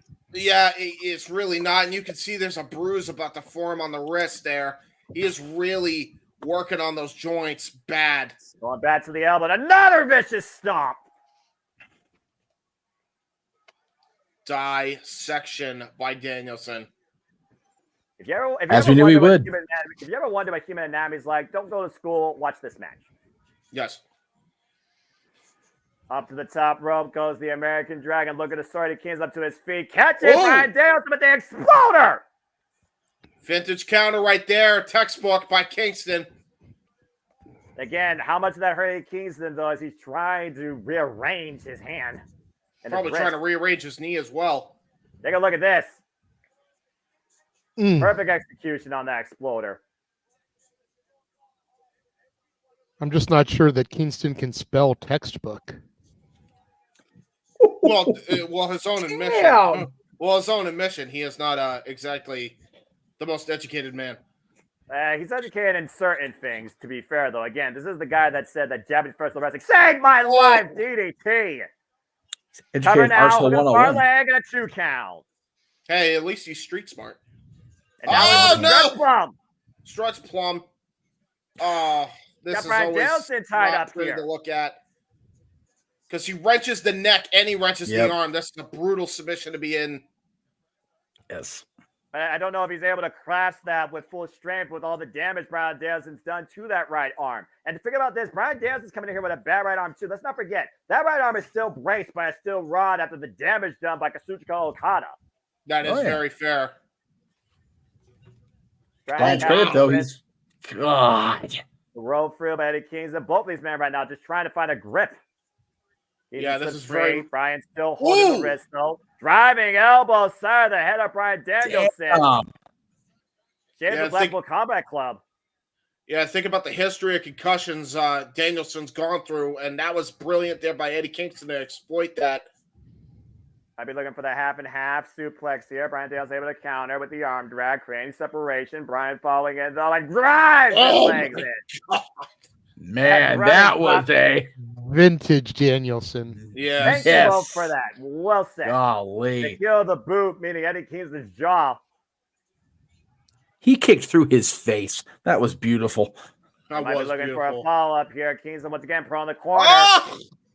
And he hits it. Golly. And Danielson usually goes for 3 in a row, but he is dissecting Kingston on purpose here. Now looking for the hat trick to your point. Kingston able to get out of the way. And Brian with a bad landing still on his feet. God damn it. The foul in. Full Nelson applied by Danielson. Kingston slips out, falls. Spinal tap. Now he's trying to go for the Dragon Suplex again. Oh my goodness. Dragon Suplex cover, hooking the near leg, and Kingston with the left shoulder up. A Dragon Suplex by the American Dragon. Imagine that. So wouldn't it be a suplex? So watch the way he hits the Dragon Suplex, by the way. Depends how he's feeling in the moment, Jay. Could have been just Brian Danielson doing it, not the American Dragon part of him. Eye on the back of the shoulder and neck. Bad landing. American suplex. Oh, sorry, wrong show. Go ahead. American suplex. If you see it coming, better run for cover. I watched too much GDP YouTube this week. My bad. Yeah, good. Hyperextending the right arm, though. Brian Danielson again exploiting the already damaged right arm of Eddie Kingston. Now going back to the kicks again, knocking the win out of the champion. With things last match, shout out to Mark Bagwell and Scotty Riggs for not only getting their lives back together with DDP's help, but getting themselves back together as friends. That was so cool to see. If you guys haven't seen that shit on YouTube yet, please go watch it. It's awesome. That was awesome. That was awesome. Back into the ring, though, as Brian Danielson and Eddie Kingston up in the corner. High-risk territory. Eddie Kingston creating separation again. Still perched on the top rope. Whoa! Eddie Kingston needs to get off that turnbuckle pad. Yeah, like now. Gotta be days after that drop kick. Now Brian Danielson going up to new heights. Oh no. Oh yeah. Oh no, Regal Plex from the top rope. That's what he's going for here. Got it. Oh my God, into the lapel lock. Trapping the left arm. Might be looking for the lapel lock. Beautiful roll through there. Oh Jesus. That's now changed going into the right arm again. Yeah, trying to go for the lapel lock, have to transition into a modified Rings of Saturn here. Again, look at the way right now. He's just stretching back on that arm. Kingston trying to find some sort of saving grace with the ropes. Kingston is desperately trying to get to that bottom rope with his legs, but way too far away. He's trying to crawl now with all he's got, and he got the bottom rope. Damn it. Oof. Finally able to break free by divine intervention, if nothing else. You see the problem is Eddie Kingston has too much heart to quit on his own volition at this point. Well, at one point, Eddie Kingston says, "I will die for the NW Strong Openweight Championship." What do you think he's going to do for the Continental Crown? It's a very fair point. Oh no, Ryan not now again. trapping Eddie Kingston. Oh. And trapping the right wrist as well. Oh, and Jesus. there's the hammering at the elbows by the American Dragon. But look at Kingston's face. Yeah, I was about to say he's getting pissed by these. I think he's just making him even more mad. I don't know how wise that is by Danielson. He's also not going to win out of him, though, to be fair. I'd be looking for a fisherman. Yeah, trying to Kingston go for finds Bethel, almost tries back in the head, and Seguri connects. Yeah. Oh, back fist! Oh, the American! The American! With the backhand! Oh! Kingston. Emerald Flosion! Norman Lights bomb! The float out of the cover! No! Oh, my God! Whoa! I thought that was it. And again, shout out to his hero Kawada, the Northern Lights bomb. That's the same move that allowed him to beat Claudio Castagnoli for the Ring of Honor World Championship. Yeah, and there was a bit of an emerald flosion because he landed him right on the top of his neck and shoulder. That was modified.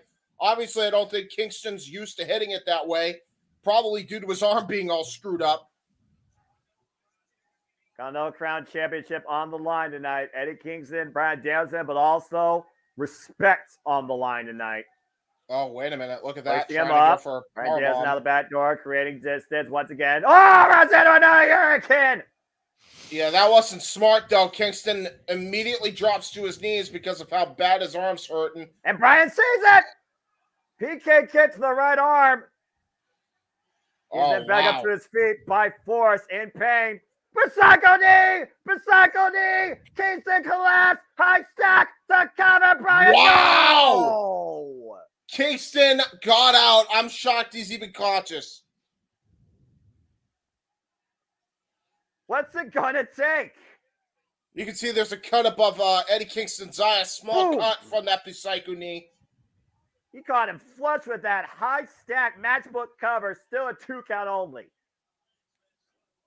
Look at Danielson smiling. He loves this. He's enjoying this fight. Again, Danielson's a sadistic bastard in that ring, and I love it. Let's not forget, last year he took MJF for 63 plus minutes and lost. Ow. Kicking Eddie Kingston's head in, hammering down the side of his head with that boot while trapping both wrists. The problem is for a ref stoppage here. Oh, man. Now, Oh, look at this. Kingston knows this. This is the same way he incapacitated him on Dynamite. The triangle. Trying to avoid that with everything he's got. If Kingston falls to this, we got a new Continental Crown champion. Yeah, he's bending the joints again. He's gotta create leverage. And the problem is Eddie Kingston can't really get any leverage on those punches with his other arm either.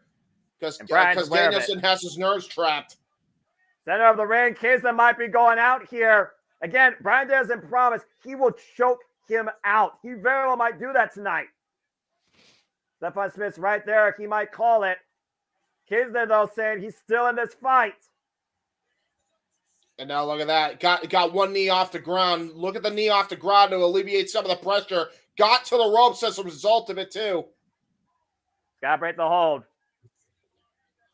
Say what you will about Kingston. Till 5. Yeah, I was about to say, say what you will about Kingston and his lack of smarts, but there's one thing he's smart in, and that's where his ring awareness is at all times.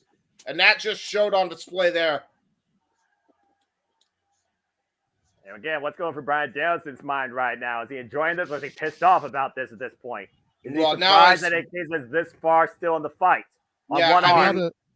You got to imagine he's pissed off at the fact that he hasn't been able to put Eddie Kingston away just yet.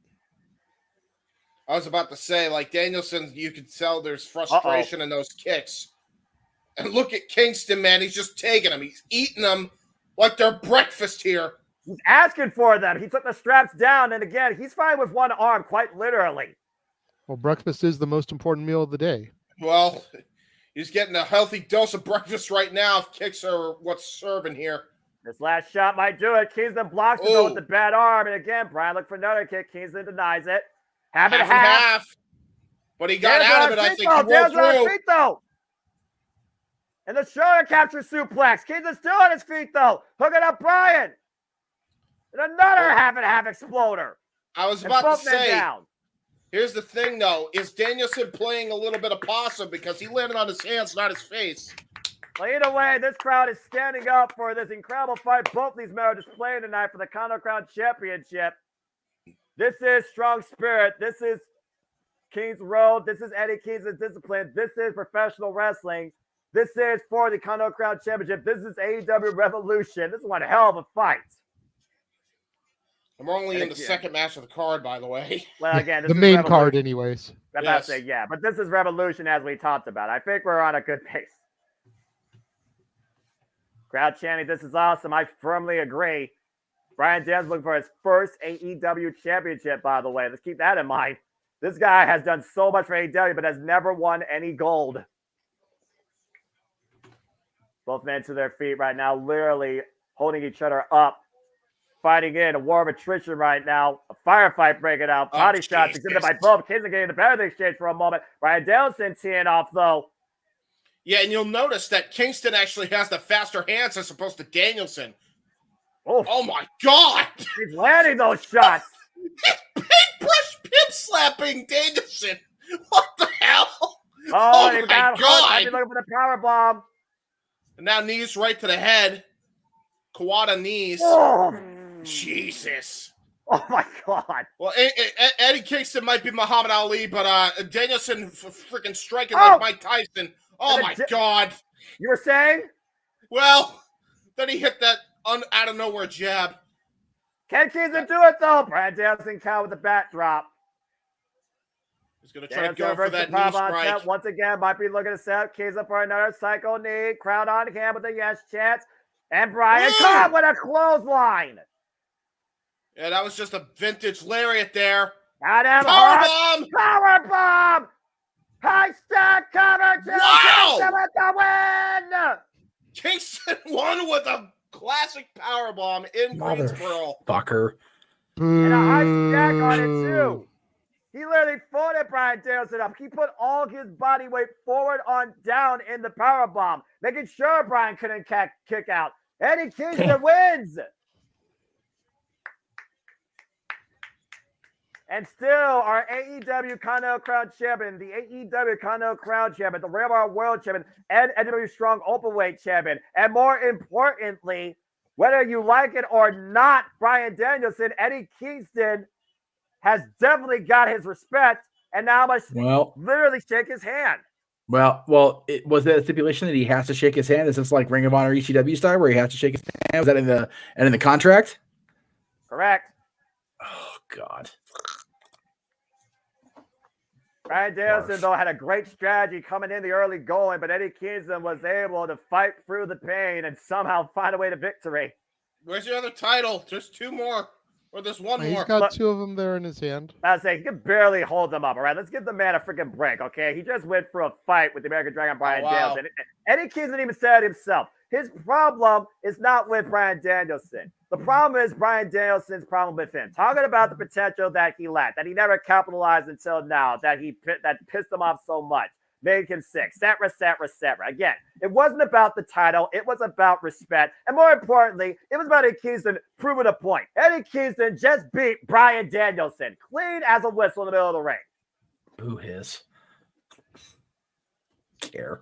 I think me and you are the only ones that are in that fan club, Jeff. I know. It's all right. I am fine on my island of relevancy. I'm okay with it. Damn it.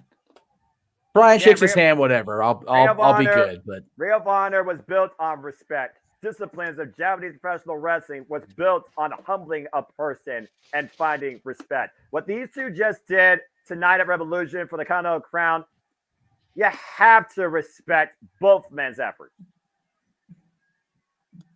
Bryan Danielson's a man, a lot of pride, but he's also grateful and humble. Will he honor the commitment tonight? Or Eddie Kingston, will he even want it? Again, Eddie Kingston knows Bryan Danielson, but wait. Hold on.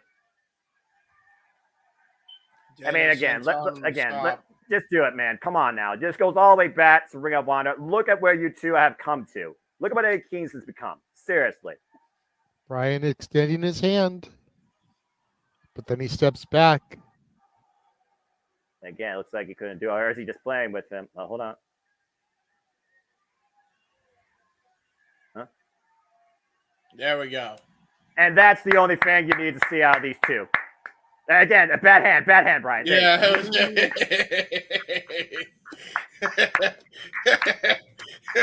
He was like, he almost pulled his arm up. He's like, no, please don't. That hurt. It hurts bad. Please don't. Congratulations to Eddie you've Kingston. been- Thank you, Brian Danielson. Eddie Kingston still our AEW Continental Crown Champion. What a match and what a moment. And he's going, you've kicked and beat the shit out of that. Can we not? Can we, please? I already heard enough. Almost gotta. You almost gotta wonder if Brian feels like retiring even earlier if he can't fucking beat Eddie Kingston.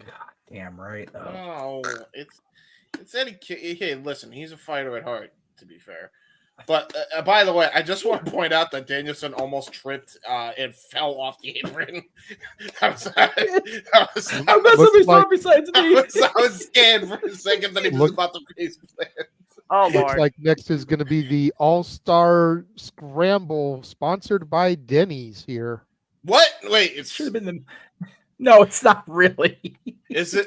Why is he doing That's it? my little WWE take. Battle Royals sponsored by Slim Jim. Matches sponsored by Prime. The All-Star Scramble sponsored by Denny's. I mean, you know what? It was supposed to be a meat lovers madness or whatever. It could have been a Pizza Hut thing. So Hey, meat lovers madness. I mean, you got the sausage and bacon. There you go. That's it. For New York State of Mind in the chat, even though he did not super chat, yes, Bleacher Report is working. Yes. You may just need to refresh it on your end.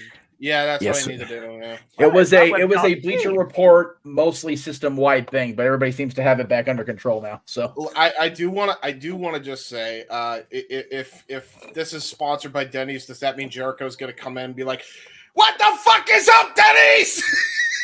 I hope not. We start off by sending Hook to the ring. Get your chips, folks, as it's time for an 8-way All-Star Scramble. Hook, who's been the MTW champion now for 189 days, and the last challenger for the AEW World Championship.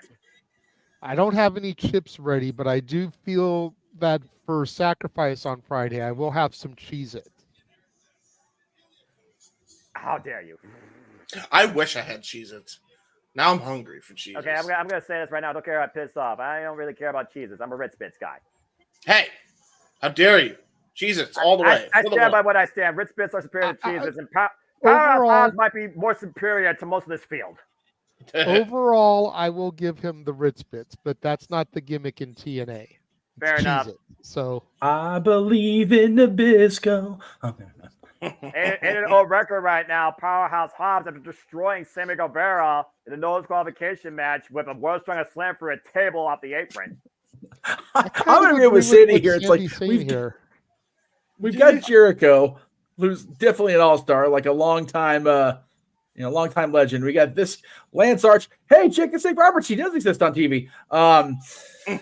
Another legend. we got. Hey, you know what? This is Sting's last hurrah. Jake's got to be there, man. Him and Sting in 1992 WCW, the stuff of legends until Halloween Havoc. Anyway, yeah, right? Exactly. Spin the wheel, make me spiel. 13-3, by the way, Lance Archer is in his matches. The Murder Hawk Monster, Lance Archer, also a previous challenger to the AEW World Champion. Yes. And let's keep in mind, guys, the winner of this match will get a shot at the AEW World Championship. Man, Nick Aldis looks different. I was going to say, it's not Nick Aldis. He's still the GM of SmackDown. Hey, here comes my favorite wrestler in the world right now. Who better? Prince Nana? No, Brian Cage. And a former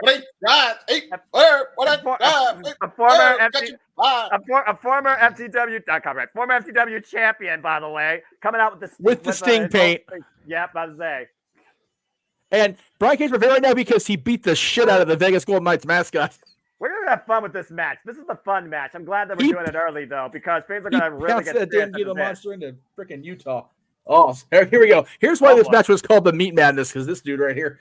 9-match singles winning streak, and no stranger to winning multiple person affairs of Revolution. Former face of Revolution. Accompanied to the ring by the Undisputed Era. I mean, the Undisputed Elite. I mean, the Undisputed Kingdom. I mean, the Mushroom Kingdom. I mean, Burger King. I mean, King Burger. The Kingdom when Wardlow comes. Oh, wait, sorry. This is Stephanie. Go ahead. You're good. Never mind. Whoa. The Disney Kingdom. We don't know. It's all over the place. I'm going to sit this one out because I'm not needed for this at all. Seriously, I'm not. We got. Why Dante Martin doesn't fuck his foot up in this multi-man match. And there's one thing I can say, JJ. It was almost a year ago to the date. Yeah, but there's no ladders involved, and arguably Dante Martin's been flying higher than ever. And by the way, can we just point out that there's no ladders involved yet, Noah. I'm not a fan of the Ron Burgundy stash that what's his face is wearing. I think it's Mike Bennett. You are beautiful on the And here's your obligatory inside. Judas sing along, as is tradition. As the old show, the demo god, Le Champion, the influencer, Chris Jericho, and the first ever AEW World Champion. Walter Kingston actually managed to win the match. Sorry, I was doing fireworks. Deploy the baseball bat in, so. Nah, it's all good. We're having fun here. This is what professional wrestling's supposed to be. And so far, this card's been great. So just enjoy yourselves. I'm all for it. What have I become? How did I betrayed? What a lackluster. Come. What have I become? God damn it, James. You're right. I betrayed everyone I've ever loved, pushed them all away. And I have been a slave to the Judas of my mind. Is there something left for me to save in the wreckage of my life? With Rick Knox in the ring as referee, I love it. Rick Knox, of course he's the rep for this. Come in. Rick Knox, a longtime SoCal wrestling fan, he is like having a moment tonight. Him and freaking Justin Roberts, like this is a special night. We're not going to have all these, you know, classic Matt things in a match like this, but this night is just so special. Exactly. I'm surprised Aubrey Edwards isn't the referee since she usually referees Jericho matches. Edwards is probably tired as fuck from having to deal with Christian Cage and oh Lord, Daniel Garcia's bullshit earlier. How the hell is Rick for the Young Bucks match? How the hell is Rick Knox going to manage 8 people that are going to blast each other all in and out around the ring? 4 words. He worked for PWG. Fair enough. And right now, look at the military press by Brian Cage, the hook. Standing hook to the outside. Well, the high flyer's gone, and now it's the big meaty men. All the meaty men. Brian Cage, Lance Archer, Prowse, Hobbs, and Wardlow. Let's fucking go. Okay, now I'm for this. This is the match that everybody wanted in the first place. We got trash. Right. Yeah, who's and the yes, biggest I just called Jericho trash. I was going to say, that was a little cold there, brother. Who's the best cut? And shout out to the Cleveland Colin Andrew. I get some prime cuts if you can. Post in the Cleveland, Ohio area. See you soon, bro. Possibly SummerSlam weekend. This ain't bodybuilding, boys. Oh, good Lord. Got the gratuitous pose down. Hey, you know what, James? If I look like that, to be fair, I'd be doing the same thing. Hold on. Lance Archer's like, go ahead. Let's settle down here. All right, well, Wardlow's got to flex because, again, this is war. Like, seriously, the Wardlow is jacked. They're cheering for Wardlow, by the way. They were cheering for Wardlow. Oh, here we go. Oh, God. I think you still got that female demographic cheering for him mainly. Okay, that's it. I want Prince Nana and Jake to get in the ring and flex too now, just because. No. By the way, every time they clash, every time they clash, they say meat. I love it. Oh my gosh. Meat chant running wild in Greensboro. Oh, no. All right, well, here we go again. This is kind of a sports center team and no one can get behind. Big meaty men slapping meat here. Doesn't feel like some second-rate reality nonsense. Meat. This is real men just colliding each other. I love it. It's not second-rate reality shit. It's just people smacking each other and yelling the word meat because that's much more quality than. Where is Sean Stasiak when we need him? I agree. He's the chiropractor for the after the show's over. Yeah, probably. He should be the referee for this match. The original meat. Christ. Clothesline to Haas over the top and to the outside, and Wardlow and Lance stand tall. I say we have Terry Reynolds, Jacqueline Moore, and Alicia Webb referee this match, triple threat style. I'm noticing something though, gentlemen. Yes. Prince Nana is out there for Brian Cage, but I do not see Don Callis for Powerhouse Hobbs. Maybe he thinks that the Don Callis family can handle business on their own tonight. To your point, we got the Don Callis family to come later tonight between the Ospreay and Notes get a Keshka. I don't think there's still a whole lot of family harmony, despite what Mr. Callis would lead us to believe. Oh, I agree. He's probably he's also probably trying, backstage, trying to help. Lance, what the world, man? That's a big man. He's doing this. Wow! Jesus Christ! Well, let's not forget this man used to be the tag team partner of One Kid Cash. That is true. And also Davey Boy Smith Jr., also known as Killer Elite Squad. Shout out to Suzuki Goon. Again, the agility of this 6'8" man. Unbelievable. Not again. No. And Walter, based on the name of the match, is actually sponsored by the Denny's Meat Lover Slam. Blackjack! Lance Archer with a freaking spine buster. God, he planted him so hard, he's about to grow flowers up in this state. Oh! That by driver Brian Cage the Hobbs, though. I'm loving this so far. Oh, my. I want this. Well, I did. Oh, Brian Cage able to escape. Doesn't need a clothesline. Wardlow picking up speed. And Wardlow. Hurricane Rana. Athletic did Wardlow just do a fucking Hurricane Rana? Yes, he did. Codebreaker by Jericho! Out of nowhere! Cover! Hook in the front leg! Not like this would! Hook with the save. Damn you, Hook. I think we're now about to get the little fast-paced action going. All the meat has been extinguished from the ring. Yeah, That's right. Going to get a little bit of cruiserweight high-flying action. We got surfing. Why the heck we got Jericho, Dante, we got Hook, and we got Magnum Condom or whatever. Magnus from CMLL. So we have Hook, a unrecognized world champion, Jericho multi-world champion. We got Magnus, former TNA world champion, NWA world champion. Exactly. And then we've got Dante. And all 4 men are just colliding right now. We went from meat to lean. Ugh. Why are they still chanting meat? I mean, because at the end of the day, it's still meat on meat, even if the meat is been cut. Oh, this is the impossible. This is the impossible meat. It was the impossible meat that was squaring off. I got it. This is thin sliced meat. The thinly sliced meat from your local. Where the hell's the James quote when I need it here? Wait a minute. I said this is fun, right? Are we not having fun? Dante Martin. Are you not entertained? Oh my God! Well, he almost broke his leg. JJ. Wow, Magnus flies over the top, winds Lance out. Man, Magnus has gotten some agility, man. Hook, what are you thinking? Oh no, Hook! Come on, man. I don't agree with the top rope. What? And Hook double axe handle. Double axe handle lights Brian Cage on the outside. What the hell am I watching? Flying like the Macho Man with the double X. Yeah. Well, you know, we're in a meat match. I was sponsored by Slim Jim. The double axe handle just there. Why is this match so early in the card? This is too much fun right now.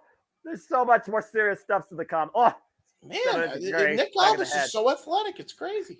Oh, well, he trimmed down. Good for him, man. You know, we're talking about Luchadors, the oldest promotion in Mexico from CMLL, and just saying it. What the hell? And Wardlow right now with Lance, while Hobbs is Hook, Jericho, and Brian Cage is fighting Hook on the outside, and Dante Martin with Madness in the court. I sense disaster. Hey, no, I will not have you question my call on this. I know for a fact because I watched earlier today the history of Sting and TNA, and he faced Magnus. There is a Magnus in wrestling, and by God, he is here. And right now, I see Wardlow hooking Lance for a superplex. Golly. Oh, wait, Hook. Shut up. Oh, my God. We're going to get a high flying Dante. Wow. Careful, watch your leg, Dante. Cover. Nope. No. Damn, Dante would have won after all that. Right? I'd have been like, dude, give that man the title if he wins this match after that shit. Yeah. Jesus Christ. I like put the belt on Dante him. Martin too. I do too, but it's like after all this shit, if he gets the win after that, just fucking put the belt on him. The hell the main event tonight. Hey, ultimately, if he doesn't break his leg, he's the real winner in this one. That's accurate. Oh! Escape out of the corner. Dante picks up speed with a tope. Takes Brian Cage to the outside.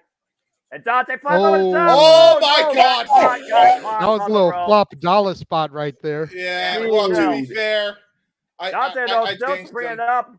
In and out. Out the top from the second. Wow, great transition. Damn it. Cover, got both legs to Jericho and kick out. He almost, Shawn Michaels is back, then he still tries to do another thing.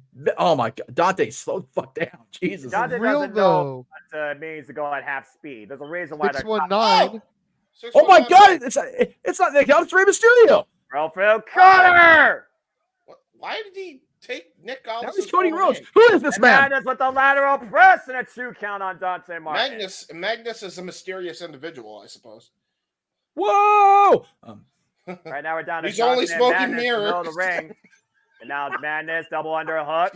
Ooh. Great backbreaker there. That was a nice backbreaker. Wait, Jericho's already in this match, though. And Madness right now following up with the clothesline, takes Dante down once again. Great distance. We'll be looking for here.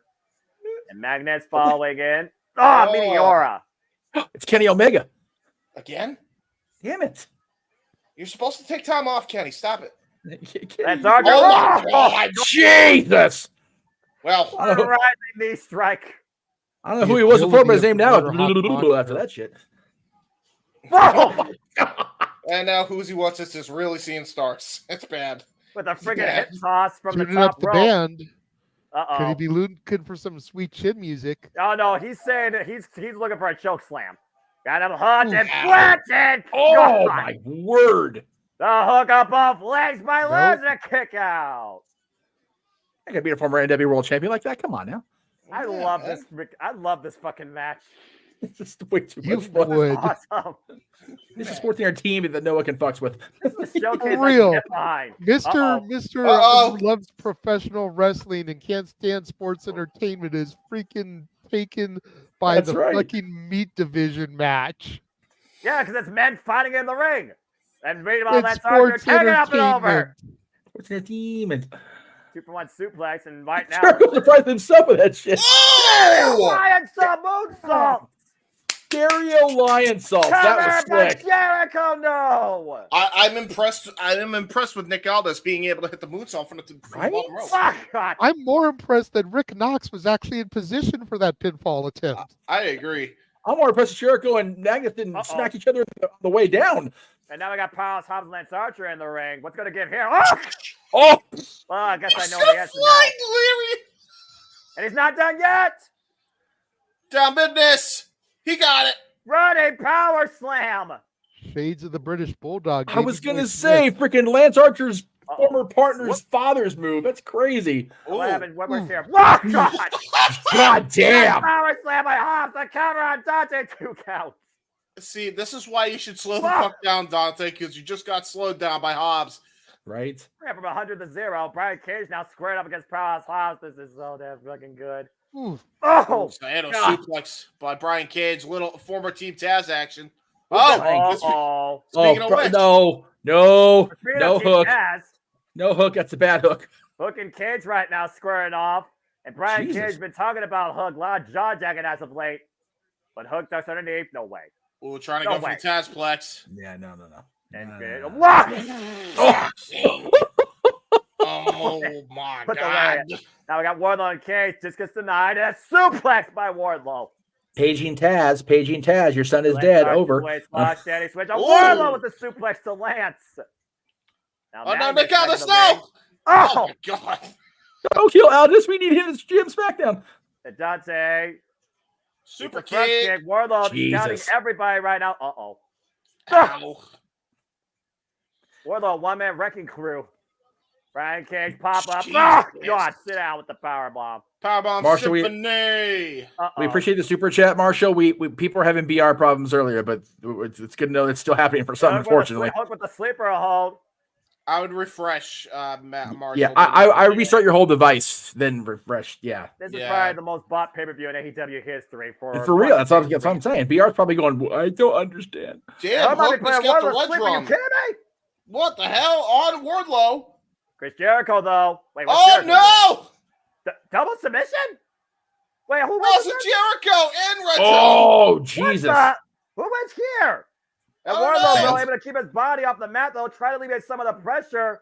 Wardlow, Dude, the press kick to the side of Jericho. Dude, by Brian Wardlow Cage. just did a push-up with 2 people on his extremities. That's crazy. Yeah, by the way, that's over 400 pounds that Wardlow just did a push-up with on his back, to your point. The kick and the German suplex by Hook to Brian Cage. Pump kick German impromptu tag action by Hook and Jericho. Okay, this looks interesting. Yeah, give me this match at Double or Nothing. Right? Knife edge shots by Chris Jericho. Hook right now, sitting off the rope. Jesus. Big up kick. Jericho for the clothesline. Uh-oh. Whoa! Oh! God damn. Suplex. Deadlifted him. Yeah, he did. Oh, here we go. Oof. Northern Lights super with a Beautiful. Mike Knox in position, the cover. Whoa! This is a match. I always thought the Northern Lights was a gorgeous suplex. Hell yeah, man. Bridge right. Great arc by Hook there, pals. Hobbs sending Hook to the outside. And now Hobbs renewing hostilities for Chris Jericho. Let's not forget, Hobbs really sent Jericho to the hospital with those world's most dangerous slams. Now Jericho out of the corner, triangle drop kick. Woo! Hobbs to the outside. This is a crazy match. And I love it. Everybody's getting their stuff in too. Uh-oh. Uh-oh. Oh no. Oh no. Oh, trying to slam on the floor. Uh-oh. World's most dangerous slam on the floor to your point, James. Jericho planted by Hobbs. And the Monstars, the only man standing. Oh no. What is Hobbs thinking here? He's going full bull here. Oh boy. Oh no. Oh boy. Oh boy. Oh! Oh! What the hell? What was that? That's a fog machine. What the shit? A fog machine? What the hell did that come from? How? What? That was weird. No kidding. Well, again, we never know what's happening. Oh my God! What a golly! That's just a cage knee to the face. And Hooks out of the fireman's carry. Brian Cage. Whoa! Why is everybody just kneeling? That's 10. Just get in the ring, guys. That Warlock hits the midsection now. Oh. Brian Cage. Rising knee strike. Whoa. Excuse me. This is the headbutt. Oh my God. Whoa, bam! Rewind, lariat. Perfectly said, James. And Lordlaw's going for it now. Power bomb! Man! Schoolboy! Roll up! Damn it. Almost stole it. Oh, I'd have popped so bad if Dante would have won that match right there. Oh, well, I shit. basically called something like that happening, but I thought it would be Hook. Now Dante and Lance. Uh-oh. Dante Everybody Martin. about to die. And And Dante died. I'm having too much damn fun right now. Dante on the mat. Dante will come back. Uh-oh. Oh, no. Oh, my God. Oh. Got him with the enziguri. Now Dante on the apron. Springs up to the top rope. Corner. Oh. Moonsaults! Hook up He got both it. legs to Lance to win. No! Be powerful. Oh, what the hell? Man. What's Dante planning on? Up the second rope and Ow! Wardlow. Ow! Clothesline Yeah. to Lance by Wardlow. Takes him to the outside. Dante was the fly, so I'd have been there. And Hook right now on Wardlow's back, looking for the sleeper again. That just rips him off like nothing. Right. God, that Oh, my God. He barely grazed him, and he's... This Wardlow's scary. He's just a scary man. He said this is war. Welcome to Mayhem's world. I think Dante Martin's the latest victim. Hoisted up. Uh-oh. Last God. slide. Oh! Cover! And my Wardlow Yeah. wins the title. Jesus. Yeah. Well, Wardlow just unveiled a new finisher. That He was planted incredible. that man like he was growing crops. What? No. No, Dante. You You stay want there. some corn? You want some carrots? You want some turnips? right. Pick What your a poison. battle by all 8 men, though, as Wardlow wins the scramble. Now has a shot at the AEW World Championship. But, man, that was crazy. Oh, my And me. God. I loved it. By the way, anybody at home that's having trouble PR still, remember, always go with the advice of the old school stuff. Take out your device and go into the hole. You're good to go. That's right. Treat like that an was OG too much fun. Nintendo game. Encouraging, Jeff, but okay. That's right. Cartridge help. Reset. That's the ultimate reset. I'm sorry. What? The moisture won't do a bit of damage, really. That was too much damn. That was a freaking match. That was That shit was something fun. else right there. Damn. All right, well, you know, sometimes putting everybody into something actually does work. Yeah, Why is- every once in a while. Why Looks is like we're everybody getting ready for the International Championship, Jeff, if you want to cue up that graphic. I am looking forward as I go. Yes. Why in the hell is everybody in the elite camp wearing these weird ass mustaches now? First the elite, now Roderick, now Mike Bennett. Friggin' who's next? Hey, mustaches are in season. You step off for a moment. They are attempting to go for the old classic movie villain. I mean, well, everybody's doing it, so who stands out here? I mean, I'm not a villain, but people might have a different demeanor about my mindset. Who knows? Anyway, as we get ready for our next contest here at Revolution, this has been too much damn fun so far. Oh my gosh. And we are now at our fourth match, time for the AEW International Championship. No, a question from Walter in the chat room. Did you change his pick to Walter that day? Or to Wardlow? Yes. Okay, very good. Representing the Mushroom Kingdom, Roderick Strong. I'm just gonna let him have his fun with this entrance right now. They're probably on shrooms at this point.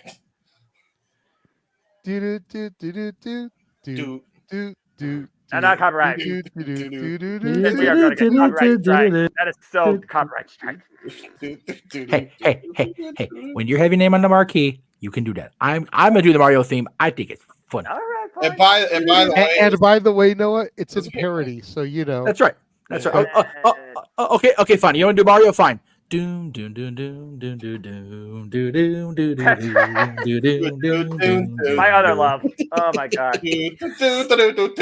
And it's nights like this that remind me, simply put, just enjoy life and enjoy professional wrestling, damn it. Dude, between that game and freaking Minesweeper on the PC, just take all my stress and pile it into one minute.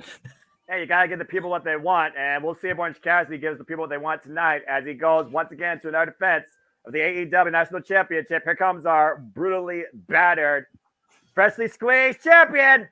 I love his fucking Trons. It's so stupid. It's funnier than hell. Dude, I knew I was out of touch with pop culture when I played Cassidy's theme at some random party, and they said, that's a song of Pulp Fiction. I'm like, no, it's not. And he pulled out the Pulp Fiction soundtrack. I'm like, oh, okay. Yeah, that's pretty bad, bro. I mean, not Pulp Fiction, Fight Club. Sorry. No, you're fine. Orange Cassidy, by the way, in his second run, 145-day reign as the AEW International Champion, has already overcome Dante Martin, Rocky Romero, Bounty Hunter, Brian Keith, Kyle Castagnoli, John Moxley, and Helico, Commander, Tomohiro Ishii, Nick Wayne, and a 7-way scramble in Rev Pro, going into his 13th defense tonight. Well, like I said at the very start of AEW, I was not sold on the Orange Cassidy gimmick. I got to see the guy outside of the gimmick, and then I went back and watched after the cruise. I'm bought in on this guy. I love Cassidy. I do. And I love this championship. AEW. Oh, it's pretty. On the line. Roderick Strong looking for his first championship since 2022 when he was the NXT Cruiserweight Champion. Ow. Oh, look at all that my tape. Lord. Cassidy has been working. I mean, he's on TV every week defending this championship, man. You heard what Doc Simpson said, by the way. He's got bad back, bad ribs, and the only way he was going to let him actually wrestle, he's going to get taped up. And so Cassidy got taped up. Cassidy has got a bad back and bad ribs, and he's going in there against the master of the backbreaker. Correct. Was why Just to be the think governor about that for a minute. About to say, Orange Cassidy here, he has to go in quick. He has to get the win quicker. It's the only way I see him surviving this. Roderick Strong's good at 100%. Looking for End of Heartache early. Meanwhile, inside Cradle, small package by Orange Cassidy. Oh. You have to remember, guys, Orange Cassidy in fighting. Okay, I'll wait. Yeah. Wait, slot. Oh, no! The pockets. That was vicious. That's an innovative backbreaker I haven't seen the likes of. That was Pocket tremendous. assisted. Oh my god! I was gonna say, Orange Cassidy's facing a man who was so sadistic, so twisted, so damn near evil that in a match with Jack Evans, as a weapon, he used a pregnant, wheelchair-bound woman to throw at Jack. Yeah. Oh, that happened. That was a thing. Yes, it was. I was there for that. Yes, you were. Messiah of the Backbreaker, and rightfully called so, as he just used the barricade. Now, that's 2 backbreakers, by the way. See how many backbreakers you get out of Roderick Strong before Orange Cassidy finally no longer can fight. Hey, it's better than being the master of the super kick, Young Bucks. Well, yeah, that's fair. Shawn Michaels. Hey, actually, yeah, you're right. Dolph Ziggler. Yeah, they're not masters. I lied. Sorry. Anyway, Fuck the Bucks. Oh, no. Now hoisted up. Might be looking on the apron. Oh, stun gun. Good stun gun there by Orange Cassidy. Looking to follow up, though. High res with the tope. Still a Cia driver Roderick Strong to the barricade. He bounced off the ropes, though, and you got to imagine those are tight steel cables, so that can't be good for the back either. No, yeah, remember, they use the same type of setup as WCW. Those were cables when Stunning Steve was stun gunning everybody. That shit's gotta hurt. And also damage cross body. Everything Orange Cassidy's doing right now involves his rib and back. Oh! Including a belly flop. Good Lord. It's driving him down, knocking the wind out of him. And I can only imagine how much Orange Cassidy's breathing has been compromised here. Orange Cassidy turned into a pizza, pasta, put it in a God. Again, focus attack on the lower back of Roderick Strong's knee. 3 back breakers. 4. And again. And see the pain on Orange Cassidy's face, just wincing every time it's happening. Good to see Step in the chat room. Damn. Golly. This is not good. If Brian Danielson's the best overall wrestler in the world, Roderick Strong is the most sadistic and the most detail-oriented. Definitely one of them. I will give you that. I mean, he very much adopts the Brian philosophy and the Blackpool Combat Club philosophy. Just break a guy down piece by piece. Again, somewhere in that big booking room above, Ole Anderson's watching guys like Brian Danielson and Roderick Strong going, "Yep." Yeah, how fitting, by the way. We're in Greensboro, North Carolina, horseman country. Right. Oh, yeesh. Man, it's this. All the history. If anything could top the significance and the whereabouts of Flair's last match, which we got to call also, it's definitely tonight, man. Without a doubt. Without a doubt, Jeff and JJ and James, and I'm honored to be here and do this stuff with you all. Absolutely, Noah. Same. Yes. Right now, Roderick Strong just driving his elbows into the spine of Cassidy in the corner. At this point, Roddy is just toying with Orange Cassidy. He knows he can win at any point. But, JJ, you know how many times over people who underestimate Orange Cassidy, including one bastard Pac, you know how dangerous that is. Orange Cassidy can catch you out of nowhere with anything. It still has a trap pin. I understand that, but just flip it over. The damage that's been done to Cassidy, you know that Roddy, being the master of the backbreaker, being able to utilize and target those appendages like he's already done this match. Well, this is an innovative way to put somebody's face in a turnbuckle and drive your their elbow on top of it. Drive their elbow for the side of the head as well. Look at the sweat being just exhausted from Roderick Strong as he kept getting waylaid over that top turnbuckle pad. Try to go for a crossbody again, possibly from the top. I don't know how wise this is. Oh, no, and oh no, he's going to go for the Olympic Slam. He's already setting up for it. Oh no, gut wrench. Oh Lord. Oh no. Oh no. Oh my damn. Oh. Gut wrench backbreaker across the top turnbuckle. Oh. Somebody call Cassidy's mama. He's not coming That home. might be her right there. I was going to say, I'm with that woman reaction right there. Take a look at this. I am with her. He lands and God damn. God damn. Dude, Yeah, Dr. Bomb. Words out of my mouth.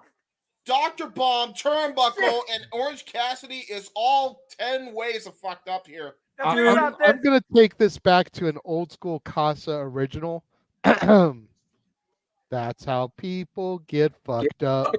Yes! Think about this. That was not just the top turnbuckle. The landing on the way down, he fell awkwardly on the apron. Oh no! And now wrenching back. Stretch Buffalo on the post. Excuse me. 2, 3, 4. He has still 5. Orange Cassidy, the best impression right now of a horseshoe.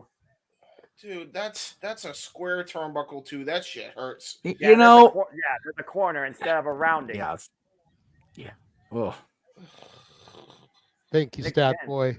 Yes, Mikey members. Again, think about how much this compromises Orange Cassidy's breathing as well. It's hard to fight when you can't friggin' breathe. Where did that come from, JJ? Where did we start using that? I don't remember. That came from the owner, operator, and CEO of J Money Incorporated. May he rest in peace. That was a Jamal original. Oh, that's right. Wow. Roderick Strong God, instigating the Jamal. I haven't thought about him forever. Wow. The lace kicks. Orange Cassidy not going down though after that knife edge chop. The mind games on full display, but Orange Cassidy showing the will of a champion. Dude, Cassidy should not even be on his feet if he knows what's good for him, man. And there he is to his knees. Orange Cassidy is his own worst enemy. Even Doc Samson has said that. It's just one of those, like, how do you go before you realize you can't even, like, hold your bowels at this point, man? He's just going to get this shit really bad. There you go, right there. And he goes, call it, Bryce. Come on, man. Again, referee's discretion. If Orange Cassidy can't continue, that would be considered a forfeit. Well, he was trying to bite a little bit. Would Cassidy lose the title? He was not pinned or made to submit. I'm not sure necessarily. I've never seen that situation in AEW. Up and around, looking for the DDT. No. Rather strong, still Denied. too strong. Gutbuster. Gutbuster. God damn. And hook it up, maybe end up heartache. Oh, Son Millionaire. Oh! Cassidy able to counter, but rather strong bat to the backbreaker immediately again. I take your counter and say, no, sir.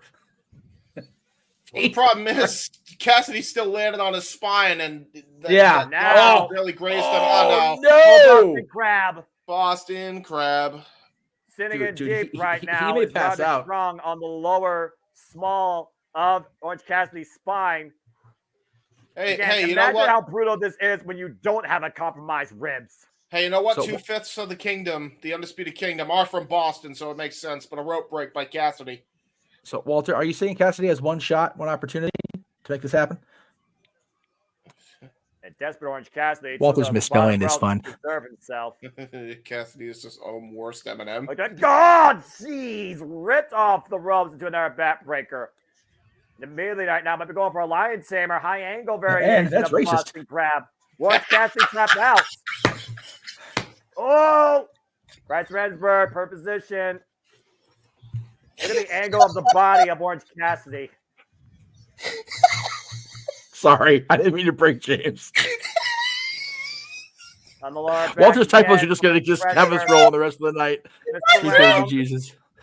Rather strong. Unable to get his hold. I just Up to imagine- Orange Cassidy. I just imagine a kid from that. Up and Remember that around. vine? DDT. Right. Great DDT. Walter, we knew what you were trying to say. It's just funnier the way you're doing it. So, it's okay. Yeah, that's funny as shit. I have no idea what's going on over here. I'm just looking at the monitor. I'll tell you between matches. His own worst Eminem, bro. Orange Cassidy. Oh, Oh, man. you got I it. hit all of that one. Now hook of the near leg and 2 count. Kick Just none out of by strength holding Roddy. down, man. None of the strength. Yeah, he didn't have a full-on lateral press there on Roderick Strong in the cover.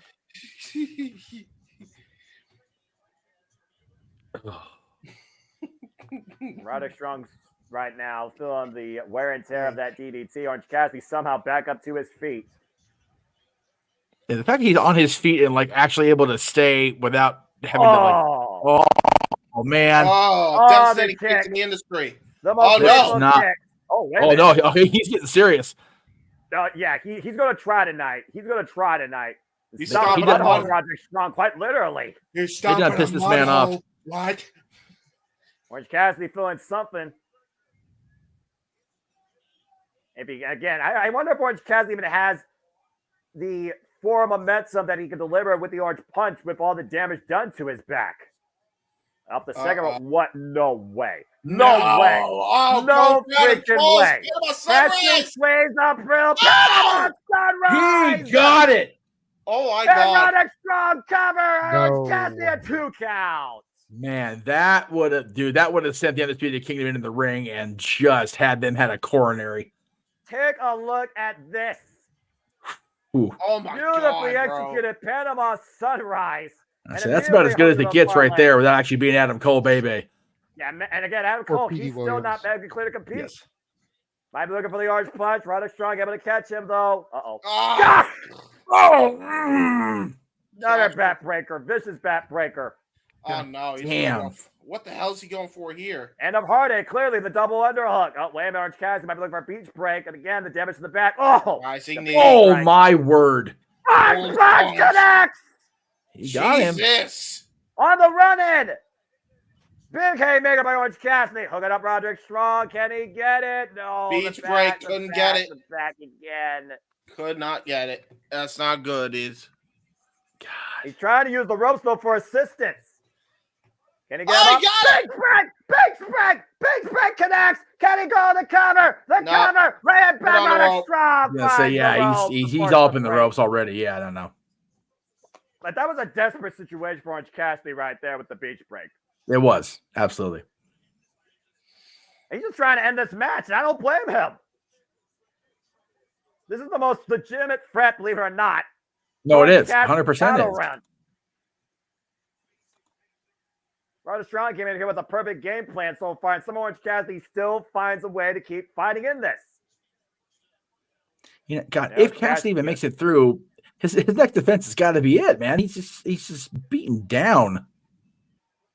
He's been beaten down his entire AEW career, particularly. Yeah, and again, the will of the champion, guys. Oh, God! Oh, damn it! Japanese Dragon, we're gonna hook him up. And I'm Hardy! Gotta be it. Roderick Strong's the new national champion. You could have counted to 100. That was it. He planted those knees right in his back. That was it. And Hardick and Orange Cassidy's run, the Undisputed Kingdom comes up with a win. Dude, and Roderick Strong is finally, once again, a champion. Orange Cassidy has been defeated. Long overdue. Good for Roddy, man. And congratulations to Roderick Strong, but a hell of a run, hell of a final fight exhibited by Orange Cassidy. Went out in a blaze of glory in his own right, all by himself. His best friends honoring his decision, and Roderick Strong getting the win all on his own with End of Heartache. I was going to say, to Roddy's credit, neither team interfered. It was a one-on-one the whole way. Hey, wait a minute! That's Kyle O'Reilly! Oh, shit! Kyle O'Reilly's back! O'Reilly! He's back! You're right! The Violent Harness! Oh, shit! Oh, my God! Whoa! Whoa! Oh, my God! The band! The embrace! Holy shit! Kyle O'Reilly's with the Undisputed Kingdom? Bandit handed him a shirt.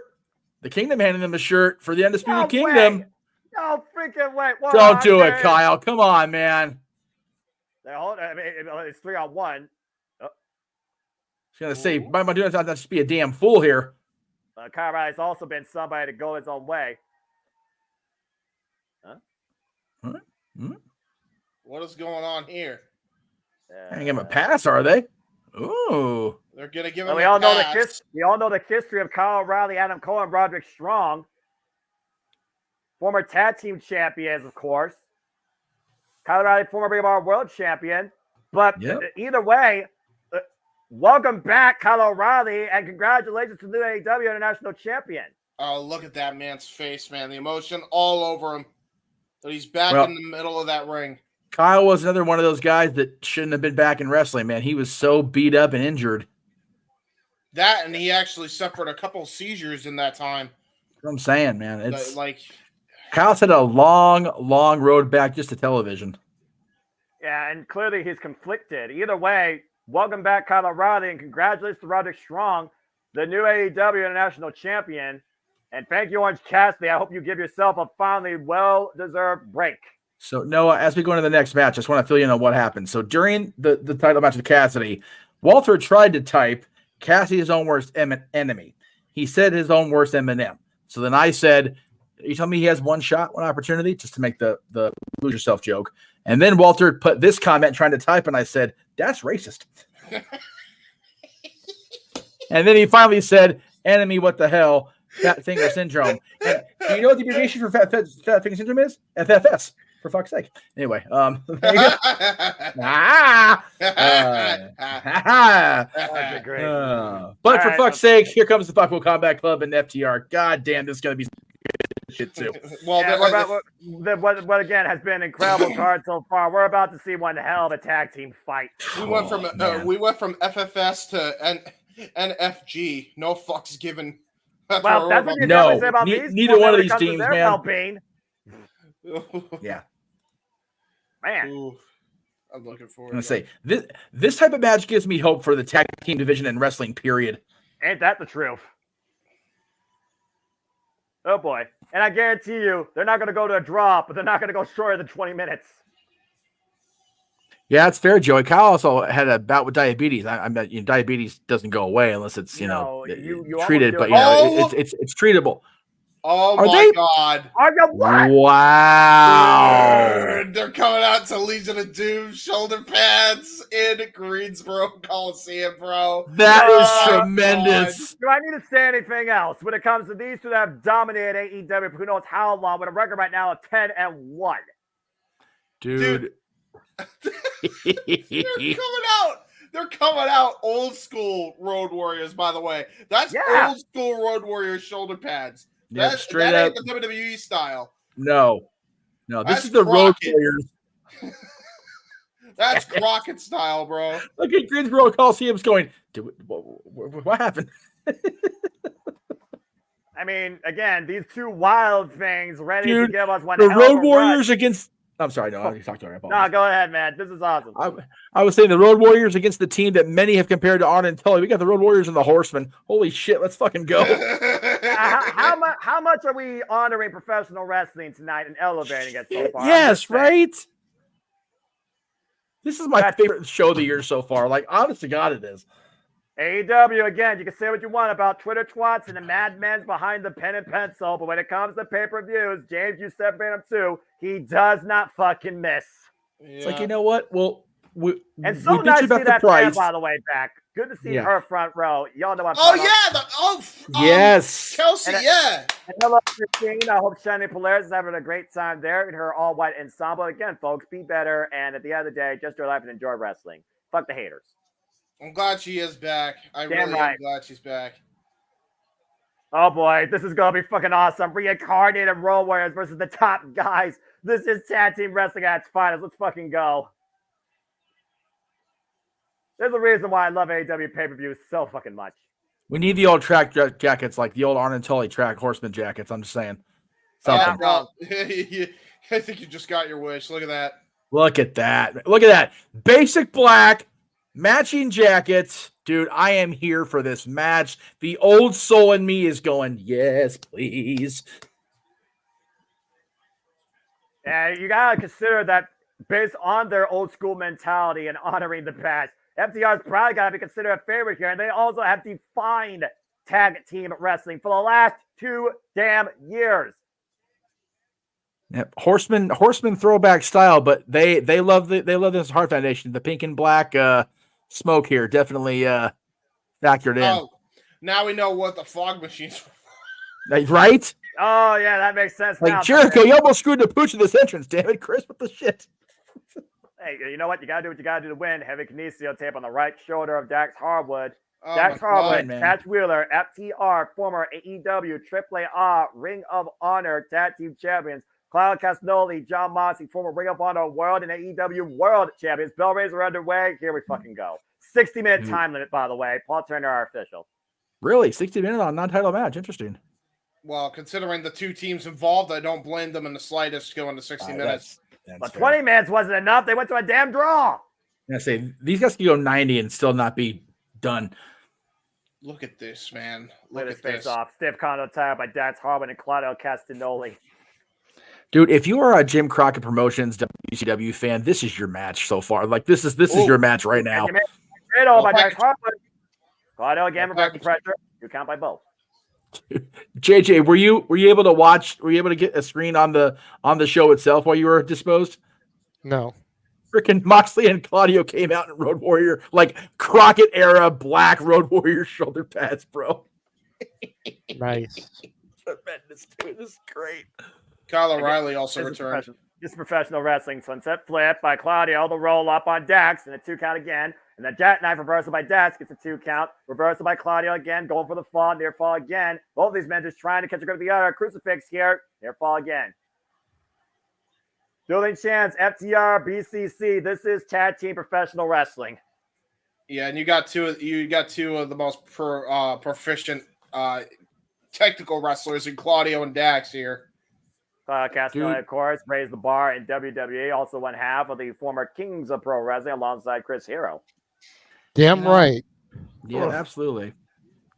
Dax and Cash, though, have defined themselves only with each other in their tag team wrestling careers, respectfully, going all the way back to the Black and Gold NXT. I'm telling you what, I don't know if Billy Corgan ended up like licensing exclusivity to the Crockett Cup name with the tag team division AEW. David Crockett's there. If I'm Tony Khan, I'm going, hey, David, let's talk for a minute. Yeah, I would definitely consider that business to pick up. And again, I do wonder what big business is ahead in AEW following the show tonight. And it might literally come with the addition of future tag team challenges out of this match. Oh boy. Oh boy. Oh boy. Oh, here we go. Oh no. I am Slaps. All the slaps. Oh, that one caught Dax hard in the side of the face. Again, man, Boston in a week and a half, man. It's going to be another big moment for AEW, you got to believe. Dax with the axe, Cash with the smash against LOD in 2024. Ugh. Yeah, except it's going to be good. Oh, man, that was a big knife edge chop. Oh! And then these two are getting up an edge. That stagger. These four guys are such goddamn good wrestlers, I swear. Oh, my God. Oh, my God. Professional wrestling, damn it. And both these men again. Let's turn into a freaking MMA match. Let's turn into an MMA fight. Did I mention how much I love this fight? Look at his face. That's just like, what? Okay, what the hell truck hit me? Get the plates on that shit. Well, now he's got to test his mental against Jon Moxley. There we go. We saw what happened when Dax and Mox met for the first time ever. Mox beat Dax and incapacitated him. Uh-oh. The Cash wants some of Jon Moxley. Now let's see what the other two sides of each team bring. Dude, I'll tell you what. I was convinced that Jon Moxley wasn't as crazy as I thought he was when he married Renee Paquette. But yeah, Jon Moxley's fucking insane. He's always going to be insane. He's been insane since he got out of WWE and gave a paradigm shift to the industry of All Elite Wrestling. Side headlock right now by Cash to Mox. Listen, he's the type to get a kiss from Renee, and that energizes him to bleed more. All right, let's no, it does. Knife edge chop. Jon Moxley was literally overcome everything in his life, including his own demons. Irish whip reversal. Irish whip. Jon Moxley taking up and over with the back body drop. Vintage move there. I just hope he watched our show last night and takes our advice to get past Chicago. Moxley able to kick out immediately at one. Knife edge chop by Cash. Damn. Driving into FDR's corner. Big uppercut follow-up. Again, you stay on the attack. That might be the number one thing each of these two teams have to do here. Stay on the attack, isolate and dominate, cut the ring in half. Yeah, especially against a guy like Jon Moxley. This is exactly what they have to go to. They're old school tactics here. And again, the FTR patterns themselves on the Andersons, man. Divide and conquer. Get a guy in your corner and just pick him apart. Knife edge shot by Dax. Up the ropes, Moxley with the kick. That was a big kick, too. Again, Moxley wears those combat boots. Tag. Yeah. You don't even wear wrestling attire. He wears combat boots for a living. He's always dressed for combat. Well, it is the Blackpool Combat Club, so, you know. Yeah. Big headbutt by Claudio Castagnoli. A body shot. There's a lot of clubs. There's Bullet Club, Blackpool Combat Club. Why so many clubs? There's the OC Club. Yeah, which club's the most effective right now? Russian leg sweep. The FTR Club. The Billy Club. The Billy Club. The Billy Club. Trying to rip his jaw off, and again, Claudio Castagnoli wears that mouthpiece to prevent a knockout. Club sandwich. I agree. That sounds like club sandwich sounds good right now. Drop down by Dax Hard with the follow-up. Elbow drop by Cash. Great tag team synergy here by FTR. Follow it, drop kick again to Claudio Castagnoli. Club sandwich with some ginger ale. There you go. Well, for him, it would just be ale, though. Exactly. We've come full circle on that joke. I'm going to win on Claudio Castagnoli here. Driving it face first top turnbuckle pad. So far, FTR have remained in control for most of the duration of this match. Nice knife edge chop by Cash Wheeler, just trying to take the air out of Claudio. Oof. Another one. I always have flashbacks when people get chopped in the corner. Yeah, right. Now we're going for the corner punches. Oh, wait a minute. Powerbomb reversal, possibly. Oh, no. Oh, geez. Jesus. It was an awkward landing, I think, on the shoulder of Cash Wheeler. Yeah, that was a very awkward landing. And I think he hurt his ribs as well on that landing on the apron. Paul Turner checking on him. Making sure you can continue. Again, those LED boards with no give. Let's take a look at this again. Oh, no. Watch the way that Cash lands. Yep. Yeah, and he just got tossed into the barricade by Jon Moxley, so Cash Wheeler is not in a good way right now. Yeah, if you're on the outside of the ring and Blackpool Combat Club's on the other side, you're in the Blackpool Combat Club's world. That's a dangerous territory to be in. See, Moxley is the brawler and can brawl anywhere outside of the ring, and then you got the technically proficient brawler in Claudio inside the ring. This is not good if you're Cash Wheeler. You're not able to get a breath. Again, Blackpool Combat Club talks about taking you into the deep end. Step up or get stepped out. John Moxley said at the beginning of the year here in AEW, if everyone's going to be on the other side of him, you better do one thing and one thing only. Keep up. Here we go. I'll turn over a lot of leniency here. Both of these men fighting on the outside. Finally, John Moxley brings Cash Wheeler inside the ringside area. And Paul Turner was counting the entire time. Let's keep in mind, guys, it's a normal tag team match, not normal in context. And now look at this. Gut wrench. The power of Claudio. Good God. Woof! Gut wrench suplex into the cover. Cover. 2. I like how scientific so far it's been on both sides here. Running down with the front headlock here on Cash Wheeler. Again, tough to move when a man like Claudio Castagnoli is exercising his will against you. Yeah, and you got Moxley taunting him on the outside, trying to play some mental mind games. Claudio tried to go for a deadlift of sorts, but Cash Wheeler able to use his leverage against him, trying to bring all of his weight down. But can he power him enough, though, to get to the corner as Dax reaches out for the tag, and Claudio's got to be aware of that as Claudio pushes him back. Back body drop, though, by Cash. Tag the Uh-oh. Great position, though, by Claudio to tap Moxley immediately as Mox goes for the front headlock. Yeah, front face lock. Great use of the MMA training that Moxley exhibits after training with guys like Randy Couture. And there's an ankle lock. Great transition here. Ooh! Wow! Oh my God! Koji what the clutch. hell? That's a Koji clutch of sorts. Got the arms locked up and the legs locked up. Cash Wheeler's literally time of the ring, and Dax had enough of that. Yeah, Indian Deathlock into the triangle, head and arm triangle. Oof! Another knife edge chop. I also want to add right now for those that talk about John Moxley for one thing only, he is not bleeding. Believe it or not, folks. Well, I mean, he's in a regular tag. Yeah, don't jinx it. I'm just saying, if people only focus on that, you're underestimating John Moxley for what he actually can do in that ring. I think he honestly might break the record for bleeding more than Ric Flair by this point. And Ric Flair's been around longer. Again, we're talking about Ric Flair in Greensboro, North Carolina. All the big uppercut counter, the back slide by Cash to Claudio. It's a 2 count. I say somewhere in that Coliseum is Flair's blood from when he beat Harley in the cage. So Yeah, about to say we're talking about Harley Race here. Oh, what a jab, man! That was just Claudio held him in an arm, and then Moxley's just like, "I'm hitting you with the jab." There you go, text and decapitator on the top and bottom rope, also old school. Good grief! Not gonna win out of Cash Wheeler. You hear Cash Wheeler got for no! Double stop to the upper back. Why he was braced across the apron, by the way. Into the shoulder blades. Another knife. Man, these chops, you can hear these like a gunshot. There's nothing you can do when that happens. Right to the back. Driving his nails. There's the bite to the head. I mean, this is why Moxley's a wild thing, because he's unorthodox as hell. Superplex! And the float over. Lateral press. And a 2 count. So Moxley maintains control. Taz and Claudio. That'll forever be one of my favorite things about Mox's presentation is the Wild Thing intro. Cover. 2 count. I mean, it's not even just the classic version. It's the version from Major League. Yeah.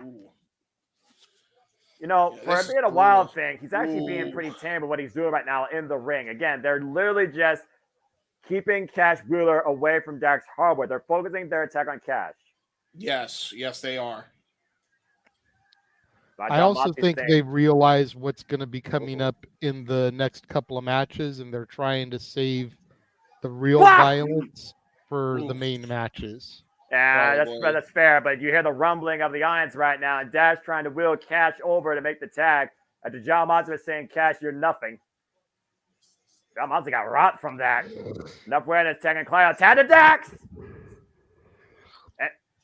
Jab And there's City some right jabs. Oh my God, just a straight right hand to Moxley. And now here we Dax. go. Knife I edge think chop, Dax, punch I think it's safe combo. to say that, I think it's safe to say that Dax is the heavier striker. Just saying. Yes, he is. Actually, no. Against Claudio, don't say that. That uppercut is lethal. Whoa! Nice lariat, though. Lariat. With the Trying to waist go for a lock, German. Claudio push the roll. Can he actually? Oh wait, roll up. Ooh. Ooh. Down the corner. Cross body. Did he get enough of it though with the cross body? Nope. 2 count again. Technically, it still flips. No flips, just fists. He just twisted. Oh, look at that. Small package. Inside cradle. Oh. Ooh. I like how he trapped the leg, by the way. Hoist him up. Look for the brain buster. Claudio able to scout it. Get to the midsection. Uh-oh. Trying to go for the neutralizer. Great maneuvering there by Cash Wheeler. And now look at this. This is as traditional as tag team wrestling comes. Trying to go for a double package pile driver. Whoa, man! Oh, no. Fuck! Close line. Jesus. Big shot. Cover on Cash. 2 count only. I believe the camera missed it too. In order to get position for that lariat, John Moxley hit a jawbreaker over the ropes. So he ended up getting Cash where he wasn't seeing it coming.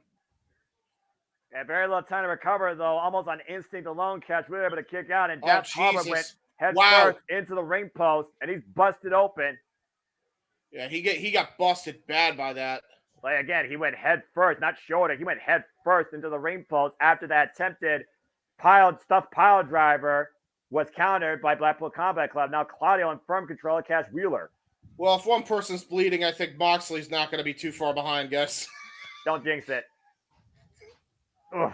Oh, wait a minute. Cash Wheeler looking for the attempted backslide. Can he overpower Claudio? There's a tap. The big headbutt. Across top rope. Clothesline. Oh, Jesus. Oh, wait a minute. Whoa, oh, my God. What the hell?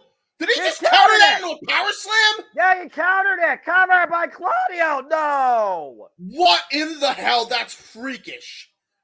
I wasn't sure if they were going for the Steiner recliner or the Doomsday device. Whatever they were going for, Claudio found a way to counter to a power slam. Man, we got bad bleeding here by poor Dax here. Dax. Again, once you start losing blood, you only can fight for so long before you pass out. Oh my God! Double white noise. Cover 2 by Moxley. No. Shout out to his former tag team partner Sheamus there by oh my God. It is not good. It is not good. Oh my God. Big puddle of blood in the middle of that ring right now. When he hit his head off the post, he might have cut a severe artery. Because that looks like Dustin Rhodes level. It's getting worse by the second here. And I haven't seen Dax bleed this much since his fights with the Briscoes. Yes. R.I.P. to Jay Briscoe, by the way.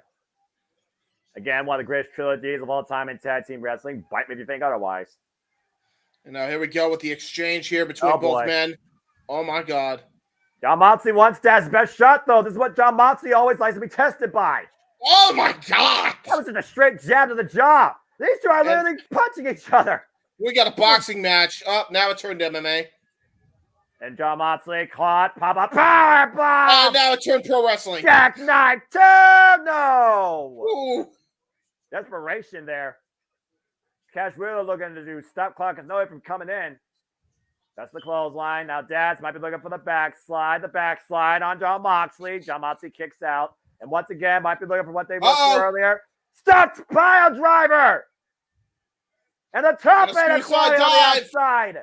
And the cover by Dax to win. No. Wow, Moxley kicked out. I don't know how the hell he kicked out of there. Oof. Jesus, it looks like he's got a bullet wound in his head. Yeah, it's a scary thought, but you're not wrong here. And again, thank you to those that are tuning into our coverage reactions. Hope you're enjoying it. Please subscribe, comment, and tell friends. We do this for every pay-per-view and big show in and out of WWE, NXT, AEW, Ring of Honor, AEW sometimes, and TNA here at the JMN Multiverse of Media. Yeah, we've currently got 44 people watching us across all of our active platforms right now. Yes. Thank you guys so much for the love and the support. At the end I've of the been day, staying above 40 since I got home. This is fucking incredible. oh God, big uppercut. At the end of the day, folks, again, we only encourage you here to just enjoy life and enjoy wrestling. Oof, what the hell? No. Oh, what the hell are these two thinking here? Oh, no. Well, John Moxley with Dax Harwood up on the shoulders. No Audio way. springing off the top rope. Oh, God! Are you kidding me? Springboard Doomsday device uppercut. Cover. Oh, Stunner Bulldog to break it up. Good grief, Charlie Brown. What a call. Wow. I would Jackson stand up, but I Wrestling, think I'm baby. going to risk my headset being put out of its socket. Look at this shit, man. That was insane.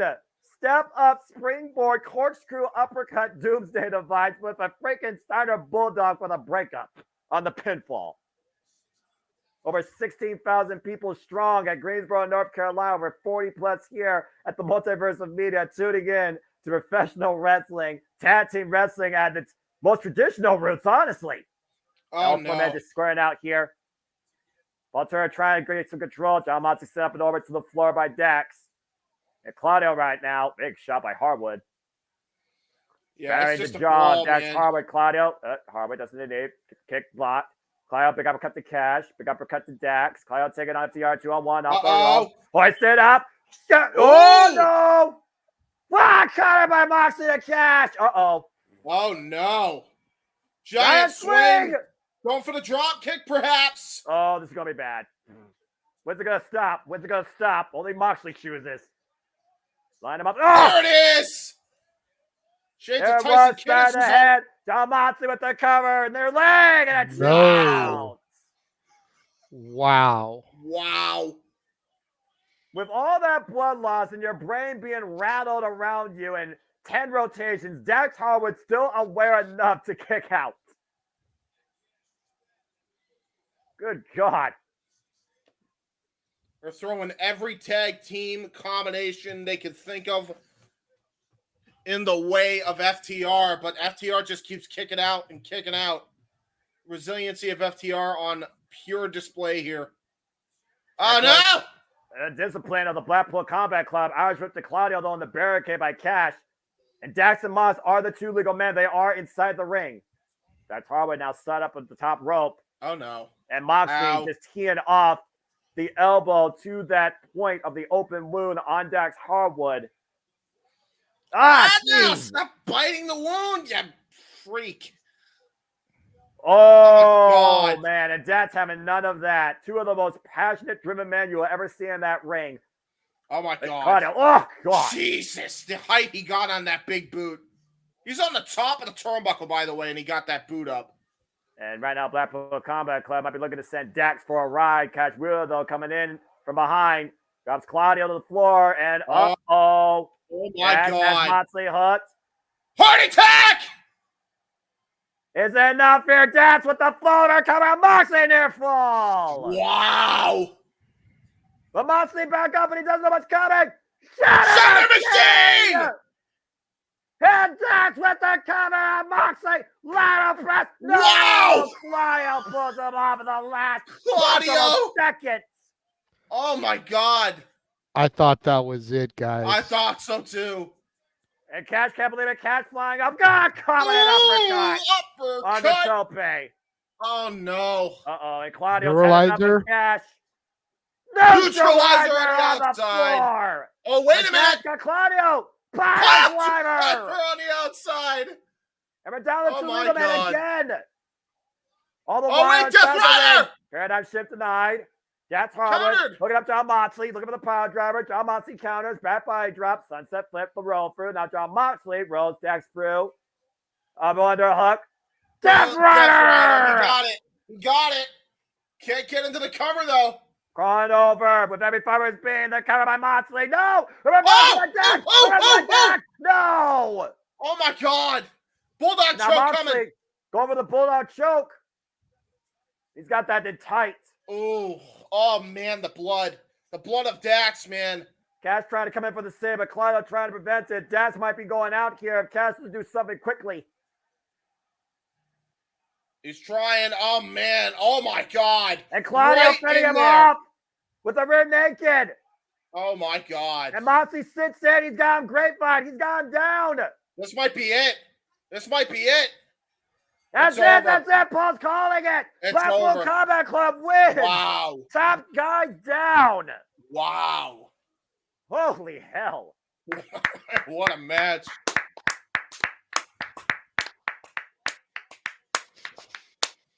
What a match. Well, he didn't bleed. It was Dax who bled. Classic tag team match, though, for the ages. Once again, in a city known for tag team wrestling and its legacies, Greensboro, North Carolina, as Blackpool Combat Club overcomes the fight brought by FTR, and it was a fight. What a battle. What a brawling, brutal, bloody, physical battle. Tremendous affair by all four, but Blackpool Combat Club proves once again why they're the guys you need to step up to, but more likely you'll get stepped out. John Moxley and Kyle Castagnoli victorious. What a win. Wow. Whoa. I mean, I do have to ask. I mean, they said the FTR did say that the retirement comes at a Revolution, correct? I mean, in 2025 or 2026, I don't remember, but they did say that this was going to be their last Raw, and they just took a big L here tonight. At this point, though, you wonder if Blackpool Combat Club respects FTR with the fight they brought. Considering the fight they just had, I would. Well, we saw Bryan Danielson extend his hand to Eddie Kingston earlier. I mean, there's got to be some sort of respect here after what these four men brought here. That was tag team wrestling at its finest. Again, I don't think we're going to get a handshake from John Moxley and Kyle Castagnoli, but there is no doubt that John Moxley and Kyle Castagnoli were tested tonight. In FTR country, pretty much, Blackpool Combat Club gets the better of Dats Harwood and Catch Wheeler. Dats get that wound checked, though, bro. Yeah, for real. Well, as we turn our attention away from tag team action, time to turn our attention to the women's division. As Timeless Toni Storm defends the AEW Women's World Championship against the virtuosa Deonna Purrazzo. Long may she fucking reign. Oh, boy. We got a moment to breathe here right now. So, again, I've already spoken about verbatim the journey of these two incredible athletes that one company did not fully understand, comprehend, or use to their finest. Toni Storm, Deonna Purrazzo, their rise to stardom, the total nonstop impactful moments they have created with each other and on their own turfs. Toni Storm defined in NXT UK, in Stardom, in Australia. Deonna Purrazzo defined in New Jersey, TNA, Ring of Honor, AAA. A past shared by both on dojo floors. But again, friends sometimes are the strongest of rivals, and we're going to see that fully on display tonight. I'll be right back. I'm going to get a drink again. You're probably going to need it. Oh, my gosh. Whew. Again, JJ, Toni Storm sealed it with a kiss last night on Collision. But did she steal her title reign versus the past? I didn't watch Collision last night, unfortunately. That's all right. I was a little bit caught up in trying to make sure everything was all situated for Push Bench Repackage Part 2, which if you guys missed last night's open mic night, go to any of the channels across the multiverse of media, check out the video in the archives. 20 wrestlers from Raw, SmackDown, NXT, AEW, and TNA Wrestling, and we all decided whether those wrestlers deserve to be pushed, benched, or repackaged. And oh boy, man, you want to talk about someone who deserves to be pushed to the moon, the virtuosa, Deonna Purrazzo. A magnificent spectacle of excellence in technical execution, one of a kind in the industry, the virtuosa, Deonna Purrazzo, coming into AEW undefeated on a 5-0 record since signing in January, but comes in at 0-3 against Toni Storm in their illustrious careers. We talked about before the long-term history, the friendship that the virtuosa and Toni Storm have shared, and how the women's division is really coming to light as of late this year. The what? Oh, wait a minute. That's not Timeless. Holy shit. That's Motley Crue, Toni Storm. Wait, what the fuck? Hold on. Wait, what's the title? Hold the phone here. What? That's Mariah May. That is awesome. All right. Oh, fuck. That was a hell of a head Wow. fuck right there, Noah. We all bought that hook, line, and sinker. Well, I as guess the Toni Storm's Timeless not the One only. now graces our television screens. Now, I guess Toni Storm's not the only leading actress in the AEW Women's Division. JJ, you spoke verbatim about the presentation, the arrival, the presentation of Timeless Toni Storm. 106-day reign so far as the AEW Women's World Champion. But I do think there is a time when somebody's star shines so bright, it has to burn out eventually. And I think Deonna Purrazzo is the person right now to take the spotlight. Well, there is a term that is used the world over when it comes to Hollywood, movie stars, musicians, and that is 15 minutes of fame. Has Tony's 15 minutes run out? Referee As Aubrey Edwards holds the belt above the ring. And the graphics black and white. As well it should be, damn it. Oh, God. I need this town in full color, please. Bell rings, we're underway. Oh, and I guarantee you this is not going to go just 15 minutes. You know, dare I say, Noah, that with the exception of the fact that Fiend's final matches tonight, I think this is the match that you and I are most looking forward to. Lord forgive me. You're goddamn right! Collar elbow tie up. Snapmare.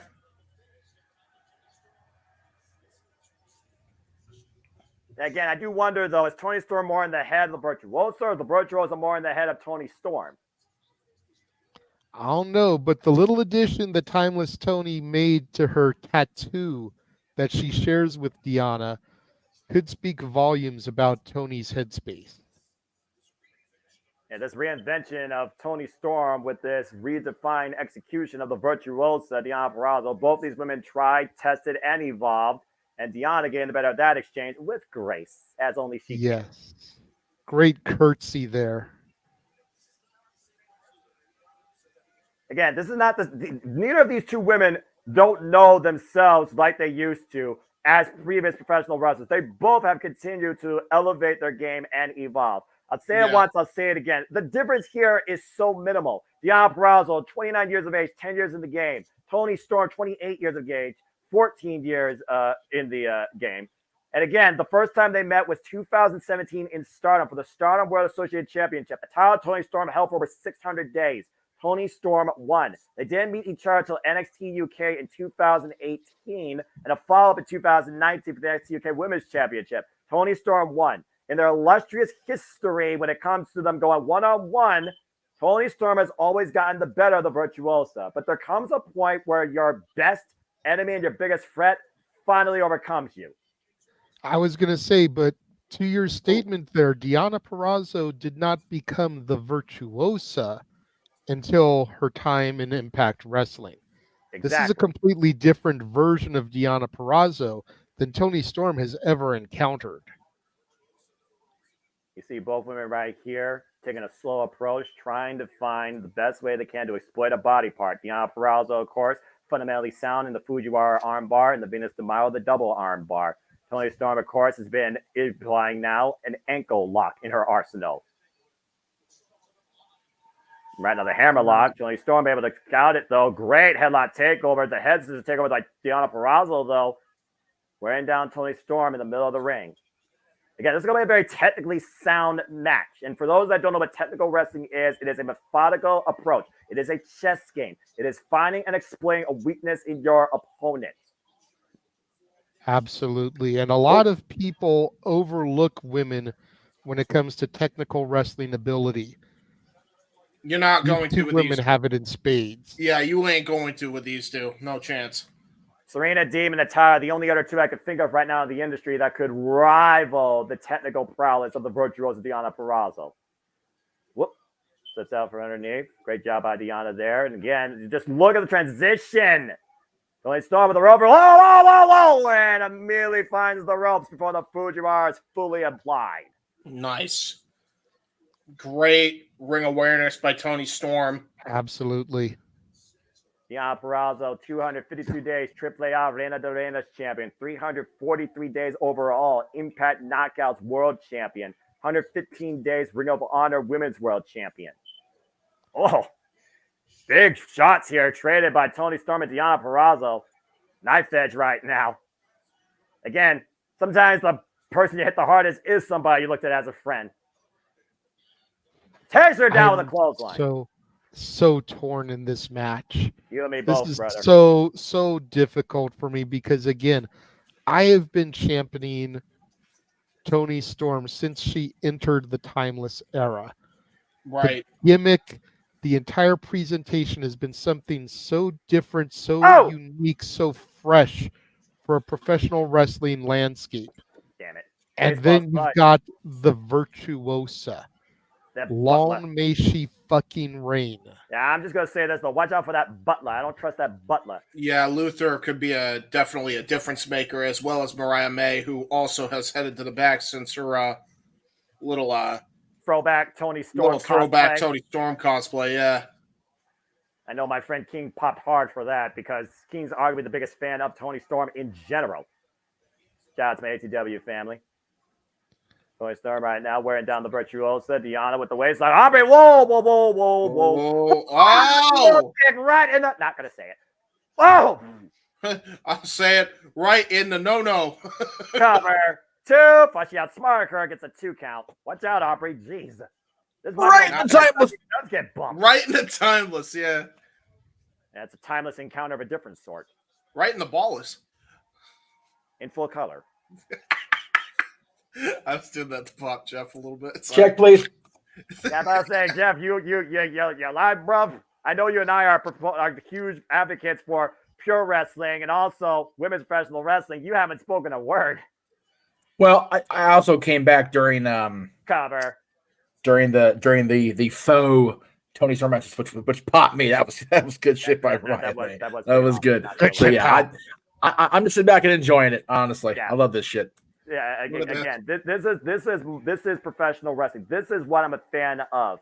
This is what I love about this business, and this is the best showcase I'm seeing of it right now. Pure women's wrestling. Look at this right now. Toni Storm working down the lower back. Now this Toni Storm getting the better of the virtuoso, just driving her weight into the small of her spine. Cupcakes across the back there. Yeah. Well, yeah, no doubt. Sweet Cheeks music at any point, and you got to look out for that as well. Yeah, but also Deonna Purrazzo has the gut-style pile driver, the Queen's Gambit. So each of these women have quite a strong arsenal, but I think they got to pull something the other doesn't expect to get the win here tonight. That's exactly what they need to do. I'm just not sure what. Now we got Toni Storm just taunting to the crowd, showing off exactly why she calls herself timeless.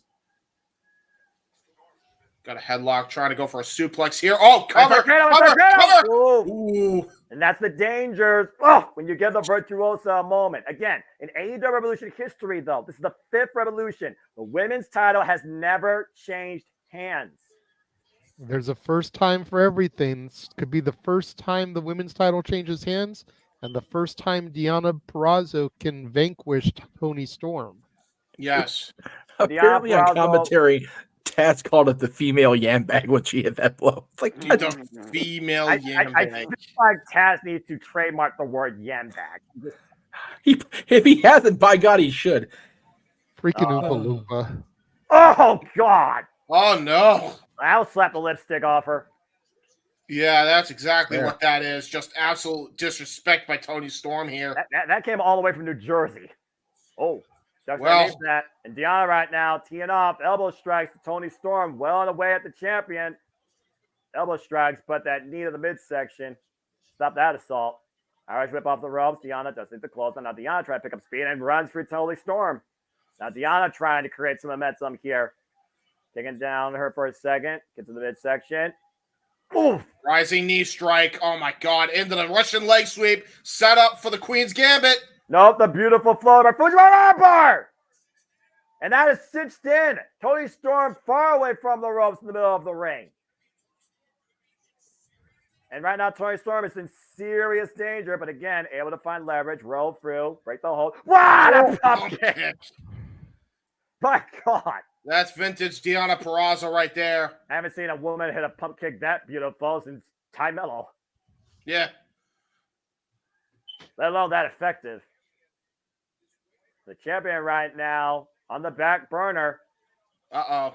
Ooh. Ooh, lethal combination. Nice. Cover. 2. No. Kick out there by Tony Storm. Deanna double check, and she thought that was 3. Aubrey Edwards, to her credit, in great ring positioning for that fall. All women's showcase, by the way. Represent, respect, love it. Greensboro loving this match right now. Tony Storm. Oh, man, the trip up. Sends Deanna face first, the second turnbuckle pad.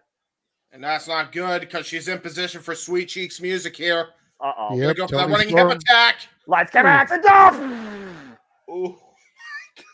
Golly. DDT follow up. DDT. And a cover, hook of the near leg, and a fall. Whoa. Yeah, hip attack into that vintage Jake the Snake-like DDT, by the way. It was that takeover DDT of sorts, though, that allowed Tony Storm to beat Rico at AEW World's End. Yes. The first time she pulled that out during her timeless title run. Tony Storm now a 3-time AEW Women's World Champion. Oh, trying to go for Storm. got countered. Cover. Ooh. Lays for a hook. Well, there. Went for the pumpkin again. Tony Storm blocked. Nice trip up on the inside of the right. Ankle lock. Break a leg. Break a leg. As she calls it, break a leg. And pulling her away. Speak for good luck. Yeah, pulling her away from the ropes as well.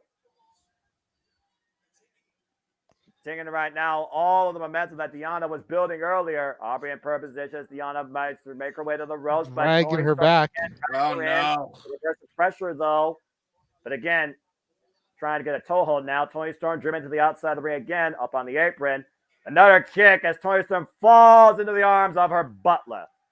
Boo. Boo. Wait, Deanna Purrazzo, what the hell are you doing?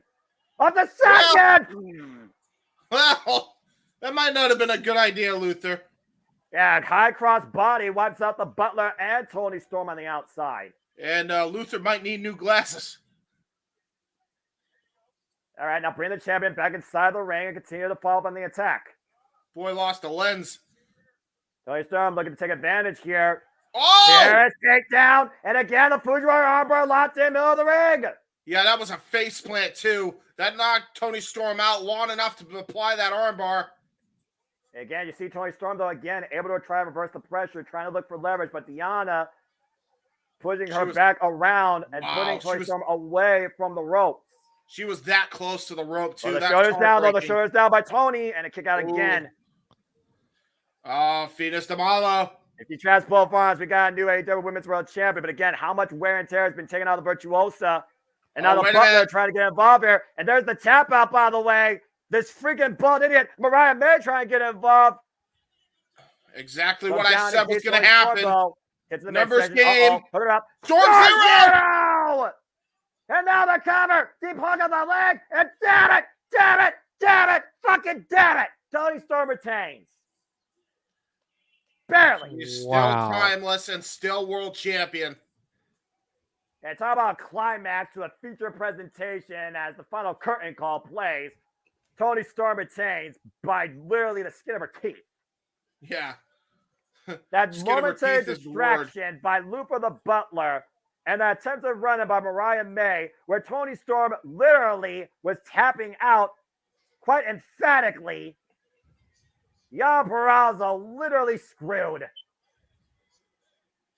She got it. Team effort once again that allowed the timeless era to continue. Ah, man. The timeless Toni Storm still our AEW Women's World Champion. But again, Deonna Purrazzo, she tapped her out. And I don't see this being done by a long shot. No, we're definitely going to get this run back sooner rather than later. That was a great match. That was an incredible pure match, though. I loved that. That was bravo awesome. by both. Well, again, the timeless era continues, and I'm not disappointed because, again, Deonna Purrazzo delivered on the grand stage. Bravo. Mm-hmm. And long may she continue to fucking reign. That was really good. I really enjoyed that. Jeff, your thoughts. Go ahead and talk, man. Oh, sorry. No, you're good. I'm in the middle of the things as we were transitioning matches. Great match. I'm not entirely surprised that Tony won. Again, there's more meat on that proverbial feud bone. So we'll probably see them run it back in May. Double or nothing. Yeah. Bound to be a thing. If not sooner. Big business. If not sooner. Weeks.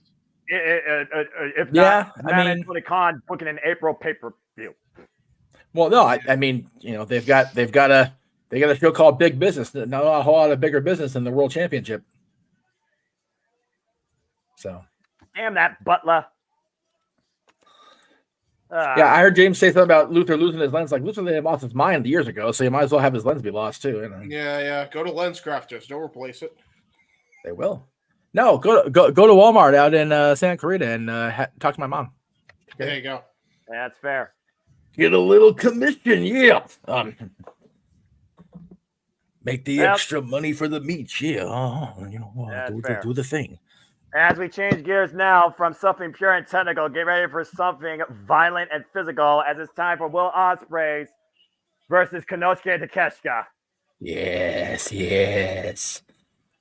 Okay, well, now we're going to pick up speed and pick up the intensity. There's no doubt about that. And yes, JJ, I expect you to talk about the Blue Thunder Bomb when it hits.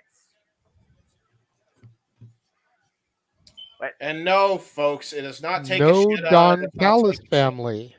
Oh. You notice Takesha's just using his own music. He's not using the Callis family music. This is very interesting. Yeah, and the Alpha, by the way, on an 8-match singles winning streak.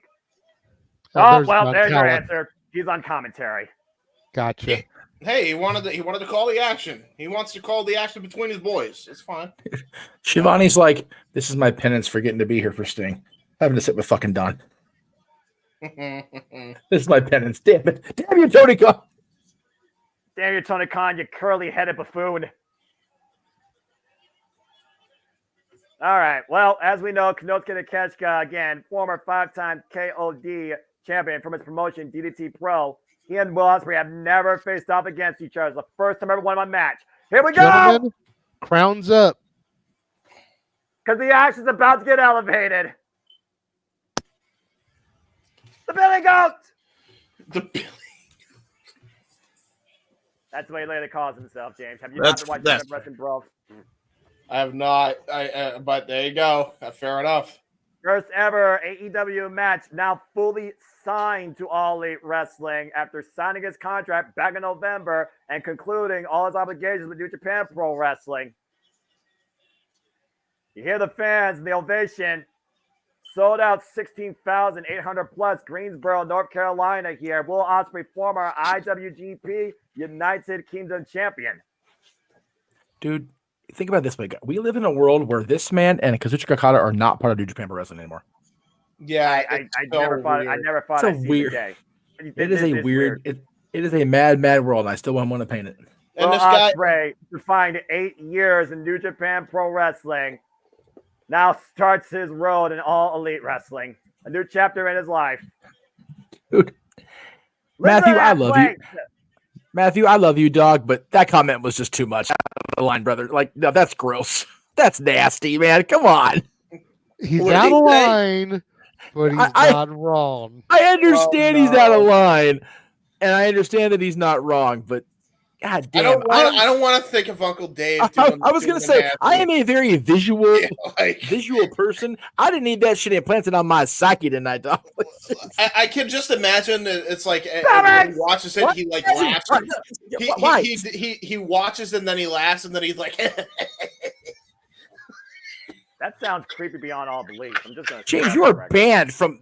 Stop that. What the fuck is wrong with you? Should we put James in timeout and have Jeff You're on and JJ call this match? You're on timeout. Sit in the corner. Do what I said. Do it, bro. Calling out a tie-out, bro. You're out of line. Just simple as that. You face the corner. You think about what you did, young man. Am I wrong though? No. Referee Brett Rensburg for this contest. That's Osprey chance rain out.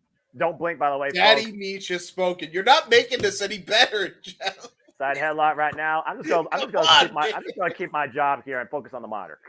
Right. No, you're right. And Konosuke Takeshita driven into the ropes. Konosuke Takeshita with victories over the likes of Christopher Daniels, Kenny Omega, and Chris Jericho.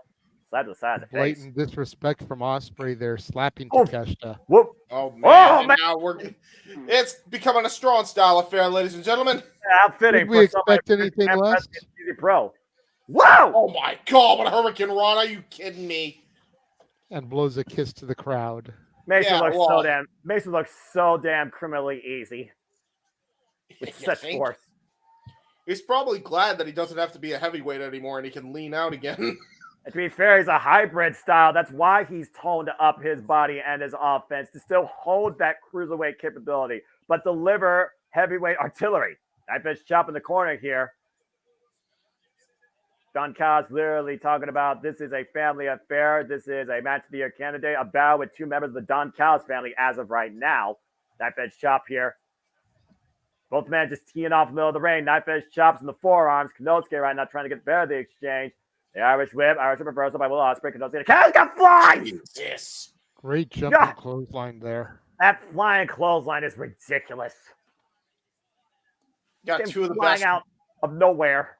You just got two of the best young athletes in the world going at each other, man, squaring up. I don't even care if it's because of Don Callis. This is awesome. I completely agree. Springboard, Konosuke, awkward landing. Oh my God! Forearm shot. Good night, Billy Goat. Oh, that boy's seeing stars right now, and not in the good way. Gonna go for a superplex. Deadlift. Got it. Delayed vertical drop superplex from the second rope. And Konosuke with the cover. Like a disco cover. No body weight on it. Yeah. Ospreay shot that shoulder up quick just to get out of that predicament. Again, Konosuke knows how to deliver a suplex. He wrote a thesis on it, for Pete's sake. Yes, he did. Oh, jeez. The bounce.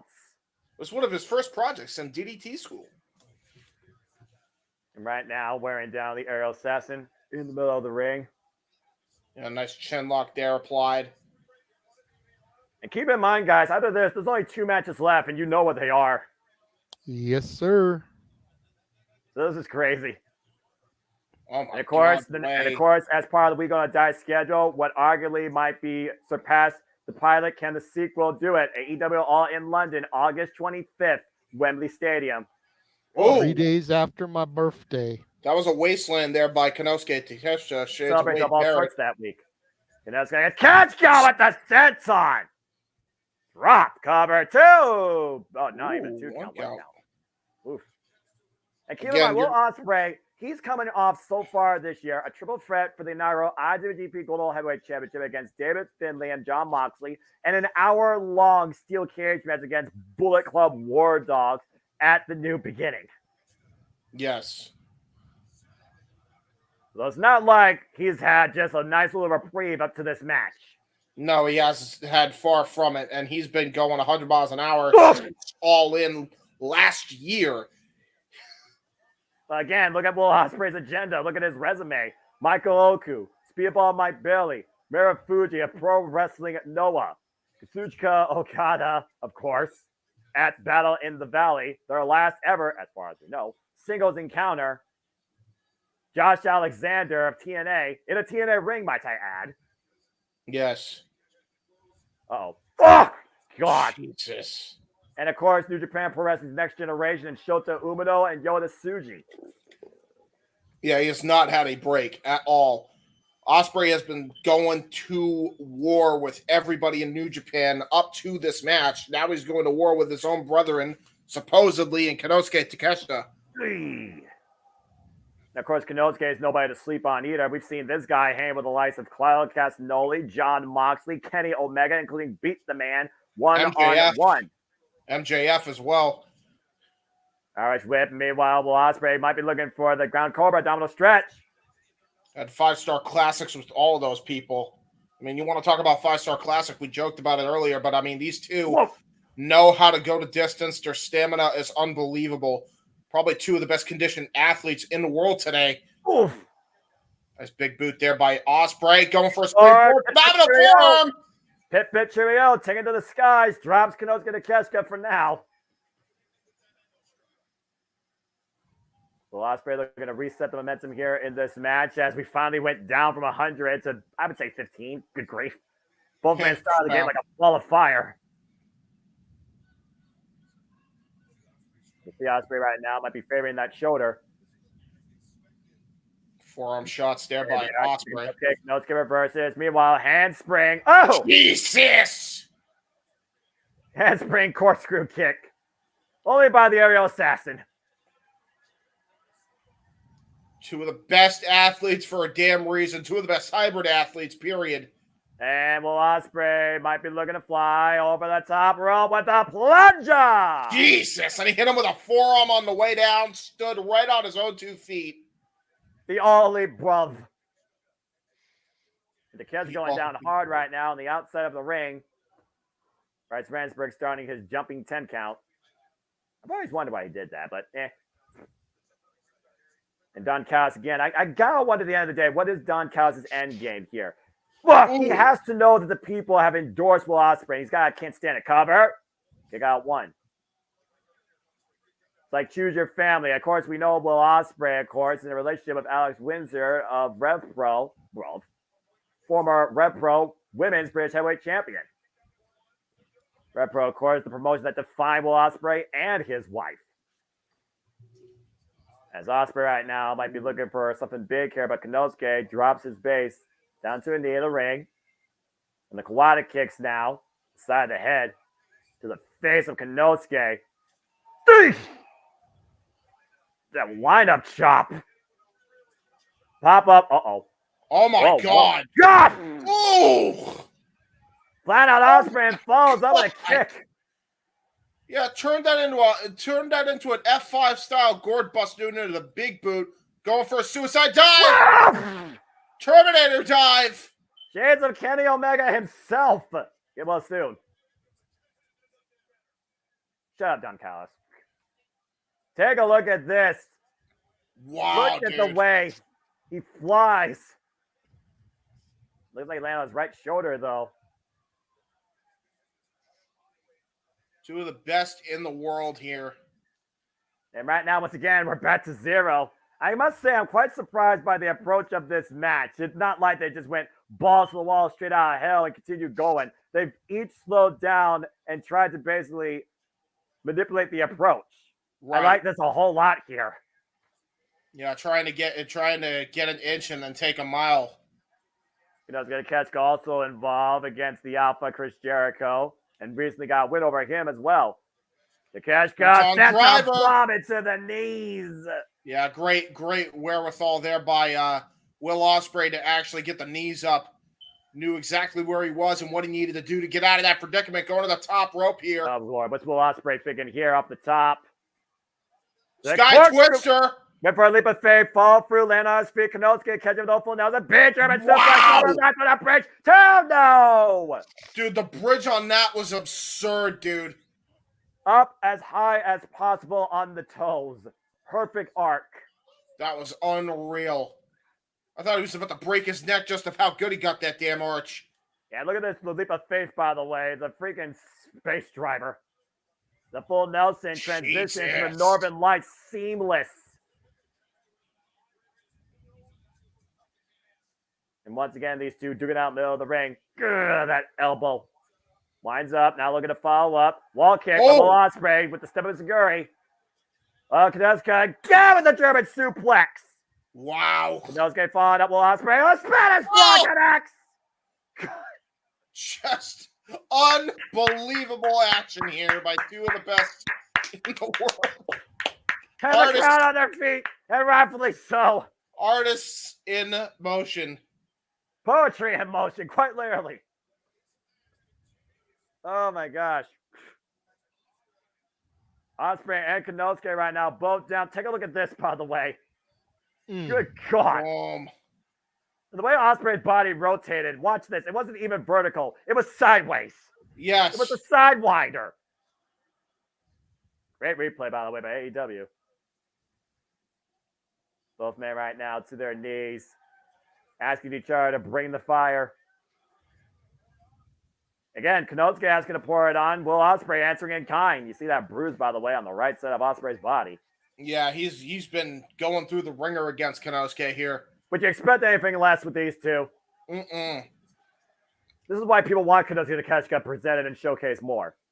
I say what you will about Don Callis, man, but maybe putting his two best young studs here in his faction up against each other, that might have been the way to go here because we're getting a hell of a match. It's about competition at the end of the day. What a hook kick! Whoa, that rocked Kanosuke. Yeah, it did. Again, Don Callis, I mean, when you consider that this guy's resume includes the likes of Chris Jericho and Kenny Omega, that has to speak some values. Also a former EVP of Impact Wrestling. And knees buckled right now underneath Kanosuke. And again, just big elbow strike by Ospreay, rocking the Alpha. He might have just hit him with a right hook, honest to God. And now look at this, going for a discus elbow. Holy shit! Inosuke Takeshita might be out on his feet right now. I don't know if he knows where he is, if he even knows he's in North Carolina right now. He might think he's in South Korea with how hard he hit him. That was absurd. JJ, comment? I actually missed it. I'm waiting for a replay. Oh, okay. No, well, again, you do have to watch. You do have to be aware, though, the well-being. Again, these athletes will push each other to their limits and themselves against the referee's discretion. The referee has to step in eventually. Watch the replay here. Watch this. God. Jesus. Yeah, he is out like a light right now. And now look at this. Ospreay just taunting him. Uh-oh. Wait a minute. You say that. Look at Kanosuke. Looked like he was trying to go for a little Shinsuke Nakamura taunt action, and Kanosuke was having none of it. Probably not a wise move against a former 5-time KOD champion. Oh, my God! And a forearm receipt and kind. Ospreay drooling spit, quite literally. That's how out of it he is. Trying to hold himself up. Look at this man. Oh, God. Jesus. He's still on his feet. He loves this. The fucking madman. Why did you hit your head on the turnbuckle that has steel underneath that padding? Kawada kicks. Not human. Uh-oh. Elbow battle. Oh! Bullhammer elbow, took the pad off and just clocked his ass right the fuck out. This is the strongest fight I've seen all year. Holy shit. Watch this. Look at this. Bam! Oh, my God. God damn. Oh, he's going to go for it again. Maybe. Oh, my Lord. And now go for Kanosuke a up the full-on. ropes. Ospreay catching him, though. Up and over. What the fuck? Trying to go for a powerbomb. Though. They don't get Ospreay up. Takeshita unable. Hook kick again by Ospreay. You gotta be fucking kidding me. This is unreal. Double underhook. Trying to go for a Stormbreaker against Gary. By Ospreay. The super kick again by Ospreay. And once again, trying to hook him up. Tiger Driver cover 2. No. Taking a page out of Tyler Bates' playbook, former Rev Pro brethren in the Tyler Driver 97. Golly. They might be looking for the Os cutter. Oh shit! Blue Thunder Bomb! Nope, the Blue Thunder Bomb never gets the pinfall. But nobody delivers the pin to Kanosuke. Damn it! Yeah, I was about to say, it did deliver a victory once from the top rope. There is that, to What Konosuke's an credit. incredible match. What an incredible first-time encounter by both these two men. That was an insane counter. Holy shit, look at this shit. Oscar denied. Spun out, continued rotation into a blue thunder bomb, 2.5. Fight forever, I agree. This is professional wrestling. This is all elite wrestling. This ain't no revolution. This is one of the greatest nights of my life. I think Ospreay enjoyed his time in TNA a little bit too much because he's channeling his inner X division right now. Holy shit. Reverse up, a Konosuke might be looking for chaos. Fury, the waist slap, German suplex. Ospreay denies the follow through. Oh, clubbing shot. Back of the head. Blindside lariat. Ooh. Ooh. Again. Repeated blows by Ospreay. Looking again. Cutter denied again by Konosuke. Off the rope. Starts underneath. The Ospreay speed up the second rope, opposite side. Cutter! Cutter! Third time's a charm! Cutter! No! What a back and forth battle. Do you think Don Callis will interject himself? I don't know. Question. I hope he doesn't. I don't know. I don't need a virus. I hope he doesn't too, Noah, but let's face facts. Oh! Another forearm! No! Oh, he got his shoulder up. That's because Konosuke literally just collapsed on him and not his full weight. Exactly, James. He left the right shoulder exposed, and Ospreay just able to break contact with the canvas. Dude, he went for the freaking hidden blade and then just got clocked with the bull hammer yet again. Look at this. Look at the way he hits this shit. Boom! Ow! It just fell literally on the left arm. Nothing else. I'm honestly shocked that Ospreay's even remotely conscious after something like that. He is slowly stirring. Look at the eyes glazed over like a couple of donuts here. Hey, wrestling industry, take notes. This is how you push each other inside a professional wrestling ring. Again, the only thing we haven't seen yet is the Stormbreaker and the hidden blade from Ospreay, but we know that Konosuke Takeshita has that knockout knee strike. Just a brutal best in the world match here. Who really is the best young athlete in AEW? That's what we're finding out here. Yeah, no kidding. Forcing Ospreay up on the corner, up in the second rope. That Konosuke following in, though. The Takeshita still, though, continues to fight for Ospreay's onslaught. Jesus. Oh. Yeah, he just got knocked out on his own again, feet. How many repeated shots to the head have both these men taken and delivered? Oh! Headbutt to the gut. Well, we say that. Cheeky Nando's. Yeah, Cheeky Nando's kick. God. Oh. Kick connects flush. Nothing you can do but take it. Boot right to the face. Upside down. Now Ospreay. Oh no. Uh-oh. Great job there, Takeshita holding on. That was brilliant. Takeshita was able to prevent that Frankensteiner.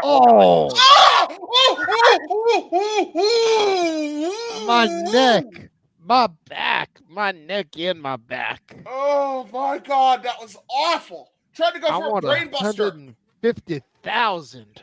Jesus, he tried to go for a brainbuster too on the skull. That could have been worse, but I don't know. Look that might have been actually worse. Let's see what happened here. To your point, watch the way he lands. Oh! He slipped down all the way to the mat of the attempted brainbuster out of the corner. His head almost crashed into the canvas too.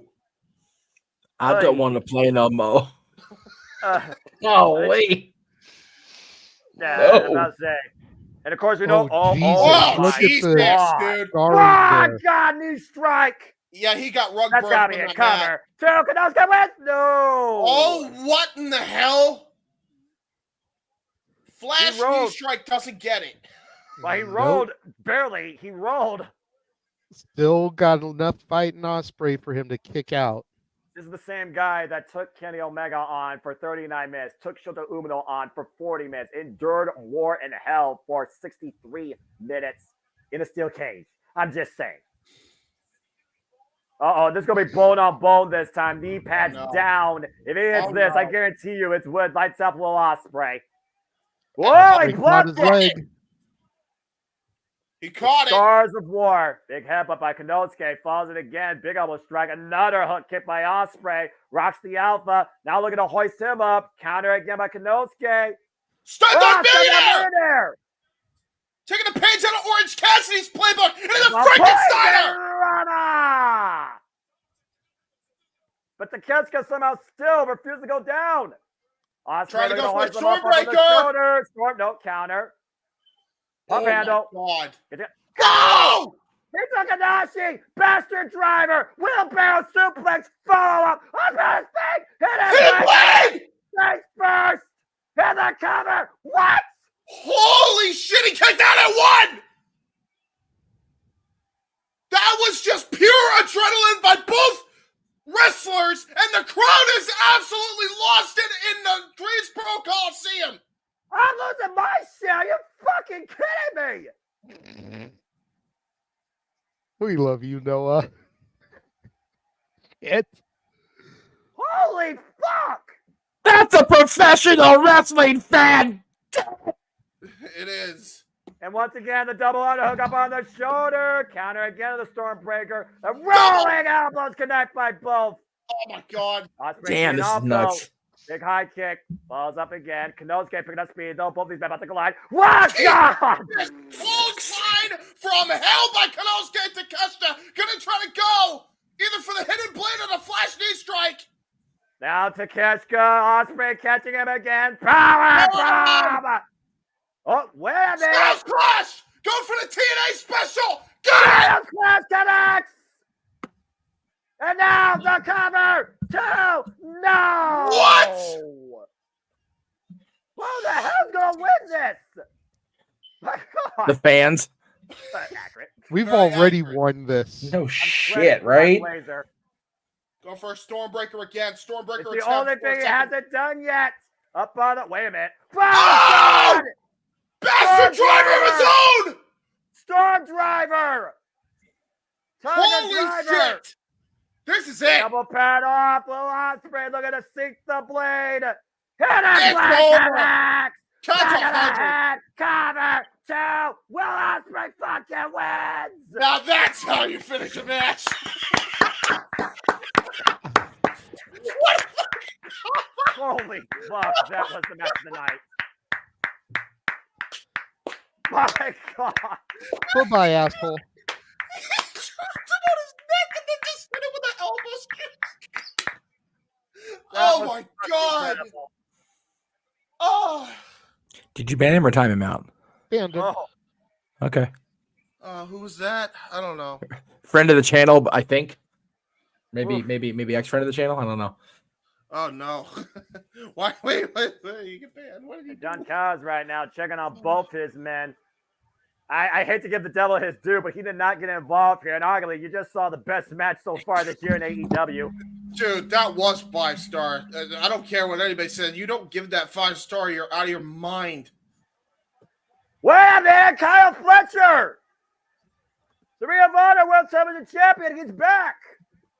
And another member of the Don Kaz family, and a member of the United Empire. Just My God, though. Will Ospreay, welcome to AEW. That's a hell of a way to start the next phase of your career. No shit, right? Bro. Wow. Good God. Whew. Again, we're going to get a handshake here. Is everything still good within the family? I don't know. That was such a damn good match, man. Respect. That was awesome. Tremendous show of respect by two warriors of the game. That was awesome. Two battle-hardened gladiators. The stare down here, a very stern stare down. A very interesting stare down. You got to imagine Kyle Fletcher's essentially been a young boy since he's joined the United Empire in. New Dynamite logo. Look what we're getting on Dynamite. I was gonna say, bro, I love the new Dynamite logo. All right, that is a awesome. slick looking logo down there, man, in that lower third, folks. Remember, we're supposed to get a new logo and a new set this Wednesday on Dynamite. We just got our first match. Well, I'm tuning into Dynamite now after that match and after that logo. Talk about big business. We're getting that a week early. And no kidding. And we're still not done tonight. But congratulations to Will Ospreay. What a 5-star clinic by the All Elite bruv. Well done. Can we seriously talk about that might be the best match all year? Yeah, arguably, Dead yes. serious. Yeah, seriously. Oh, look at this. They performed It's Sting on the AEW Fight for a Video Game soundtrack, Islander. Oh, yeah, and don't forget, everybody, once we're done with all this craziness, we're going to hear Noah sing the theme song, Man Called Sting, from the 90s. Yes. I don't even recall what that sounds like. Are we doing this now? What? Are we doing that? Are we going to get what we should get as the main event? We are. I think so. Enough people may have complained online. Hell yes. Good. Well, coming up next, our semi-main events for the AEW World Championship as Samoa Joe defends the gold against Swerve Strickland and Heyman Adam Page. That's our semi-main. I know we got Swerve, I know we got Hangman, and I know we got Joe in the semi-main. Yes. But God's honest question, how the fuck do you follow something like that? I don't know. With these two matches, James. Yeah, that's true. With the story, the drama, and everything behind these next two matches, and the work rate of these three people. Again, you can say what you want about the personality of Hangman Page, and Lord knows I will jump on that shit and co-sign with you.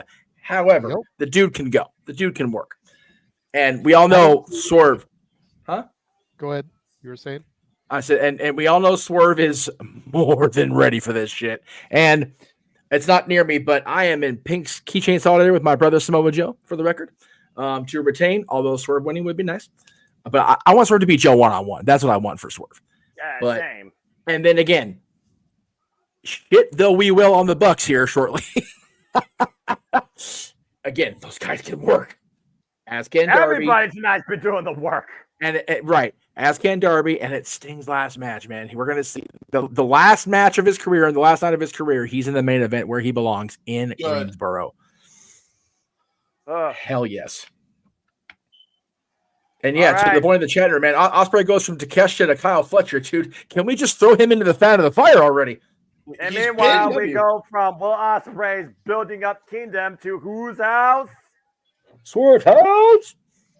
JR! Yes, JR's there! Is he really? Oh, good. Dude, it needs to be fucking. I can't even monitor right now. God damn it. I'm trying to make a serious call about freaking. They are and Shivani on the call for the next match, but not as to throw me off my shit.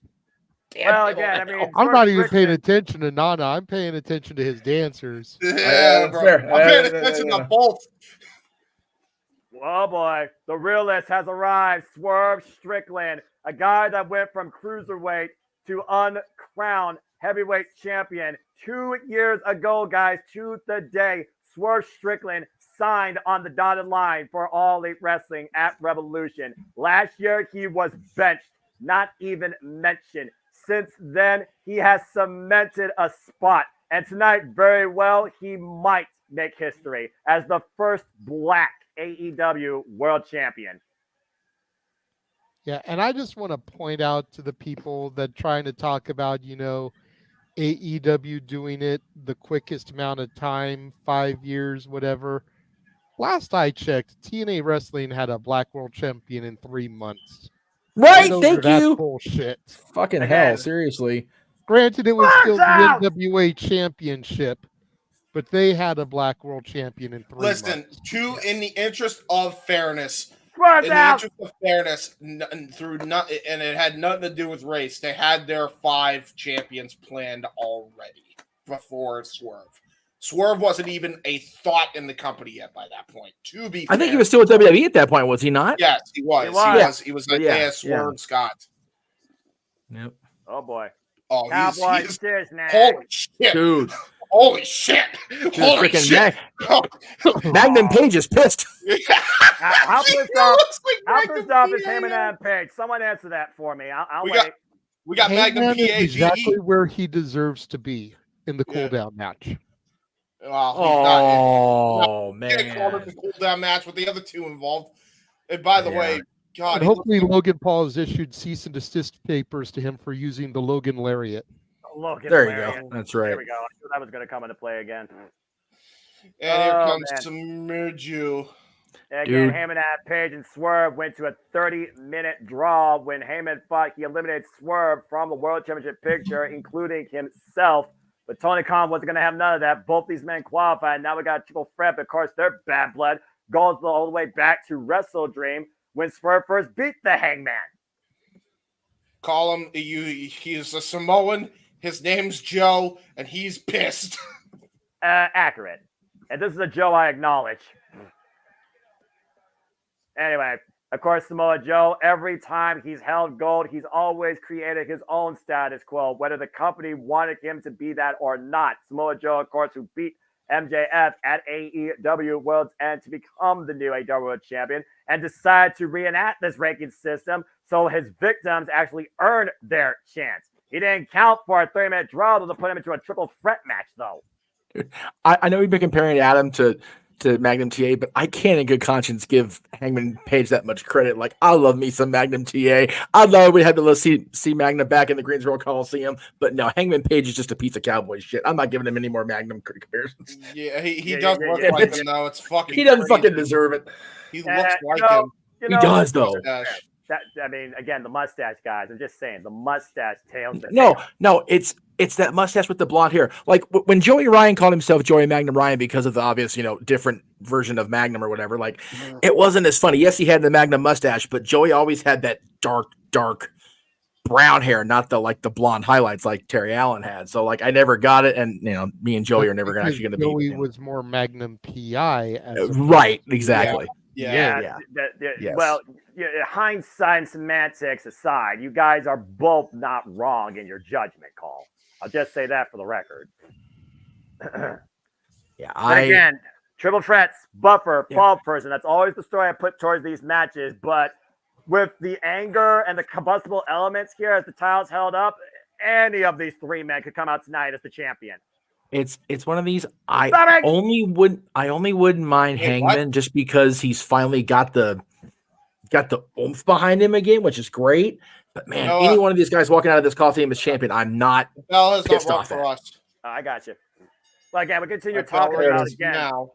Well, again, we talked about before what got us here. I mean, literally, Hangman and Swerve literally shared each other's blood in one of the damnedest Texas death matches we ever saw in full gear.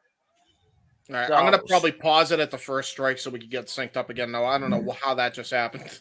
Bleacher Report's a piece of shit. So what else? Yeah, that's... Referee Paul Turner for our contest here. Samoa Joe going into his second defense. Heavy kinesio taped underneath both knee pads here. All right. Let me know when you see Joe headbutting both. And there it is.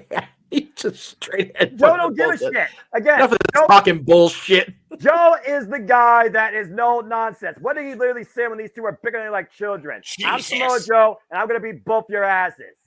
Again, he's the guy that redefined. There is no limits to what you can do in that ring. And just no! He did the thing. He did the fucking walk. He did the walk. He did the thing. Oh God!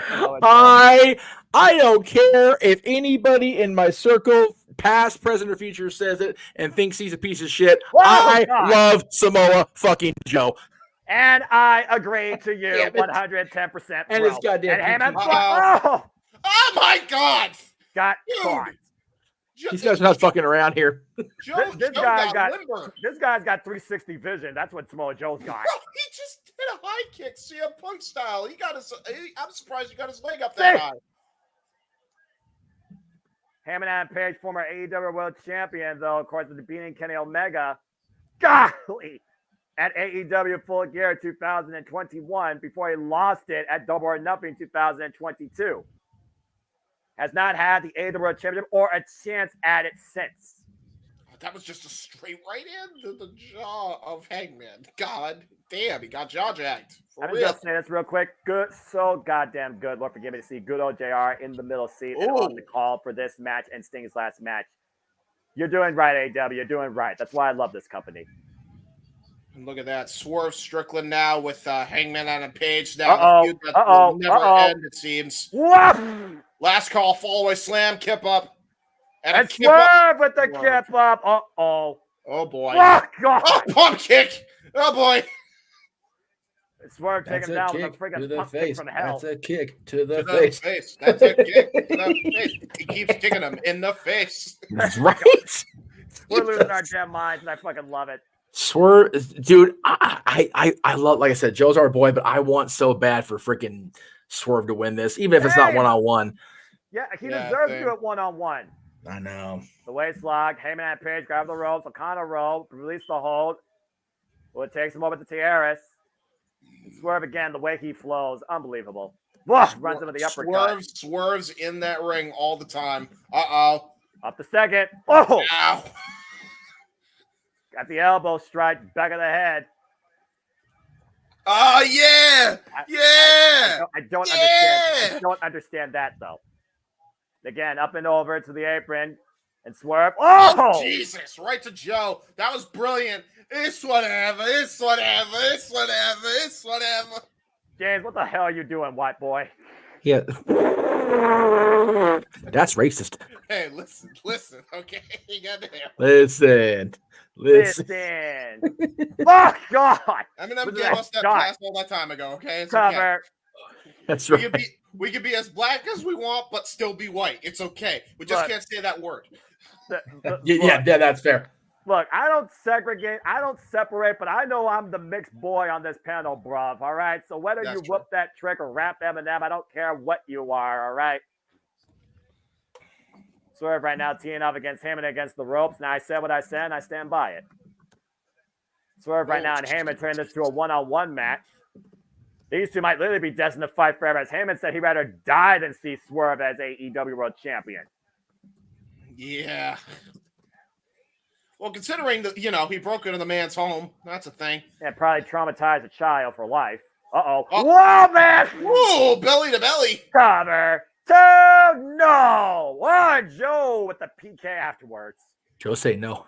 Joe say no. Oh, God. No, sir, no. Open palm. Try to win the title, and Joe said, no. I'm sorry, I'm good. No, I'm good. Greatest day of my life, barring that as a wrestling fan. And then seeing JR also back where he belongs just makes my night. Right. The face washes. And Joe right now takes Swerve up the apron. Now falls like, hey, man! Jesus. And drives his boot through the side of his head. Now you just made the champ mad. That's all you did. You just made him angry. Powerbomb! High stack to the kick out transition. Into the STF. Yeah, the STF, not whatever the hell our boy John was trying to pull off as calling an STF. Yeah, by the way. John was trying to be, I'm going to leave that alone. Anyway. By the way, a lot of kinesio tape on Joe's knees. Well, again, you figure about the wear and tear of this tested veteran of the game. I'm just saying. Does that mean Joe's special needs? Sorry. What were you saying? Does that mean Joe's special needs? I don't know about that. I dare you to say that to his face and avoid getting your face smashed. Well, I'd just be like, I only ask because I'm special needs. So then he can't hit. Then he can't hit me because then he's hitting a retarded kid. That's not good. Oh, well, at least you know what you are. Oh, God. Then he would just look bad. I guess Swerve's not the only realist in the room. We encourage everybody to read the ticker and make sure we know the views of panelists are not the views of the different media for the record. Jesus H. Christ. Welcome. You know what? Welcome back, JR. And on behalf of the JMN Multiverse of Media, welcome back, James. Right. Thank you. No, Walter, I'm on a natural high from the Kings winning and just being giggly stupid at how awesome the show's been. Again, so far, this has been my show of the year. Don't at me. Oh, no. I can't argue with it. And Swerve There's right no now. way this show can be disappointing towards the end. Oof. Well, yeah, actually. Joe. Big headbutt though by Joe, and Swerve falls. Oh, no. The Heyman, though. No way. And Joe right now teeing up against the Heyman. Again, Joe, the most dominant man, the most dominant position of this match. Go figure. And Swerve, though, coming in from underneath, trying to rip Joe off the turnbuckle pads, and Joe still affirms himself. And almost lost his balance there. Again. Dude, Joe's got himself like that Brock Lesnar ab going, dude. I'm here for Joe being in such good shape. Good for him. Why is Joe going up to the top rope? Oh, shit. Well, Swerve and Heyman, temporary alliance. Powerbomb! Double powerbomb. Good grief. That was the big one. Yeah, Joe's rolling out of the way right now. Look what we're left in the ring with once again. Yeah, Swerve and Page. Oh, no. Oh, boy. The anger faces. The anger, the hunger, the desire, James. There's a cut above Swerve's right eye, by the way. We don't give a fuck. Yeah, I know. Oh, Swerve is probably drinking again. This. And both men teeing off right now. We're kicking things off where we left off again. Jesus. You know, Fight Forever has taken a lot out of context. These two literally may fight each other forever. Whoa. Oh, geez. Trying to get out of that. Ah! It's always the shots you don't. It's always the shots you don't see that are the worst because you have no way to scout them. Yeah, especially when you get pulled into them by your tights. Right now, you see Swerve again. To your point, though, there's some swelling developing underneath Swerve's right eye, and that could impair his vision. Yeah, it depends on where in the eye. Is it towards the orbital bone or right above right below his cheekbone? That's the question. The last thing we need is a fractured orbital bone, especially at this point in All Elite Wrestling. Oh, Jesus. Right hand by Mr. Page here. Jesus. Off. Oh. Well. Oh, and Swerve's just happy. He's smiling. He likes it. Swerve's smiling. He's a sadistic man. He likes it. Hey, Strickland. Heyman woke a demon at full gear. But Swerve, though, able to scout it. Roll through. Jedi. Oh, no. Nope. Out the back door. Cover. Roll up. A 2 count. And Joe with the save. Joe say no again. Joe say big no. Big no. No, not today. Not in my ring. Black and blue attire tonight. And sidestep by Swerve sends Joe to the outside. Swerve up and over to the apron. Scouting Joe. Big boot. Big old kick drop Joe. Joe on the floor. To the face. Oh, Boot no. to face. Works every time. Oh, no. What's Swerve thinking here? Again, Swerve wants to create history. He don't give a damn who he does it against, though. He just wants to become the first AEW Black Champion. What in the hell is Eggman Page trying to do here? Got countered, though. Looks like he was trying to go for a tombstone. Swerve got hooked. The Heyman, they'll drop down. Rolls out of it. Avoids certain disaster. Shot into that turnbuckle. Back elbow strike. And what the hell is Swerve? Oh, excuse me. Heyman out of the second row. Moonsault. Reverse DDT. No, wait. Up and over. Transitioning. Pile driver. Tombstone cover. Joe saves the title. Desperation. I was close. Desperation saves that there was for the very champion. close. Oof. Joe knows it too, man. Yeah, clearly. I mean, come on. It's not the first time we've seen Samoa Joe in a triple threat. No. Heyman. Sit out. Whoa, counter. He went for Uranagi and Page countered it. Wow. Jesus. Yeah, Joe's been in 2 other triple threat matches, both with AJ Styles and Christopher Daniels. One for the X Division, one for the TNA World Title. He knows how this song and dance go. Not for nothing though, man. Joe has made the Uranagi his own, and Page said nope, counter. Oh man, there's a counter by Swerve. Big old power bomb. Roll through. Oh, nicely. Oh, geez.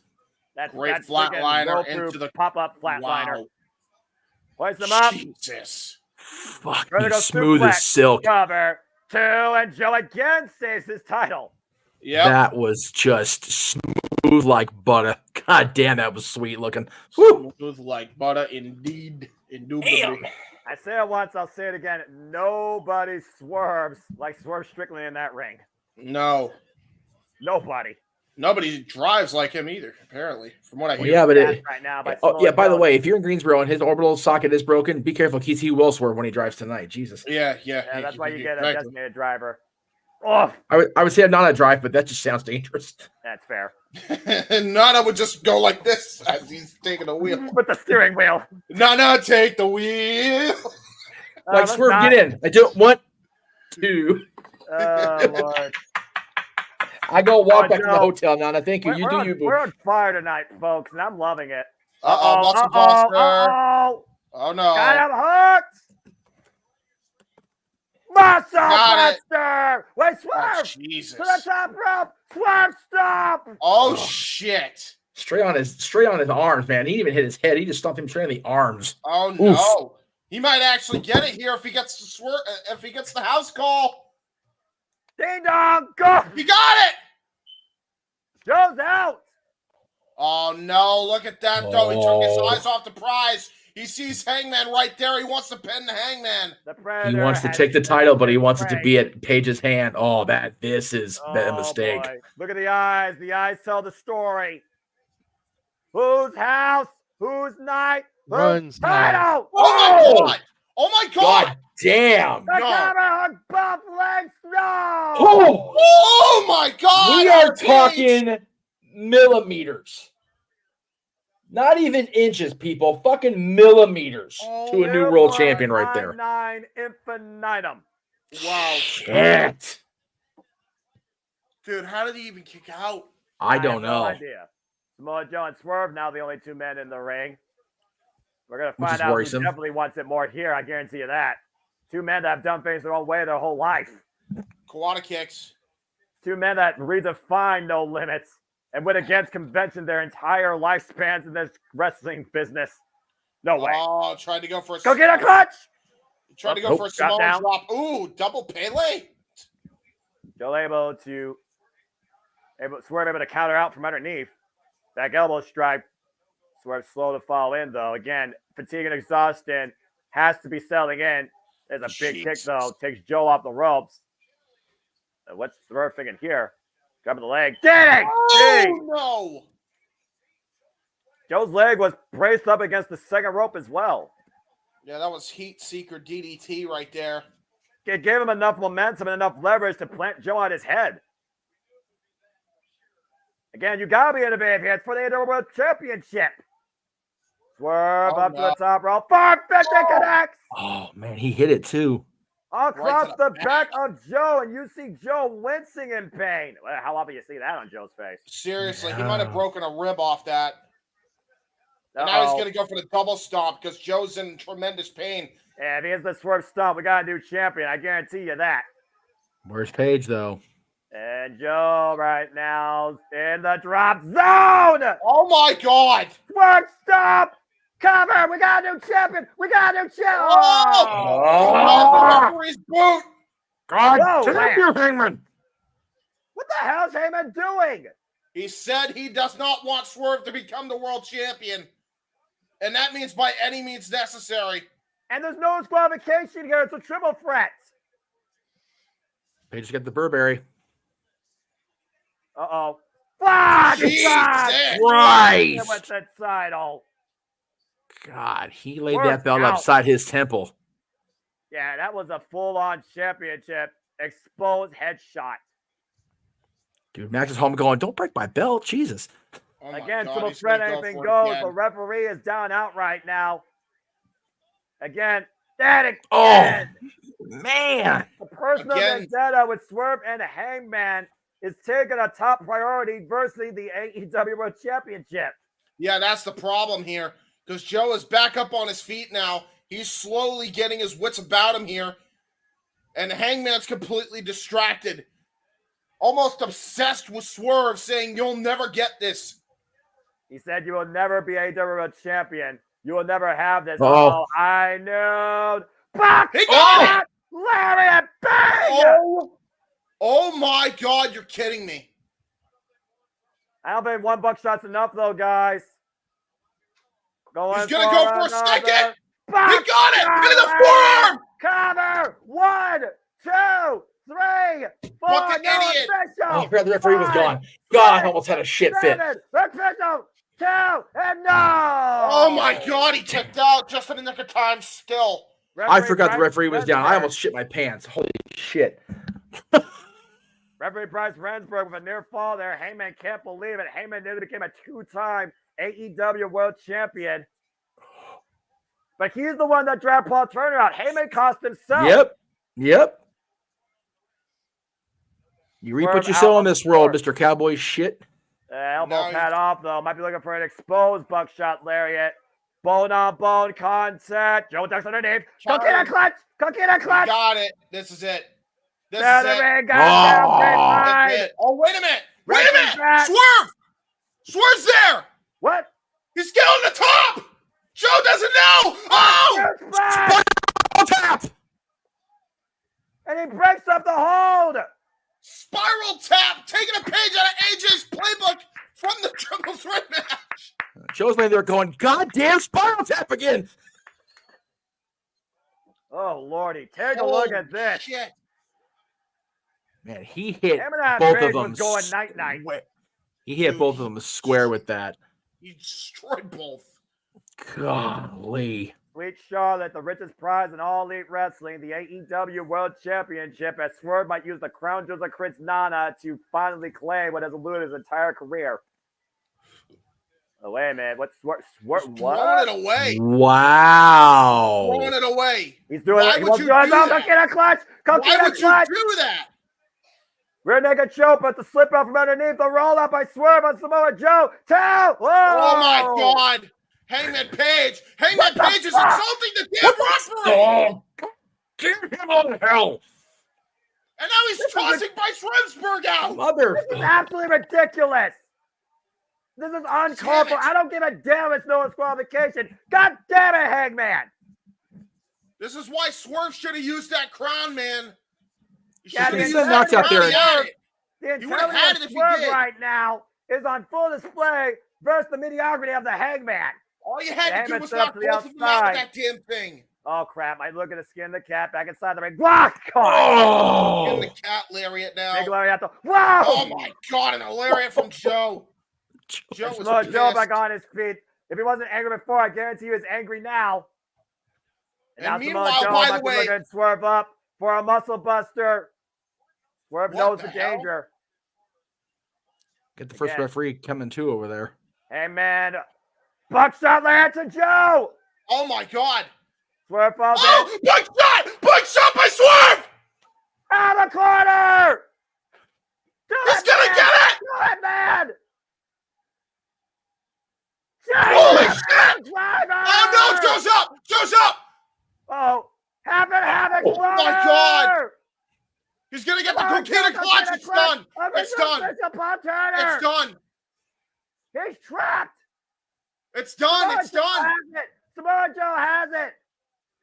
Swerve, can he Swerve, he's crawling! It's done! Him tapped! Samoa Joe retains!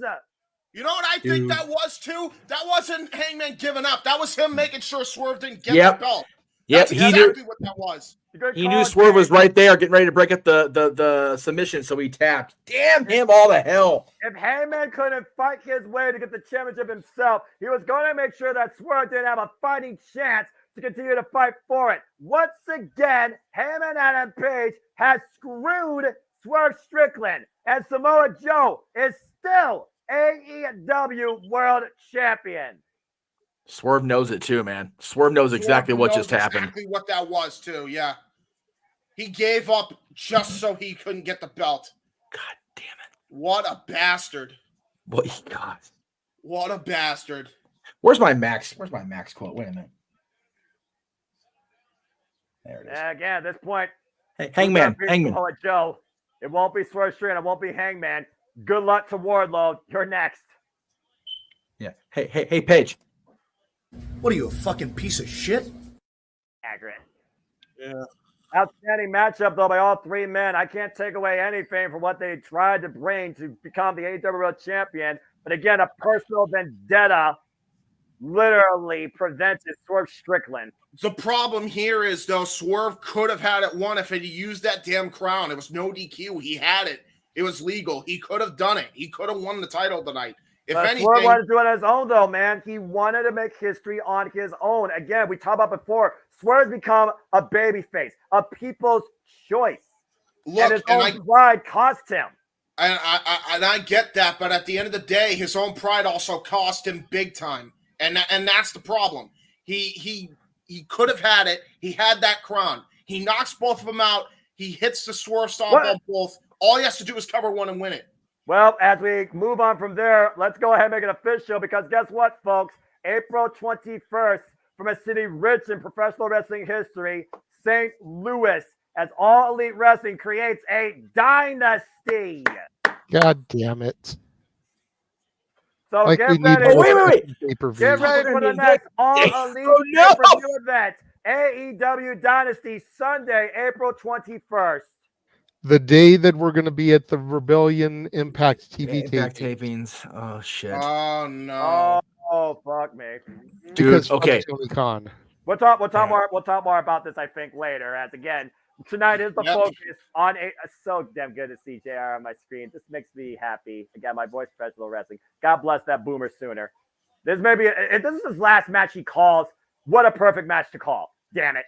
You know, the only thing that would make this better, and this is going to sound really dickish, Go ahead. is if Excalibur took the headset off and left the table to Shivani and JR.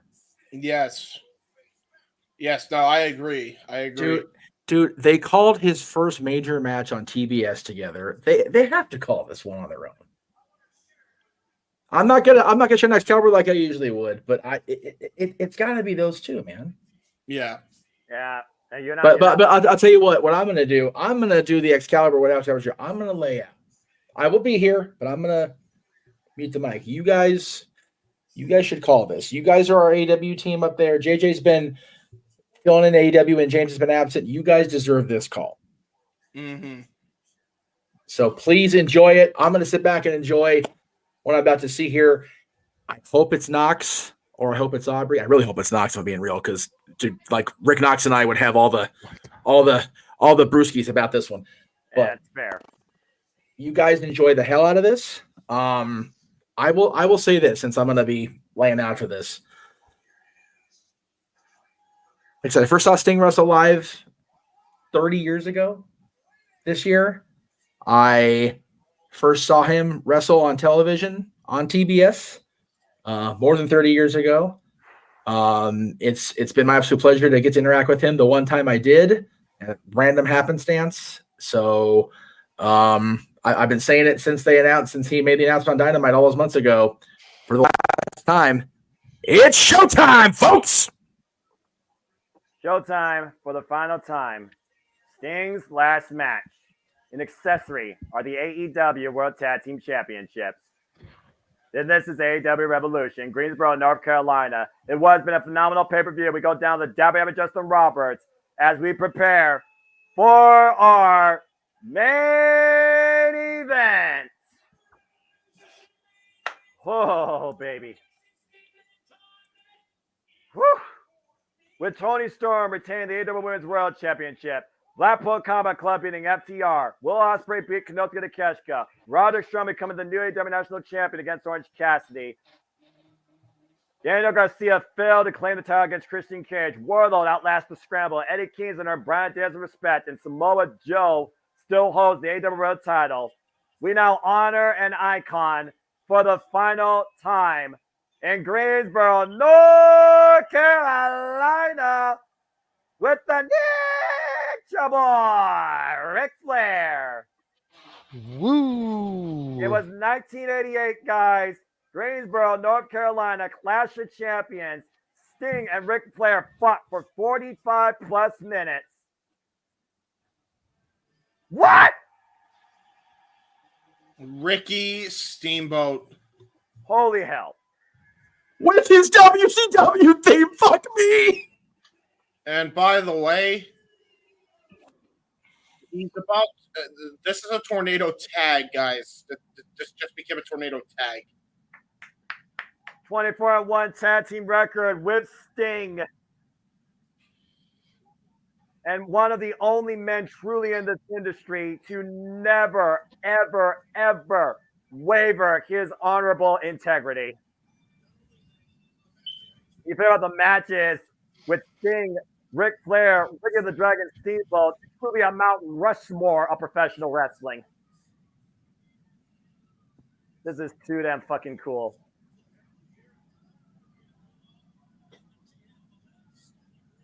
Got Magnum TA there as well. Scotty Riggs, Magnum TA. I was going to say, there's Scotty Riggs right there with Magnum. Holy shit. Jeff, Okay, how you holding I'm going to be a fucking disaster now. I'm still going to play it after this shit. Oh, here come the challengers. Yeah. Everybody, hold in yourself as the EVPs make their way to the ring. Here come the Young Bucks. Oh, piss off! Matthew and Nicholas Jackson, former AEW World Tag Team Champions and current AEW EVPs. Oh, yeah, we're cool with Cody, but we're just going to take his fucking entrance. All right, guys. Fucking dicks. Hey, I like the old school roles, though. I'm not going to lie. All the old school type of phenomenon here tonight in this main event. But seriously, I've heard of people being full of themselves in this industry. I've heard of obnoxious egos. I've heard of literal abuse of power. But this is daggone ridiculous. With a bunch of business cards instead of buck dollars and confetti. The EVPs adorned in black and gold, looking to add to their repertoire. Black, white, and gold, I guess. Again, say what you will, many still hold these up as one of the best tag teams, though, today still in All Elite Wrestling. But again, we're talking about Sting and Darby Allin, a duo 27-0, undefeated the entirety of their AEW career. And again, folks, as I look at the monitor, I want to hear your thoughts on Sting. I want to hear your moments. I want to know what your career highlights are of the icon. TNA, NWA, NJPW, WCW, WWE, if you choose, AEW, anywhere you feel that Sting left an impact on you, let it be known now as we wait for the champion. Dude, JJ, for the record, Knox is referee. Next time he's back in Cali, dude, we got to take him out for a beer or three. Oh, my fucking God, dude. So I'm so happy for Rick Knox right now. And here comes Darby Allin. I'm taking this all in, seriously. Same. Darby Allin literally brought Sting out of proverbial retirement. We didn't end the right way. Again, unbeaten, 15-0.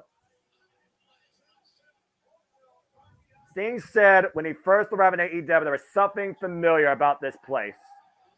And it wasn't just the network. And now we await the final entrance of the icon. This is the final Showtime.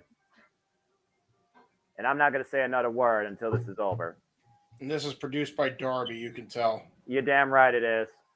I guarantee you that's a feeder in Greensboro, North Carolina as well.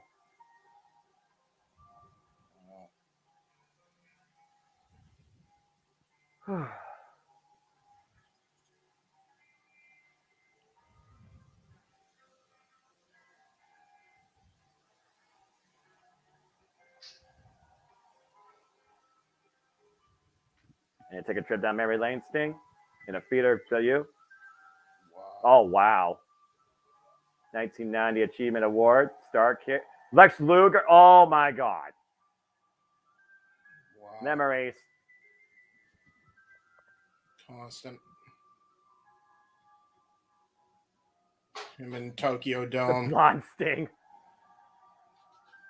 Of course, he and Antonio Inoki are former tag champions. He also, of course, has collided with the Great Buddha.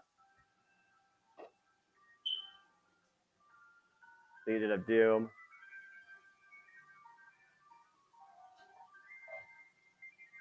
Oh, man. Sting and Ric Flair, him with the Wolfpack. Yeah, who could forget the red and black face paint? The band. And then we fast forward to 2020. The winter was coming. Missing TNA and WWE, I'm noticing too. Well, I can understand them leaving out WWE, but I'm surprised they didn't get some permission from TNA. I blame Anthem. Yeah. Well, yeah. No, we were talking about that earlier today. That I bet you with the coach's presence not being there, that's probably why we didn't see any TNA stuff on the tribute they put on YouTube or on TV. That's my guess. That's a shame, man. But again, the moments he's left us in AEW, unmatched. He freaking was with Great Muta one last time in Pro Wrestling Noah. He came out to seek and destroy in front of 80,000 in Wembley, Joker style, Jack the Ripper beforehand. And 25 title accolades, the 25th being the AEW World Tag Team Championship. Thank you, Sting Chance. As they should. damn it. This is too much for me, man. Wow. This is incredible.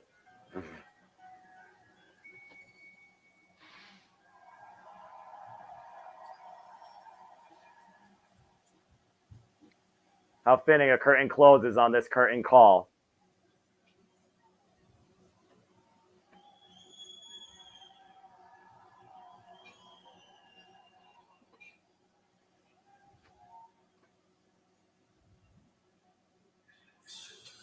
For the final time.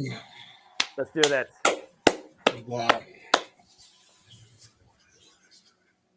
Hey, to the one viewer we got on Twitch from Datilla's Twitch. Ooh.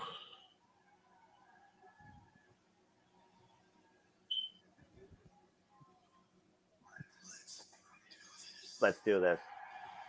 Let's do this. Let's do this!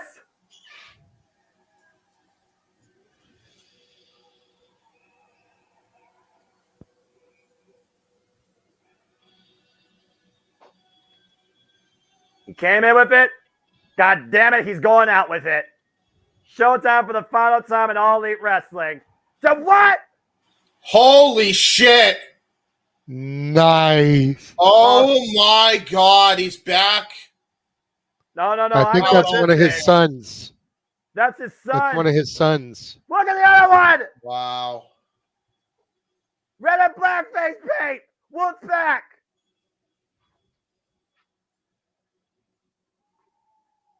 What? Oh my Seek God. and destroy, baby. Only the sounds of Metallica could bring him out for his final match. As they fucking should. Wow.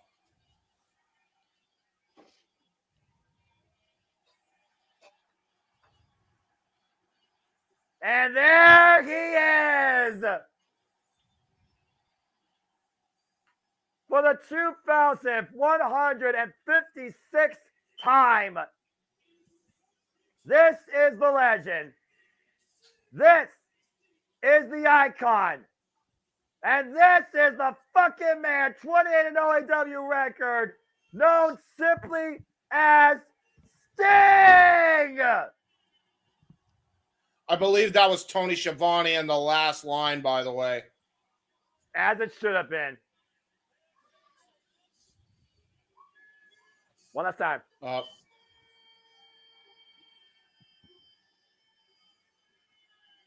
That is the greatest Sting Tony Schiavone ever delivered. For the record. Alongside his two sons, Sting and Darby Allin, enter here tonight the AEW World Tag Team Champions. This is our main event revolution. Tornado tag action. What were you going to say, Jeff? For the record, that is his actual gear from the Great American Bash 1990 and his Wolfpack gear. Jesus Christ, Darby, you psychopath. Because Sting keeps that stuff in his barn here in California. So that's all his actual they're stuff. not wasting any time. Of course not. If it's Showtime for the final time, they're going to go out and blaze a fucking glory. And there's no rules. It's Tornado Tag. Stinger splash right now in zone. opposite corners as the Young Bucks, one adorned in red, one adorned in black. Oh, wait a minute. What? Wait. Oh, my God. His sons are coming in to do Stinger splashes. You're kidding me. You're kidding me. Well, dude, after the Bucks annihilated the Sons of Steen. Wow. Stinger splashes by Stinger's boys. That's incredible. Wow. If anyone's going to deliver a splash better than Sting or match up Sting, it might as well be the Sons of Sting. This is fucking surreal seeing the different eras of Sting do this. Right? This is crazy. Wow, dude. And then we got Stinger Splash Zone that a fan's been holding in the crowd all night. Oh, God. Power bomb. And now what? Oh, no. Oh, no. That's not before it started. Scorpion Deathlock. On both Young Bucks. Yes, please. He's won matches with this. Turn him over. Matthew and Nicholas Jackson trapped in the Scorpion Deathlock middle of the ring. Sting unable to hold his grip, though, for a long time. Able to wiggle free. With the Massey boys, as you call them, JJ, by their real names. Dude, Sting's boys have joined in on the assault of the Bucks, and you know what? Good. Oh, geez. Yeah! All right, we're getting rid of the barricade. Fuck these cunts. You're not going to get a technical classic here. You're going to get a fight. Everything that Sting has left.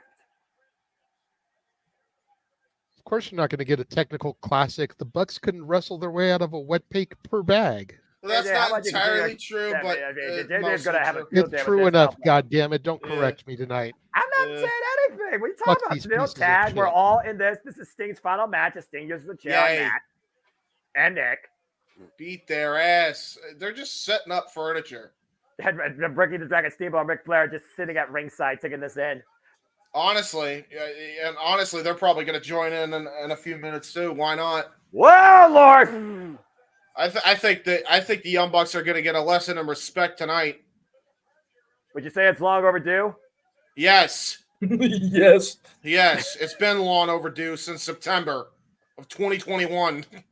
Yeah, but who's counting? I can go further back than that. The icon Sting, who shares a legacy alongside Lex Luger, Dusty Rhodes, Hulk Hogan, Ricky the Dragon Steamboat, Kurt Angle, Jeff Jarrett. Yes, I said Jeff Jarrett. And so many others. Uh-oh. Yay! Whoa! Military press slam! Yay! Overhead Bill. Awful landing right there. Piss off. And Matt right now framing his lower back as again he's had baggage his entire life. Whoa! Back body drops to Matt. And Darby Allin. Oh my Lord! What the hell is this crazy Double man coffin thinking? splash. Coffin drop! Yay! Yay! How about that? Yay! Ken Stingley says Darby Allin is the greatest tag team partner he has in his entire career. You're looking at an icon retiring and an icon in the making. I said what I said. And what are the Sting looking for here now? We've got ladders, we've got tables, we've got chairs. Oh my. He's gonna go. Oh dear God. Oh my God. That's a pane of glass. Oh my God. Oh, and he's gonna rest it on that table, or no? No, he's just gonna rest it on the apron. Oh, he's got two. I think he's got one with each Buck's name on it, proverbially. Oh, they lost the second. I think they lost the second cardboard. Oh no, it's just a piece of cardboard, regular. For a second, I thought it was going to be part of freaking juice board or whatever. Yeah, oh right? my God. I was wondering what juice board was. Oh Lord, this is not going to end well. JJ, Jeff, you watched the Bucks since PWG, right? How often was glass used? Not often enough. I think they're trying to outdo the Candice LeRae bloody face here with these young fucks. Whoa, Jesus! Jesus! Oh my God, he just caved their head in. Ooh. Oh my God. Oh man! Dude, Steve, murder's always illegal. Can't just say. Just say. He's angry, man. I feel like this might be one night where they might alleviate the law. I was going to say, Jeff, there is such a thing called a justifiable homicide. And when the last name is Massey, it's always justifiable. Damn. I mean, Papa Buck's all right. Well, you don't know. No, I do know Papa Buck's all right. Darby Allin has a hold of Nick. Sting has a Here's hold the of problem. Matthew. We are inside the All Elite universe. Here's the problem with that theory, Jeff. Here's the problem with that, okay? There's a couple of I would Corvettes say there. you're correct, but he raised these two yahoos. So there is that. And we're going backstage. Might get a shot at Tony Khan if we're not careful. And what the hell? That was an awesome stage, by the way. But there's a lot of dangerous points here. Oh, no. Oh, man. Oh, jawbreaker. By Nicholas Jackson. Nicholas in the red, Matthew in the black, in case for those are wondering. I will not be calling Looking them like by their... knockoff versions of Ken and Ryu. Yeah. Yeah, what the hell is... Uh-oh. And right now, Nick might be looking to send Darby Allin for a ride. Super... Come fucking off the table! falls. Damn it! Golly. I'm not sure how much Darby Allin's going to be used now in this match. He's out for the count time being. And Matt right now squaring off against Sting. Uncontested shots here. And what's he trying to do? Send him off the stage? I don't even know what's down there. And Sting. Uh-oh. No! Woo! Piss off, Matt, you dickhead. Again. Oh, God. What is this? No, not to Sting, you asshole. Oh, God. One more! Oh, my God! Suplex from the stage through 2 damn tables. Oh, my God. They killed Stinger. He ain't getting up from that. Not immediately. You young fucks. You can hate them. You can hate them all you want, but you can't argue. They are making history. They got a chance to make history here. They're gonna be the last people to beat Sting, and that's really what this is about. At the end of the day. Thank you, Walter. Crowd might be echoing sentiments of the JMN Multiverse of Media. I do not know as I look at the monitor, and I just stay unbiased. They are just okay. I was asking. I didn't see these in the second glass, so that's still in play. God, yes, that worth it is. shit. I guarantee you, somebody's going to lose an epidermis going through it, and I fear it might be the person without any sort of upper attire. There's another pane of glass, by the way. I'll say it should be Matt and Nick going through that shit. Yeah, they still might. That was a giant ass ladder, by the way. Look at the size of that thing. Yeah, Sting right now neutralized, and Darby Allin is in a world of trouble. A handicap against the Bucks. I was going to say they are Wish version Hardys. They might as well use ladders. If I was Rick Knox, I would wear gloves right now with all that glass in the ring, even if it's over there on the edge. I'm just saying. Oh no! They're gonna go for a buckle bomb into this thing. Yep. Oh no! Oh Lord! No! Oh, God! Oh God! He bounced. Again, still has no give, no mercy against the human vertebrae. JJ Darby flew. But we also know how much it takes to keep Darby Allin down, though, guys. He's a reckless daredevil. This is the guy that wants to climb Mount Everest. Again, Darby Allin's so explosive in his offense. Me of the minds there by the Bucks. Meanwhile, Darby up and over Nick. Stunned up millionaire rocks Nick Jackson. Now squared up against Matt. Combination offense here by Darby Allin. Sunset flip. Yoshitane code red. Darby is incredible. He really is something special. Every time you think that Darby Allin is down for the count, he does stuff like that. Yes, he does. And oh no! What's the size of that fucking ladder? Oh no! It's gotta be like 20 feet high. No, Yep. No. He's trying to use that as a catapult, or he's trying to use it to wait a minute. He's gonna do the Jeff Hardy spot again with one of the Bucks. Oh god! Through that pain. Oh For those that are squeamish, this is your warning for something that's gonna happen. Darby, that's gonna please be very don't. bad. Please don't. They're not worth it. No, please, they're not worthy of this spot. No. They're not worthy of this spot? Are you saying they're not worthy of this punishment? They're not worth. No, they're worthy of the punishment, just not worthy of Darby punishing himself.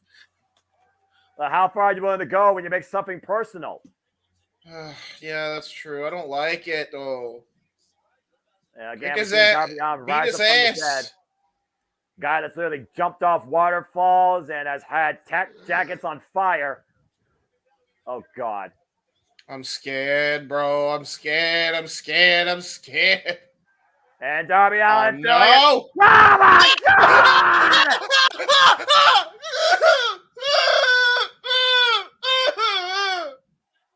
Swanson fucking bomb! Throw the glass on the chairs with Matt Center next line. Jesus fucking Christ! Oh my God! Take a look! Oh my fucking God! Stop showing a replay! Don't show that again! Spine first, Darby Allin explodes through that glass. Somebody got some glass from that, by the way. They're gonna sell it on eBay probably. Look at all those shards of glass cutting the skin of Darby Allin. Bro, Oh my Jesus. fucking God, dude. That's CCW level of bleeding. I thought the Texas death matches were bloody barbaric. Never mind. Well, this might as well be a Texas tornado match. Holy fuck. Thank you to those of you that have the stomach. In a Texas death match. Say that again. Say that again, JJ. I said this is a Texas tornado match. I think you mean Texas death match. Yes. There's that. That's a fair point. It Sting's back inside the ring. I'm just saying, thank you to everybody in the chat room that has the stomach to deal with this shit right now. There's a reason why I don't eat on air during these things. Dude, I prepare in advance.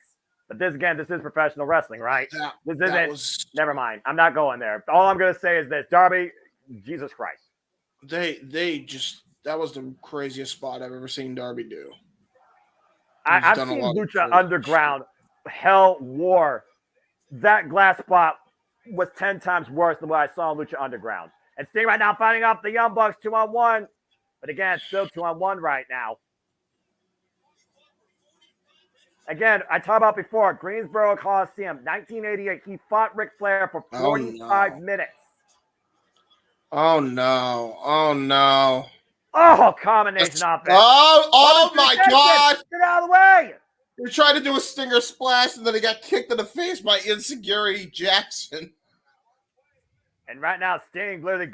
Sting might have just gone Joker here, by the way, guys. Yeah. Sting literally Googling Matt. Oh, I don't know. His third adopted son just kind of got screwed up because he dodged an attack, and they had no remorse, so I think he's a bit mad. And nervous because you should be.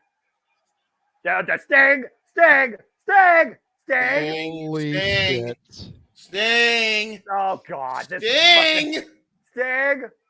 What in the fuck are you doing? Sting, no, Sting, no! Oh, God, they have a pane of glass in the corner. Well, at least it's not in front of Sting as far as we know right now, but Matt right now is fighting Sting off a ladder. And Sting right now, God! Up the table! Oh, through the table, his head hit the frame. Sting back up on his feet! What? Sting is up!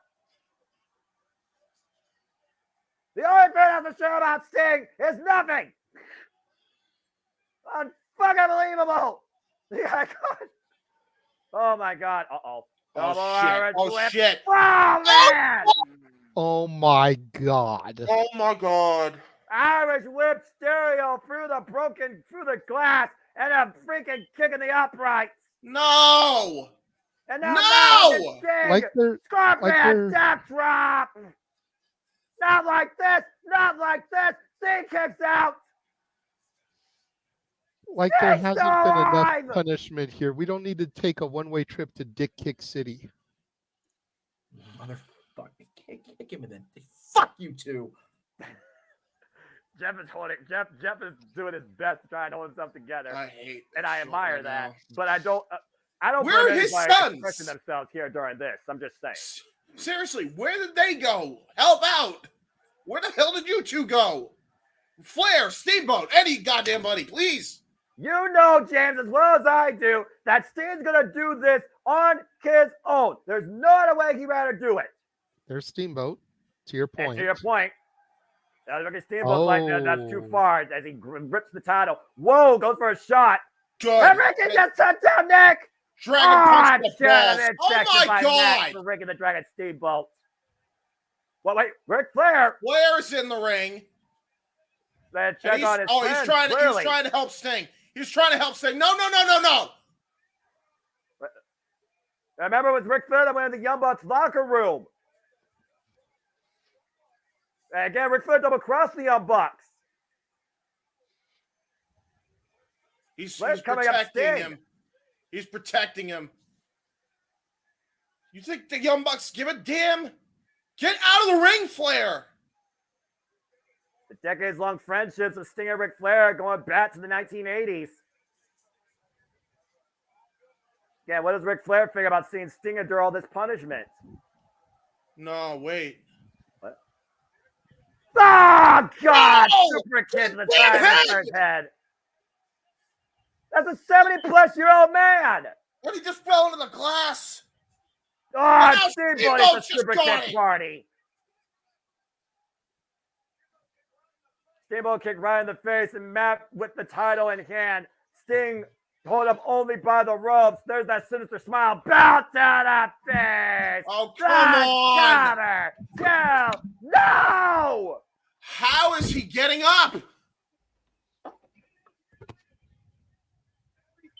Everything the Young Bucks have thrown, including the proverbial kitchen sink, has not been enough to put down Sting. What the fuck am I watching? I don't even know how he's still going. Icons live forever. This icon still lives right now inside this match. The hell is going on now? I don't know, but Sting once again back up to his feet. The Young Bucks are smiling ear to ear. We hate you, super kick party. We're not sorry. We hate you. What? Oh, they just flipped the switch. Oh, they just flipped the switch. Oh my God, they just flipped the switch. Oh my God. I gotta go, and Sting ducks the Bucks. The trademark Scorpion death drop. Go on, Sting. Get it. Oh, fucking hell. Nick Damn it up.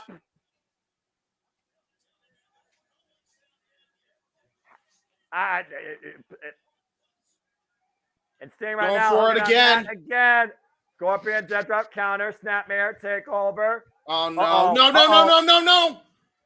EVP trigger. Oh, no. Got it. 2. No. He kicked out again. He kicked out. They're literally about to hit Rick Knox, but the fact that Rick Knox does not count as a 3. But Sting refuses to die.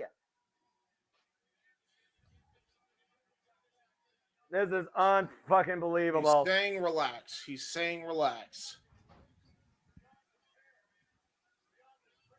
The resilience of Sting is beyond immeasurable with what I'm seeing tonight.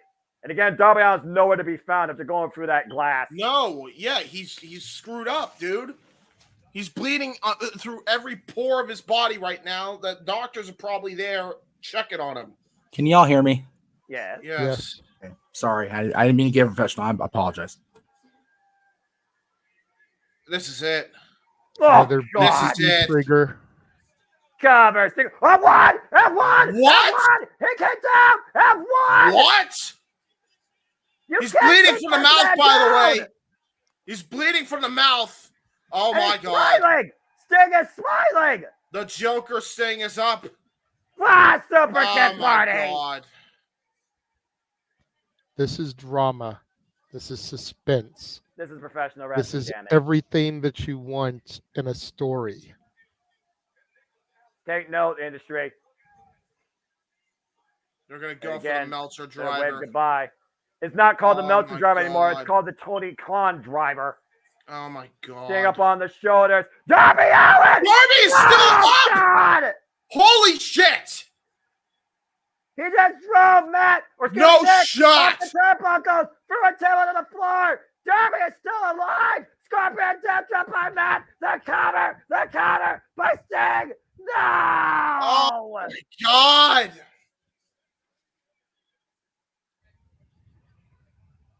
Jesus, dude. Jesus. He's got an entire scar on his arm, and he's about to do this. Oh my God! Oh my God! Drop. He's gonna lock it in afterwards. Scorpion Deathlock. Turn his ass over. Come on, Get Steiner. it in. Scorpion death drops in. No way. Come right back on Matt Jackson. Following a coffin drop. Neck nowhere to be found. There's no roping. Matt Jackson. Holy shit! Holy shit! Matt Jackson. Sting and Darby Allin wins. They did the right fucking thing.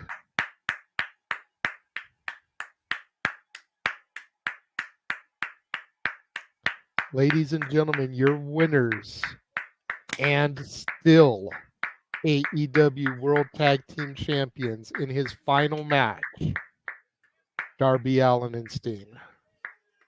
Showtime for the final time culminates in victory for the Icon. Sting and Darby Allin have beaten the Young Bucks. Sting and Darby Holy Allin. fuck! Sting just won his last ever match. As a champion. He's retiring as a champion. What a fucking incredible night. What a roller coaster ride.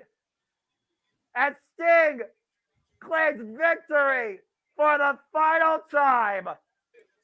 God, thank God Nature's okay. They super kicked the fuck out of his head. Oh my God. His sons got to be involved in the match. His greatest rival got to be part of the match. Even arguably one of the greatest baby faces in history, Ricky the Dragon Steamboat, got to be part of this match.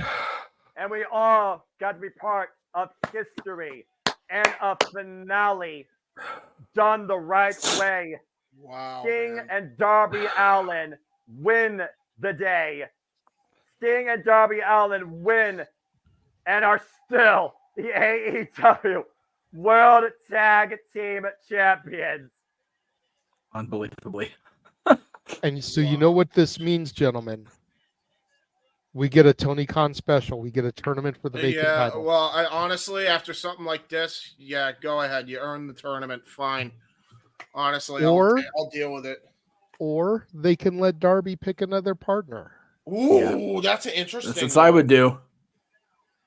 I mean, at the end of the day, they never lost the titles. Yeah. All the years, all the miles traveled, all the moments, all the arenas, all the accolades. You couldn't ask for a more poetic and better storybook ending for a man's career than this.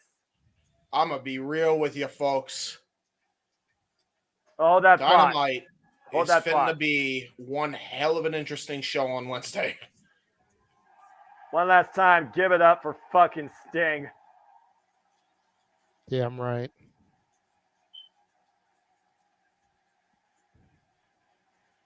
Yes, thank you. Give the ring to Sting, Darby, and please go get help. Like medical help, like immediately, please.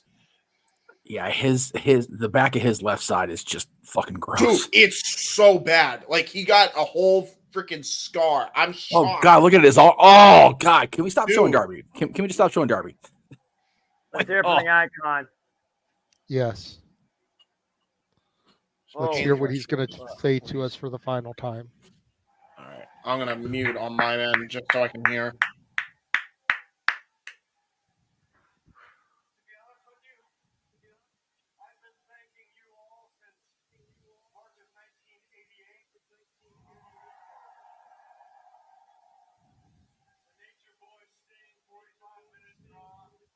Oof.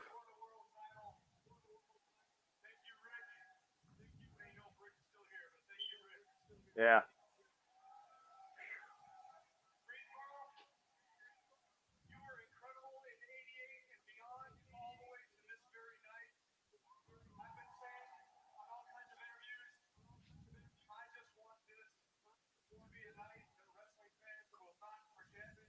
I know I won't forget this shit. Top this shit.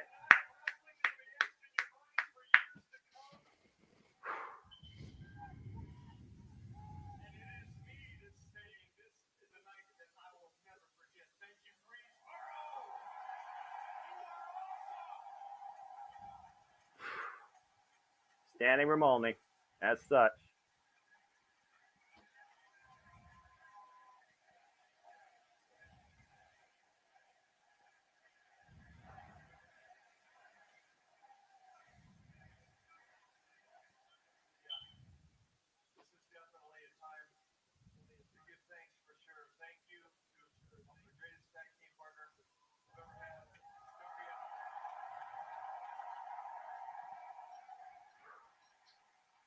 The lane Darby Allin went to.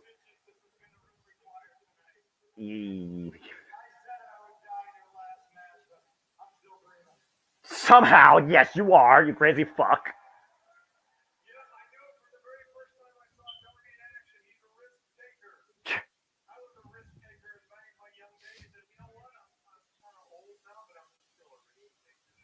And clearly, you dived off a fucking ladder and hooked a power bomb.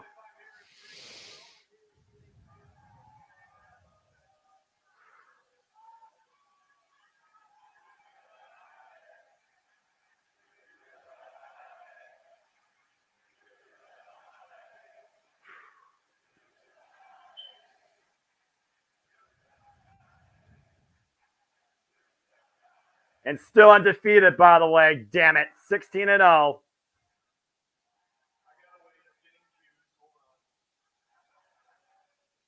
Thank you, Catherine. Yep. We got a bit of courtside dues because, again, he only has so much airtime as Showtime for the final time concludes. Thank you, Sting, for the Renegade Wrestling, JJ Williams, for Jeff Motherfucking Beecher, for James Hebert. I am the Simple Man Noah Foster. Thank you, Sting. Thank you, AEW Revolution. Thank you, Multiverse of Media. What a fucking phenomenal show and night for professional wrestling. This has been AEW Revolution. We'll see you next time. I just want to apologize again for throwing my equipment off and set it storming off. That was unprofessional of me. Don't apologize. You got caught up in the moment. Was not okay with them doing that to Flair and Steamboat. That was fucked up. I get it. They're pros. They can take it, but it's fucked up.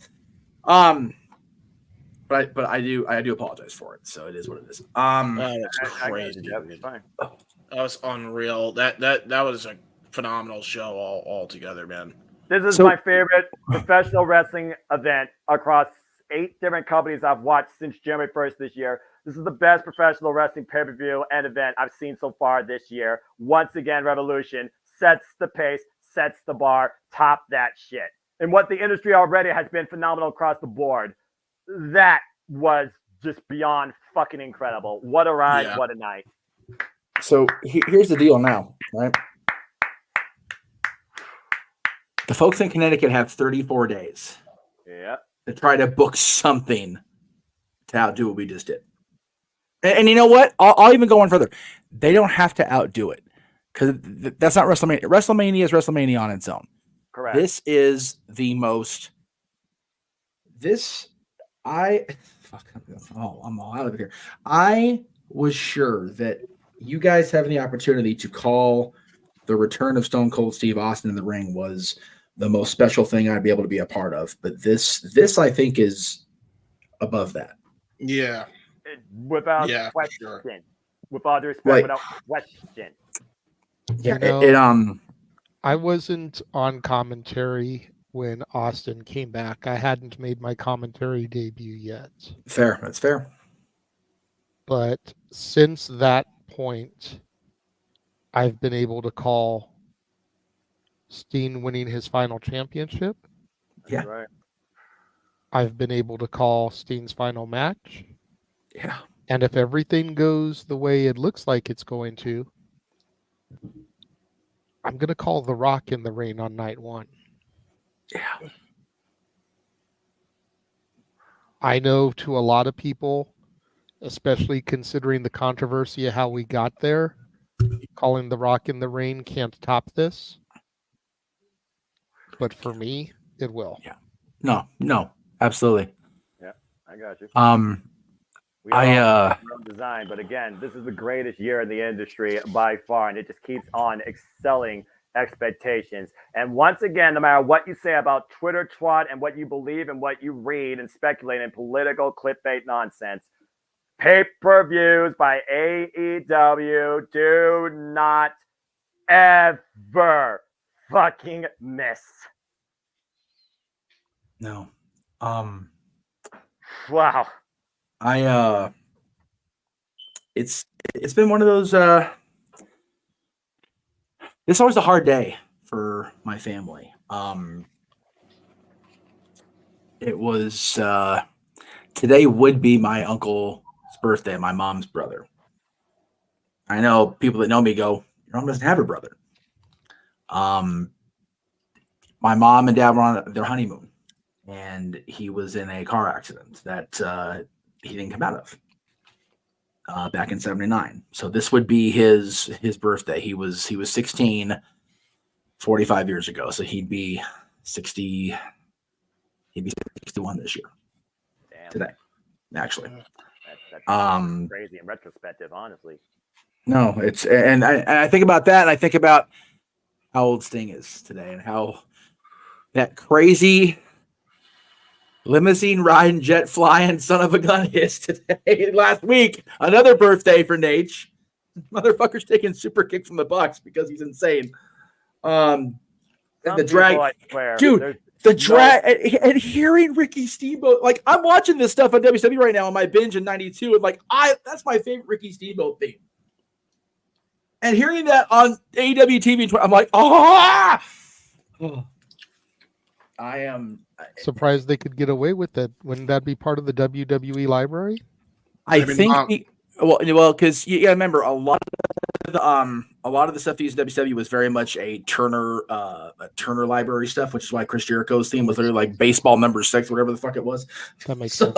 You know, Yeah, right. I mean, yeah. So it is very